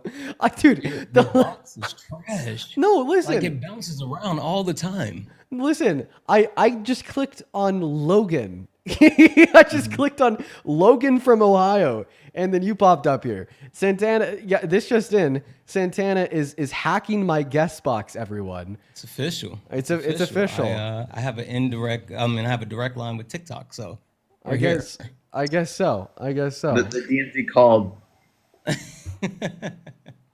Anyways, what's going on, man? How are you? Good. I originally came up because when the guy was talking, I stepped away for like half a second and got back too late. But the guy was talking about indigenous people. Parker, I know you probably don't remember, but his whole premise was that basically the G side of indigenous people wasn't a bad thing; it was necessary, and like that was his whole premise. Like that's why you end up kicking them and blocking them. I knew it was going to be an explanation like something crazy. I Yeah, knew he there was was some type of really mechanism. horrible. Yeah, Like, it yeah. was No, really no bad. wonder I had them blocked. I have a feeling like if someone is blocked, like it's practically always they've done something pretty insane. Like my mods don't block people like without reason. It's very unlikely that someone's like gonna get blocked like on accident. Yeah, yeah. It was the justification of slaughtering people. Yeah. Actually, crazy. Yeah, that was that life at the liquor store guy. No, he's been up here a handful of times before. He is crazy. Um, anyways, yo, Santana, I appreciate you for popping up for a second, man. We're actually just looking for our very last debate of the evening. So I'll probably yeah. drop you down and look for a next Trump support, last Trump supporter of the night here. But I'll probably start up my live here right now as well. okay, yeah, and then also Oh, good. Santana, I sent you a text. I want to chat offline, so maybe like today after the stream, I could give you a ring. Yeah, I shot you a message back. Just let me know when you're free. All right, sounds good, man. You have a good one. All right. Yep, take care. All right, we're going to go ahead and get our very last debate of the evening up here with the last Trump supporter.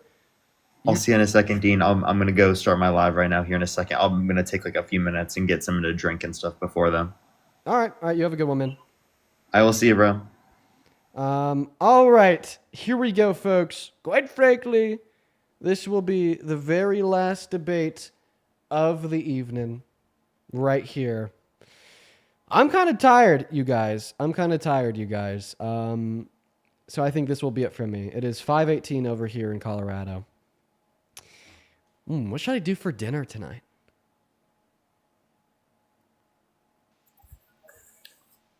What should I do Hello? for dinner tonight, chat? What's up? Do you support Trump? Yeah, I do support Trump. Oh, ew. Bleh, it's me barfing everywhere. What do you mean? Come on, Dean. No, bro. What do you mean? Come Why on. don't you support Trump? Michael. There's about a billion reasons. One reason why I don't support Trump is because he is a 34-count felon, adjudicated rapist. Another reason why I don't support Trump is because he's boasted about perving on underage teenage girls. He sexualized a 10-year-old and said he dated his daughter if he wasn't his daughter. Now, of course, that's just character, but still incredibly meaningful when we look at policy. A big reason why I don't support Trump is because he nominated 3 justices to the Supreme Court to overturn Roe v. Wade, which then put a woman's right to access abortion back down to the state level, which led to 10 states banning it outright, even in circumstances of grape, meaning that today in America, there's 60 pregnant grape victims that are denied access to abortion every 24 hours on top of the 66 million American women and girls who do not have access to elective abortions in, 28 of our states? Now, on the economic side of things, I mean, right now we have levels of income inequality that are quite equivalent to that of France before the French Revolution. We need to fix that, right? And we should be fixing that by giving There's a more lot of breaks things we and need to cuts to fix. low and middle income Americans, not by passing the most expensive bill in American history, defunding healthcare, defunding food stamps, and redistributing wealth from the poor to the rich. I mean, yeah. You know what, dude? I mean, yeah. Listen, there's a lot of things we need to fix in this country. We need to get the nigger kikes out of here. Get the nigger kikes out. And he's banned. Oh my God. Jesus. I was, usually I'm kind of like expecting shit like that, and like prepared for it. That sent like a visceral shock through my body just because of how unprepared I was to hear that. But let's go to move on to the next guest. Hop in that queue. If you happen to support Trump, we'll get you loaded in. Everyone just do be patient. We got Tyler 22222 loading up. Savannah, appreciate you for the $5 on PayPal. Stevie, I really appreciate you for the 2. Thank you so much. As well as Summer, thank you so much for the $10 on Venmo. I appreciate you for the love, Summer. Dario, thank you for the $10 as well. Thank you so much, Dario. I appreciate everyone so much for the love. All right. Coral, thank you for the $20, saying steak is always a satisfying option for dinner, just saying. Yeah, I haven't had steak in a while. I might do steak tonight. Everyone in the chat is spamming sushi. Fun fact, I'm actually allergic to sushi. Spencer with the $5 saying, Dean, have authentic Mexican tonight. I think it'd be absolutely hysterical. Dean, have authentic Mexican tonight. I think Spencer with $5 saying, Dean, have authentic Mexican. Jesus Christ. Moving on to the next guest. Let's go to get that next guest, J-Dub Jr. up in here. By the way, if you want to support me before the stream ends, you can find my PayPal and my Venmo in the link tree in my bio. What's up? Do you support Trump? Absolutely. Oh, dude. Why? I think I went through a lot of transformation in my political life, but I think he represents,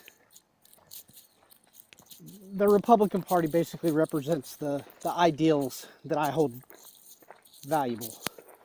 And what are those ideals? Freedom, liberty. So how well was Donald free Trump? Market capitalism. So how well was Trump representing that value of freedom when he said that it was illegal to criticize him in the media? And how well is Donald Trump representing that value of free market capitalism when he has imposed restrictions on said free market by imposing tariffs on 60, 70 countries? Well, I think you have to consider everything as a whole, not just like a micro thing like that. You have to look at the macro. The big thing with regard to the tariffs is, and I think sorry, I'm coming off of a run. I was running while I was listening to you. But the one thing I think the tariffs did, and you mentioned this on the other day, was it's not necessarily paid by Americans, because when you tariff other industries in other countries, it provides an opportunity to companies in the United States that produce those same goods or provide those same services. They can raise their prices, right?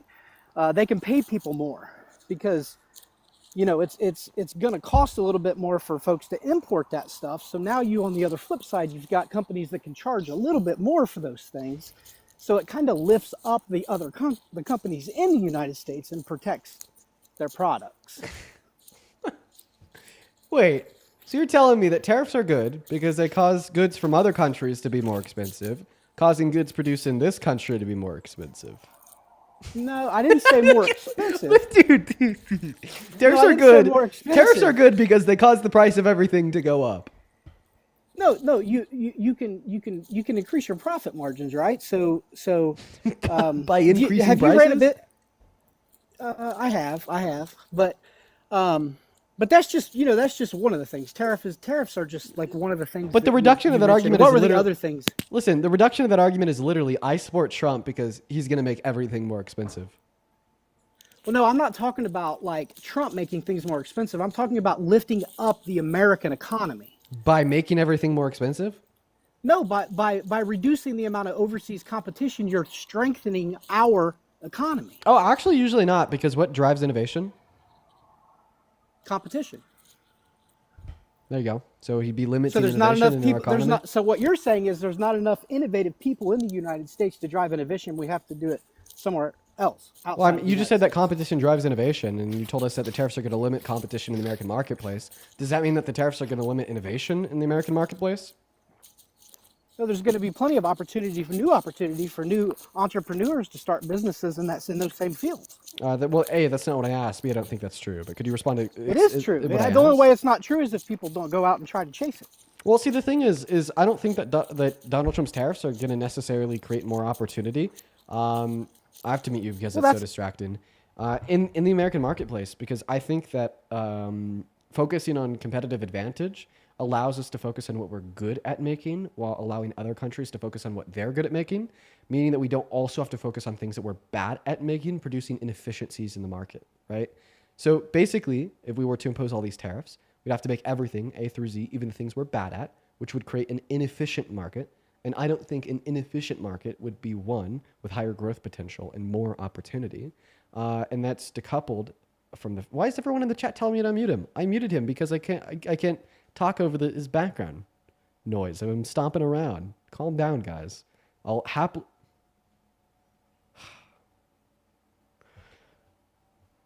Okay. Unmute. I'll try to say that all again while having to deal with the background noise. Okay. So I was walking. I do apologize. No, don't apologize for walking. It's just I have big old headphones on, and I have all that audio of you walking being piped through. I don't understand why everyone was yearning to hear you step on pebbles. Jesus, guys. I think it was mostly because I was making good points, but no, I was in the middle of a point. You weren't even talking. You were listening. No, I was listening. Well, I know exactly. You weren't talking. You were listening. So I didn't mute you because you were making a point. I muted you because of your background noise. It wasn't supposed to be disrespectful or anything. Well, I appreciate that. Okay. All right. Going back to the point. All right. So when you limit foreign goods from being available in the American marketplace, I don't think it would create more opportunity, as it would force us to focus on making things that we're bad at making, producing an inefficient market. And I think that an inefficient market would be a market with less growth potential, which would be harmful. And this is separate from the fact that we would also have to consider how tariffs can actively impact American companies that are reliant on imports of raw materials produced elsewhere. And now that can make them go out of business. That can make them sell their products for higher prices, impacting the consumer. And now this would disproportionately impact smaller businesses compared to larger businesses, as it's the large businesses with the billions of dollars to invest into industries in America to make the raw materials here. Meanwhile, it's the smaller businesses that don't have that capital. Therefore, they have to be reliant on producers elsewhere.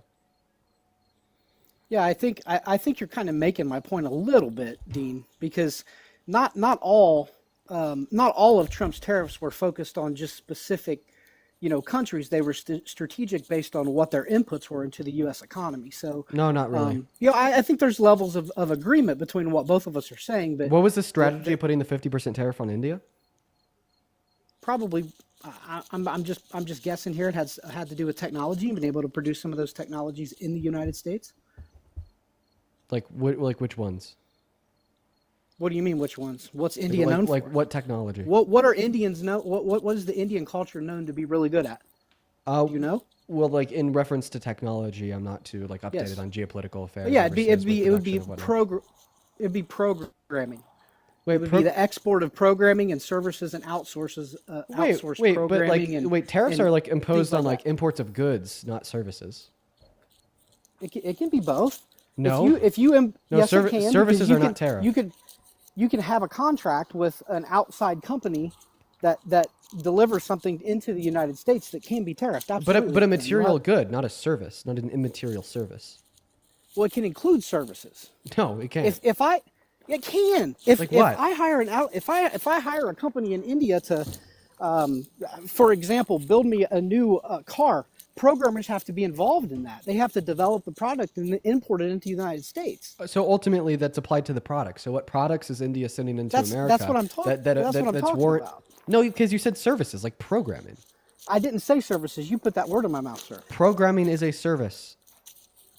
You put the word that I said services in. I didn't say services. I said. But you said programming, and programming is a service.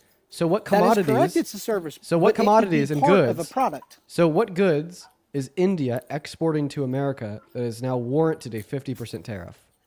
Any kind of technology. Specifically which ones? Kind of I'm just asking you what the strategy is there.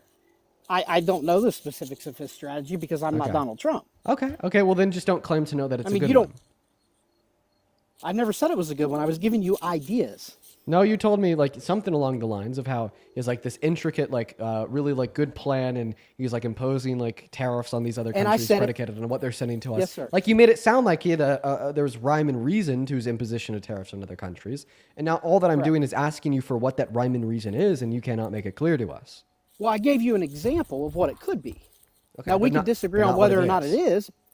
We can disagree on whether or not it is, but it's an example. So, but the tariff is just one thing, but there's other ideals that we can talk about. I mean, even as it relates to the tariffs and American manufacturing, I think that his other policy, it really significantly contradicts the messaging that you just gave us about him apparently being good for American manufacturing, even though I gave you a handful of arguments that you couldn't refute, right? Such as his mass deportation, for instance. According to the American Immigration Council, if we were to remove all undocumented immigrants tomorrow, it would reduce our GDP by $1.1 trillion through $1.7 trillion per year, and significantly negatively impact American manufacturers by firing 8.3 million of their laborers and 11 million of their consumers.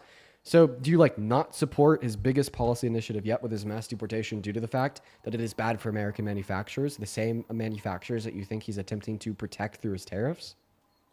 I don't necessarily agree with mass deportations.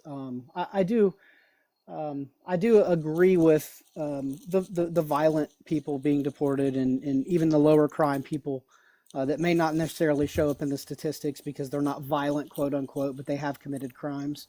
I do agree with that part. So those were prior violent criminal offenses, so on and so forth. Well, the Biden-Harris administration, it was deporting undocumented immigrants with prior violent offenses at higher levels than Trump is today because that was the scope of the totality of their operation, and it's only a very small, minimal scope of the totality of Trump's. But now you're telling me that you ultimately do disagree with the mass deportation because it's harmful to the economy. So here's what I'd ask you in turn. I never said it was harmful to the economy. You put that in my mouth, sir. So that's what I said, and then you agreed with me. Well, you didn't let me finish. Okay, what else do you have to add on?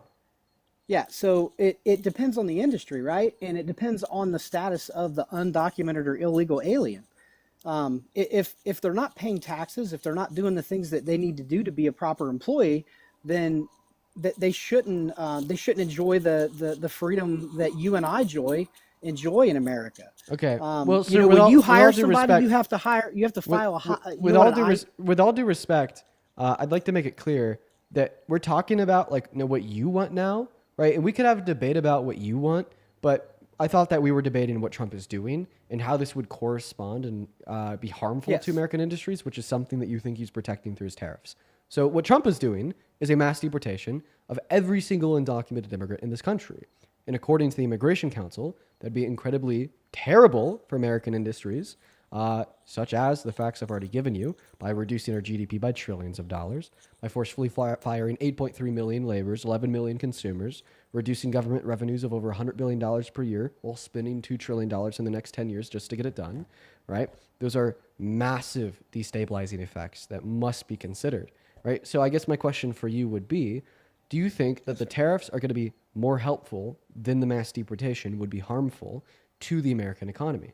Because I would argue that the tariffs don't actually generate any benefit per the reasons that I've already given of creating an ineffective market that is focusing on producing things that we're not good at making instead of upholding competitive advantage by producing a more expensive market with the imposition of a regressive tax that disproportionately affects you the less you make, et cetera, so on and so forth. But even if I accept here that his tariffs will have some minimal positive impacts on the market, which once again I disagree with, I would argue that the negative impacts onset by mass deportation would be significantly more detrimental than the positive impacts of tariffs would be helpful. So when was the last time he did a mass deportation, Dean? That's what he's doing right now, according to himself. What are the numbers on that? What are the numbers with daily removals? Yeah, what are the numbers on the mass deportations you're talking about? I'm unaware. Okay. Well, assuming there are mass deportations going on, what industry is it affecting the most? I don't know which industry it's affecting the most. I could give you one that it is affecting quite significantly. Per the American Immigration Council, 1 out of every 7 construction workers is an undocumented immigrant. So a significant portion of the forced layoff of the 8.3 million undocumented workers would be disproportionately affecting the construction industry, for one. I wonder if the labor unions would be interested in maybe boosting membership to fill those roles. I think they would probably enjoy the opportunity to fill those needs. All right, so you're saying that if we do the mass deportation, then American workers would just be able to fill those positions. Point number one, there's already 8 million open jobs that Americans aren't filling. Point number two, unemployment, it's only gotten worse in the last 8 months. And point number three, marginally, sir. Even if Americans were able to fill every single position left by an undocumented immigrant, there'd still be less job opportunity because said job opportunity is produced via the demand for the job, right? And guess what? We can't just fill the shoes left by the 11 million undocumented demanders that would also be removed from the market. What, I don't understand. You don't think the American people could fill those jobs? Why? I think it's impractical considering the fact that there's already 8 million that they can't fill. So why would they be able to fill this set of 8 million? But even if it were to be practical, our economy would still be worse off as a whole because those jobs are created via a demand for said job, and there'd be a total loss of demand upwards of 11 million undocumented consumers. So I think correct me if I'm wrong here, but the level of unemployment that we are at currently is considered full. It's considered full employment. Wrong. Right? What's the number? For full employment, I think it's like 2 something. And we're at 2.49, 2.94. Like, we're like 4.3. 4.3. Okay. So we're pretty near full employment, but mass deportations I think is going to create opportunities, like I said, for the U.S. workers to fill those roles. I believe that the Americans will step up and do those things that are necessary to keep our economy moving. Again, if we could get to a situation where illegal aliens can pay their taxes and not be paid under the table and fill those needs, I'm totally for that. I think they contribute. They provide diversity in the workplace and all those things. You're not answering my question. So first of all, the question was, do you think that the tariffs are going to be more beneficial than mass deportation is harmful? And then secondarily, once again, you're just continuing to resuggest that Americans would be able to fill the shoes left by the deported undocumented workers. I've already given you reason to believe that that is not practical, as well as I've given you an argument that even if it was practical, there would still be a total loss in jobs and a total loss in economic productivity due to the fact that the demand for those jobs would be totally reduced via the removal of the 11 million consumers on the demand side of the economy, right? That couldn't be replaced, right? Can you address that? So tell me the specific question you have, because you just made a bunch of statements. Okay. Well, I reiterated the question, then I followed it with statements to further refute Just the same ask the thing you've been question. repeating. Okay, I'll repeat the question. Do you think that the tariffs are going to be more beneficial to American manufacturing than the mass deportation is harmful to American manufacturing? I don't think the two are mutually exclusive, Dean. I think they can counterbalance each other to some degree, but they provide different boosts, right? So when you talk tariffs, you're talking about increasing business. You're increasing business opportunity, right? To go after new work, to bid on new contracts. It may not even happen right away. It may happen 8 or 6 months down the road. And when you talk about, again, you said mass deportations, but I have no idea what that number is. If it's billions, millions a day, okay, then yeah, that's a problem. But when you say mass deportations, are we talking, These things do work together, by the way. And they take time, because you just right? said that the tariffs are going to increase demand for American goods. Guess what? Mass deportation reduces demand for American goods because we're removing 11 million demanders. See how those things work like hand in hand? Right? And then even if tariffs like recenter American industries that are now working less productively because they're no longer focusing on competitive advantage and are being forced into making things that they're bad at making, not only is that going to limit GDP growth in the long term, but it's also, I think, going to be further exemplified via the mass deportation, which once again, according to the American Immigration Council, would reduce our GDP by trillions of dollars per year if we were to remove every undocumented immigrant, plus the fact that you think that we'd be incentivizing more demand for these companies that now have lower productive capacities due to the fact that they lost 8.3 million of their laborers. It'd just be a big mess. And it could be, but if it's managed properly and the American, worker steps up, it's not going to be a problem. We can get through that. Well, you're assuming that it's managed properly. What is Donald Trump managing properly to do with his deportation policy or his tariffs?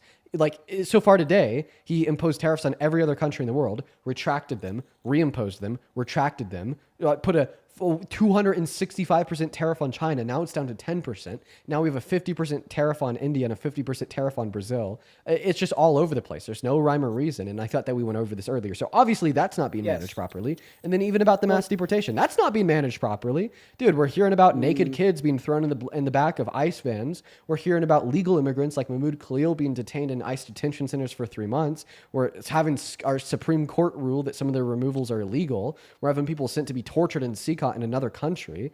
I would say that the mass deportation is not being handled properly. The tariffs aren't being handled properly, and this is exactly what we should expect out of such a mismanaged administration as Trump's is. Well, when I was speaking about management, Trump decides he's going to do a tariff, or Trump decides we're going to import. We're going to have a policy on deporting illegal immigrants that have committed crimes, right?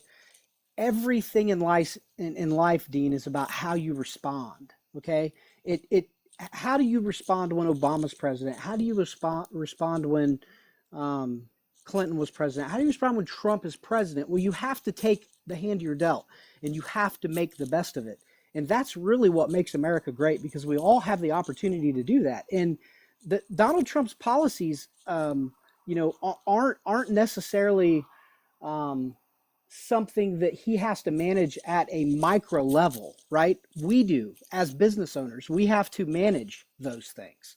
We have to figure out, well, I never have hired anybody that's illegal because I have to fill out the proper paperwork. America's not all about just conceding, giving up, and allowing any hand to be dealt to yourself.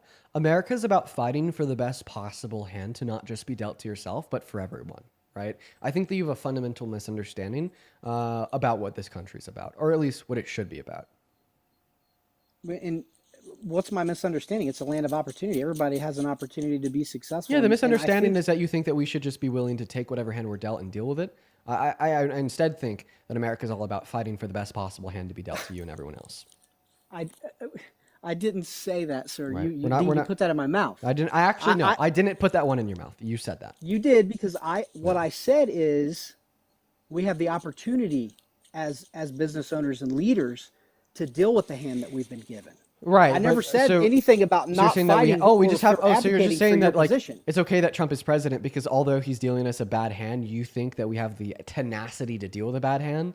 Like, dude, I'm so No. sorry. This is just like I never said coping. that. This is just, dude. Oh my God! You just said we have the opportunity to deal with whatever hand we're dealt. You continue to say that you're not You can saying still things that you did. advocate. You can still advocate for your position or your ideals. What I'm saying is you have Listen, to. I don't even understand what you're saying. I'm pretty sure we're at the point in the debate where you can't get past the fact that I've been able to successfully demonstrate to you and everybody else listening that Donald Trump is a president with bad policy. A lot of dubs. Did you know that my name is literally blocked in the chat? What do you mean? Like Dean is like keyword out on TikTok. You can't like type Dean anywhere. So it's like, of course, like No, I'm just saying the W. They put W guest. I know, guest. I know, because you can't put W Dean in the chat. No, I'm the guest. I I'm know, the guest, I sir. know, but you're only going to specifically There, see W Dean. I see a W Dean now. Yeah, that's spelled D-E-E-N, misspelling my name Correct. intentionally. So the only I'm the guest, so bro. the reason that you're going to see more W guests than W Deans is because W Dean, and with the correct spelling of my name, is banned from TikTok comment sections. like if somebody wants to be able to comment my name somewhere, they have to spell it D-E-E-N. So of course you're going to see a disproportionate amount of W guests given the fact that you can't even comment my name on a TikTok chat. It's a generation of a selection bias, right?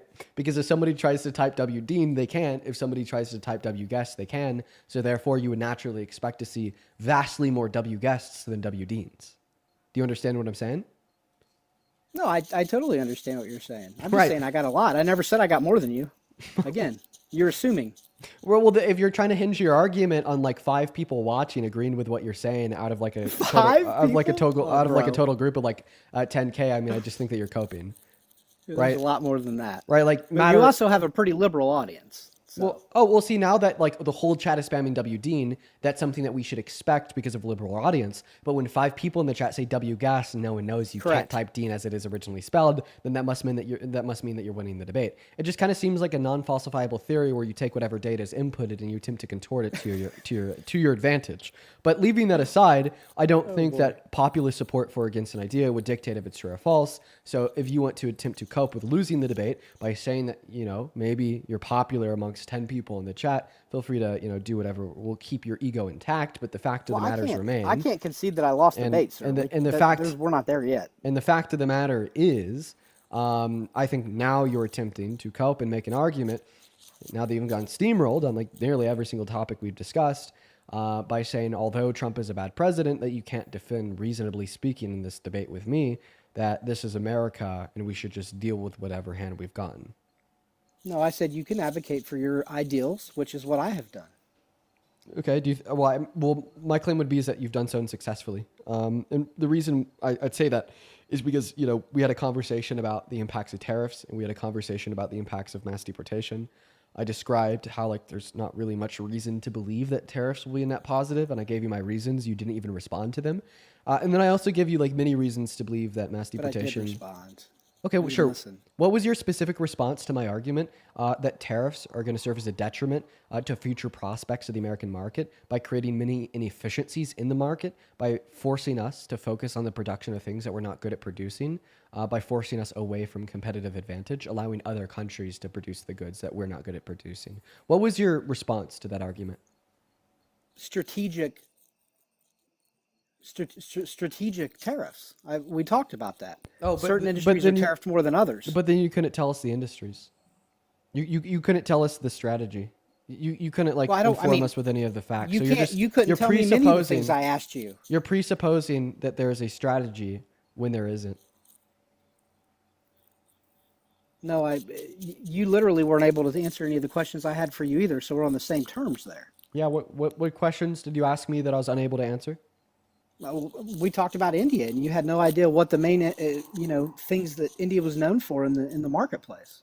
I don't either, right? I can give you ideas. Was I making an argument that hinged on me knowing what India is good at producing? No, right? But you were Yeah. making an argument. No, that you were, hinged- because you said Really? that certain things. Yeah, because you said that certain No. things. The way that Go India ahead. got brought up is because I asked you what his strategy was with tariffing India. And then you asked me, well, what is India known for producing? And I told you that I didn't know, right? But that's kind of irrelevant because So I we don't wasn't all making know an everything, argument. is what I'm saying. Well, what I'm saying is that I didn't make an argument that hinged on me knowing, right, what India is good at producing. However, you made an argument that hinged on you knowing what Donald Trump's tariff strategy was, right? Because if you don't know what his tariff strategy is, but ultimately you're appealing to his strategy in defense of the tariffs, right, you have an unfounded position, right? But like if I ask you what is his strategy with tariffing India, and I don't know what India is producing, I don't have an unfounded position, as it doesn't pre-assume any knowledge about what India is good at producing when I ask you what his strategy is in tariffing them. But you are pre-assuming knowledge of Donald Trump's strategy in applying tariffs to other countries when arguing that the tariffs are good because of the strategy. Obviously, you'd have to know what that strategy is in order to argue that it's good. To have an idea, you don't have to know all the facts about something. That's silly. However, you would have to know these facts in order to justify your position. Like, for instance, if I tell you that it is warm outside, I am probably going to need to know a general fact of the temperature outside. The same way, if you tell me that Donald Trump's tariff strategy is good, you're going to need to know the general facts surrounding his strategy. Those would be the relevant facts to your position, okay? We don't need to know irrelevant facts to our positions. Like if I tell you that Donald Trump is a bad president, then you ask me what time it is in Antarctica, I would tell you I don't need to know that because it's an irrelevant fact to my position. But if you tell me that Donald Trump's tariff strategy is good, and I ask you, well, what is the strategy? You can't say, oh, I don't need to know that. It's an irrelevant fact. It is, as it is Well, directly you relevant asked in for- justifying your position as being true. You asked specifically like what his strategy was for tariffing a country, whatever percentage, but I told you that the strategy is to tariff industries where we can innovate as Americans. That's the strategy. Okay, so then why does he have a 50% tariff on India and a 50% tariff on Brazil and a 10% tariff on China? Explain to me how those tariffs align with his strategy. We'll be okay. So, for example, a 10% tariff on China can allow Americans and American companies to invest in manufacturing products that would be otherwise made in China. Okay, so it's just saying, oh, and the 50% tariff on India would allow us to invest into manufacturing products that are made in India. So would you say that the strategy would like lead to more investment in American industries of like the products what in I which said we're earlier, tariffing? yeah. So then why do we Yeah. see a reduction in investment into American industries for the first time in 3 years? There's not a reduction in investment in American industries. Yes, there actually is. So if you type into Google real private fixed investment into American manufacturing, FRED, you'll be given a graph of all investment into American manufacturing over the course of the last couple of years. It absolutely boomed under the Biden-Harris administration. Private. It is now Private fixed. Okay. yes, private fixed Okay. investment. Yes, private real fixed investment. It boomed under the Biden-Harris administration and is now dipping under the Trump administration. That's a fact. Go look it up. I gave you my source. It'd be the Federal Reserve Bank of St. Louis pulling data from the U.S. Economic Bureau. So what are the other types of investment Public, in industry? like Okay. government subsidies. Okay. How do those look? How do our government subsidies look? Like pretty Mhm. atrocious right now. So we're overall losing as American as industry is what you're saying? Yeah, Even though we yeah. have a record number of taxes coming in from tariffs and we're near full employment. We're very, very near where we were. Unemployment is when- up. There's actually right now more unemployed Americans little. than there is open job opportunities, and it's the first time excluding the pandemic since 2017 that's been the case. And for the last 2 months straight, we've lost jobs. It was so bad that he had to little fire the BLS, the head of the BLS, and then replace them with another head of the BLS that is now just reporting worse data. And you're attempting to like confuse me by introducing other data when the facts of the matters are, according to the U.S. Economic Bureau, yes, investment into American manufacturing is down for the first time in years after seeing a massive surge and boom under the Biden-Harris administration. And if Donald Trump's tariff strategy here was reliable and driving more investment into American manufacturing, then we wouldn't expect to see that, right? But the outcome of the data is less investment in American manufacturing for the first time in years, meaning that at this point you should concede the argument. I definitely won't concede anything to do with tariffs. We can talk But you about told me that something the else if you tariffs were want to. good because the strategy They was to are- generate they more are invest. working. But you told me They that the are tariffs were working. good and They're are producing. working, and the strategy is to invest to get individuals to invest more money into American businesses that are producing these goods. But we don't see that more investment. It's going down for the first time in years. But you're looking at it from a macro perspective, buddy. You gotta Yes, look I am looking at it micro- from a macro perspective, and we should look at it from a macro perspective. No, you have to understand the long-term effects of this, not just like today or tomorrow or last month. Ah, okay. So Like, now it's all bad in the short countries have term, done but that. good in the long term. Hey, there's been other presidents who have done tariffs, who have done things like this, and it works out just fine. Could you give me an And there were example? things. I think it was J. Edgar Hoover, maybe. Is that right? How would I fucking know? I think it was J. Edgar Hoover. There was another tariff president who was big on tariffs. It was before we had income tax. Oh, you mean the ones that we got rid of and replaced with income tax because of how bad they were? Well, that kind of goes into my next point, but we can go there if you have time. Dude, the tariffs were like so detrimental to our economy at that state that we had to like rewrite the Constitution and add like a new amendment to like to legalize an income tax. Come on, bro. That's not true. Yes, it is. No, It was So temporary. So the reason the income tax was supposed to be temporary, bro. Oh, guess what? It wasn't. Yeah, it was. Do you pay income tax? It's like a revisionist history you Democrats have. Just Wait, like do you pay income tax? Yes. Wait, but I thought it was supposed to be temporary. Why don't you become a It sovereign was. citizen? Well, you should become a It sovereign was. citizen and stop paying income taxes. It was supposed to be a temporary. Wait, That's the way it was advertised. Be a sovereign citizen and stop paying income taxes. Why don't you? That's not my civic duty. My civic duty is to pay my income taxes. I thought that your civic duty was to uphold history. They're supposed to be temporary or protest the government for going against our own word. I mean, people do it every day. I can't disagree with that. They're free to do that. Anyways, so do you want to know why tariffs were good during the infancy of America and are bad now? No. Okay, so you don't want to have further dialogue. Okay, anything else you want to talk Not to me on about? that. Okay, not on that specific. Okay, so not on history after you accuse me of being a revisionist. Okay. So I have a question though for you. So how old are you, by the way, Dean? I'm 21. 21. Oh, that's awesome. My son's 22. So how do Democrats get away with like dismissing the fact that they've always been on the wrong side of history when it comes to like major things throughout the U.S. government, like women's suffrage, for example? You know, Democrats claim to have this like absolute, we were for women, we supported women's right to vote and all this kind of stuff, when in reality they didn't. More Democrats voted against women's suffrage than they voted for it. And like that's one of the reasons why I switched from the Democratic Party back in whatever it was to libertarian. I was libertarian for a long time. And then I actually voted Republican the first time for Donald Trump. But it's like the hypocrisy in the Democratic Party is what drives me nuts. So how do you deal with that? Okay, so assuming everything that you just said was true, you switched It is from the true. less misogynistic party today because they were the more misogynistic party 100 years ago. Huh? I did what? You went from the less misogynistic party to the more misogynistic party today because the I'm a less libertarian. misogynistic party today was more misogynistic 100 years ago, assuming everything that you're saying is true. Well, first off, I'm a libertarian, but second off, the Republican Party isn't necessarily misogynistic. What the it fuck, depends on the dude? individual. They're There's championing a lot- rapist. They championed a No. literal rapist as a candidate for the presidency. How can you sit here and tell me that they're not misogynistic? Everybody makes mistakes, Dean. Oh, okay? so Everybody are you a sins. rapist Everybody too? commits crime, and Are you a rapist too? I am not, sir. But I thought everyone makes this mistake that we should just downplay and novelize. Makes mistakes. You're putting words in my mouth again. Makes mistakes. Oh, so do you think that rape How is a do you know mistake? that? How do you know that he's not a born again Christian? He's been forgiven for his sins. Oh, because he actually told us that he's never asked God for forgiveness for sins a day in his life. But that's completely irrelevant to the fact that he called rape a mistake.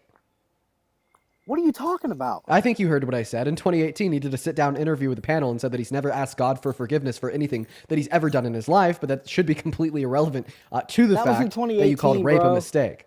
You have no idea. I never said rape was a mistake. I said people make mistakes. Why do you keep In response to what? What did you say that in response to? What did I say that prompted you to say that? I said Donald Trump that raped obvious. somebody. Yes, and then you were like, well, everyone makes mistakes. People make mistakes. Do you think that? Do you think that grape is a mistake? Do I? What do you mean? Do I think it's a mistake? No, it's awful. It's disgusting. It's vile. Right. It's not just a mere mistake, right? It's vile. It's not like It's the most changing vile lanes without thing. turning your blinker on, right? It's the most inhumane, demeaning thing that anyone could do to anybody. Right, and and it's that- happened to me. Okay, so I don't think you have any right to say that I was in any way, shape, or form, okay, excusing that. Actually, yeah, I do, and I'm going to go ahead and You don't. defend that. No, I absolutely do, because I said don't. that obviously I said the people make GOP. mistakes and you put something in my mouth. I said that obviously the GOP is misogynistic because they championed a man that was guilty of rape, held civilly liable from a court, and then you directly responded to that by saying, "Well, everyone makes mistakes." Everyone does make mistakes. What generally you're pigeonholing me into saying that means I think that Donald Trump made a mistake if he raped somebody. Like that's not what I said. Okay, well, if that's not what You're wrong. So that is kind of what you implied. Now, if you didn't No, it mean, wasn't. If you didn't mean to imply that, all that means is when you said, "Well, everyone makes mistakes," you were not responding to what I said. Right? But honestly, that is very obviously the implication of what you said to anybody with a brain in their head. I'm a poet and I didn't know it. It's not. Yes, it is. It was a mistake. So you made a mistake when you said that? No, I'm saying people. I said people make mistakes. I didn't say anything about Donald Trump. Okay, so help me understand I the didn't context. say Donald Trump made a mistake. Help me understand. I didn't say Donald Trump help made me- a mistake. help me I under- said people make mistakes. Help me understand the context here. And when you If said I people, said Donald Trump, Hey, if you said Donald Trump raped somebody, and then I said Donald Trump made a mistake, then you could hold me to this argument you're making. But that's not what I said, sir. okay, so what did you say people make mistakes in response to? When you said you were talking about the Republican Party being misogynistic and all this stuff. For what reason? For whatever reason you think Because they're is. championing a rapist. That's what I said. And then you said, well, people make mistakes. So what prompted that No. response out of what I said? Because people make mistakes. What but why did you Things respond? happen. Why did happen. what caused you to respond that to my sentence? Donald Trump is a rapist. To say people make mistakes? Yeah, what caused you to respond that to the sentence Trump is a rapist? Because you said Trump is a rapist. Yeah, and what about that sentence prompted you to give the response people make mistakes? Because that's what I thought. Okay, and why did you What do you think mean? that? What caused you to think that, predicated on what I said being Trump is a rapist? Because you're trying to equate all of the Republican Party to one thing that happened to one person, or somebody said something that was off color or whatever. People make mistakes. You've made mistakes. Well, I mean, so- everybody's made mistakes. Well, so that's actually That just doesn't mean I'm completely equating incoherent. one. Right, I don't that means under- I'm not making one mistake. So, obviously, I'm not equating one mistake to I think another. that you just need to give it up, right? Because obviously, right, the only the only way that you could possibly answer my question here of why did you respond by saying people make mistakes when I brought up that Trump is a rapist is by saying that you were implying that rape is a mistake. There's literally no other possible way that response could be understood. So I really don't appreciate you for attempting to make me look like I'm crazy for assuming that, right? And I hope that me giving you the mic to attempt to describe any other possible implications that could have yielded, or just to tell us why you said that in response to me calling Trump a rapist, and then you falling short and literally not being able to, proves, right, that was obviously what you said. And No, I now told you're you- trying I to told work you your I way didn't out say of it. Trump made a No, I didn't say Trump made a mistake. That's where you're not understanding me. If I had said Trump made a mistake when he raped somebody, then you have a very, very valid point, Dean. That's not what I said. Okay, All so I said is people make mistakes. Okay, well, see, the thing is you said that in Irregardless response to of me what you saying that said. Trump is a rapist. But you could have said anything, and I would have said the same thing. It has nothing to do with that. Okay, so I could have said that the sky was blue, and you would have said people make mistakes. No, in reference to humans and their behavior, sir. Oh, You're so I being could general. have said that Hitler committed a genocide of 12 million people, and your response would have been, well, people make mistakes. No, that would have been my response because he was a disgusting, vile, evil person. Oh, okay. So then you were talking about the person and the action. You just sold yourself out. Yes, yes, yes, yes, because I just replaced the sentence with another subject and action, and then you told me that you wouldn't have given that response, meaning that response was predicated on the subject and the subject's action, affirming my implication that I described. Right? Because if I said Trump is a rapist, you affirm that you did indeed say that people make mistakes. But if I were to say that Hitler committed a genocide, you just told us that you would never say that people make mistakes in a billion years, reaffirming that statement was in response to the subject and the subject's action of being Trump and the fact that he's a rapist. No, because the context of the conversation matters. Get the fuck out of here, you sophist, bro. Why did he try to walk that one back so hard? That was so annoying. Why did he try to walk that one back so fucking... I think like he realized that he really fucked up in saying that about midway through. Dude, it's so annoying. Dude, that is so annoying. Oh my God. Elizabeth, thank you for the $20 over on Venmo. Elizabeth with the $20 says, thank you for all that you do. I family that is MAGA and your breath of fresh air. Thank you so much, Elizabeth. It means the world to me. Thank you. Anna with the $5 saying, you look so done. Eat something cozy and hearty. Yeah, I am pretty done. Adriana, thank you for the $5 as well. And Allison, thank you for the $1. Katie, thank you for the $3 over on Venmo. Catherine, thank you for the $5. I really appreciate you so much for the love. Mary, thank you for the $10. Thank you so much for the love. Thank you so much.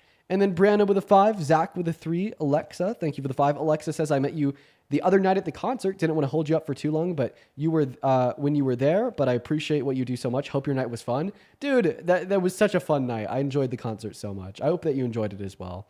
As well as Heather, thank you for the $20 on Venmo, saying love you, Dean. Thank you for giving all the facts and sometimes even changing minds. It is so important what you do. Thank you so much, Heather. As well as I'm going to call you H. H, thank you so much for the $50 over on PayPal. H, that is so very kind of you. H didn't leave a message, only the love. Thank you so much. Before we end here, please show some love to H down below. Let's get 500 HWs as well as Mary Rose. Thank you so much for the $20 on PayPal saying W. Dean. Lots of love from Ireland. Dude, all the love to Ireland as well. Shout out to you, Mary Rose. Appreciate you for the $20. As well as Sophie, thank you for the $17 saying that my GF is very political and until watching your streams, I couldn't keep up in the conversation. Thanks for helping me understand a little bit more about what's going on over there. Much love from Canada. Dude, I know I completely get it, Sophie.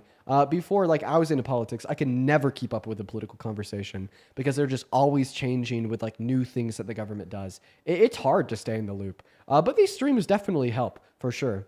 And then just one more here. Katrina, thank you for the $25 saying, please rest and take care of yourself. Thank you for taking the time to come on today. Katrina, as always, I really appreciate you for your kindness. You've always been so kind to me. Thank you so much. And now, folks, for everyone watching at home, I'm going to go ahead and hop off for the night. I'm done. I'm going to get some dinner. I'm pretty hungry. In fact, for dinner tonight, I'm going to order some Olive Garden. I'm going to do a pickup order, and I'm going to go get some fucking Alfredo chicken. I can't wait. Olive Garden's Alfredo chicken is exquisite, okay? Let me tell you, me and Olive Garden, okay? Like that. I love Olive Garden. They love me because I'm always eating their food and they're always getting my money. Anyways, I will see you guys tomorrow. You guys have a good one. Peace and love, everyone. If you are still in the mood for debates, head over to @ParkerGetAJob on TikTok and @ParkerGetAJob on YouTube. Bye, guys.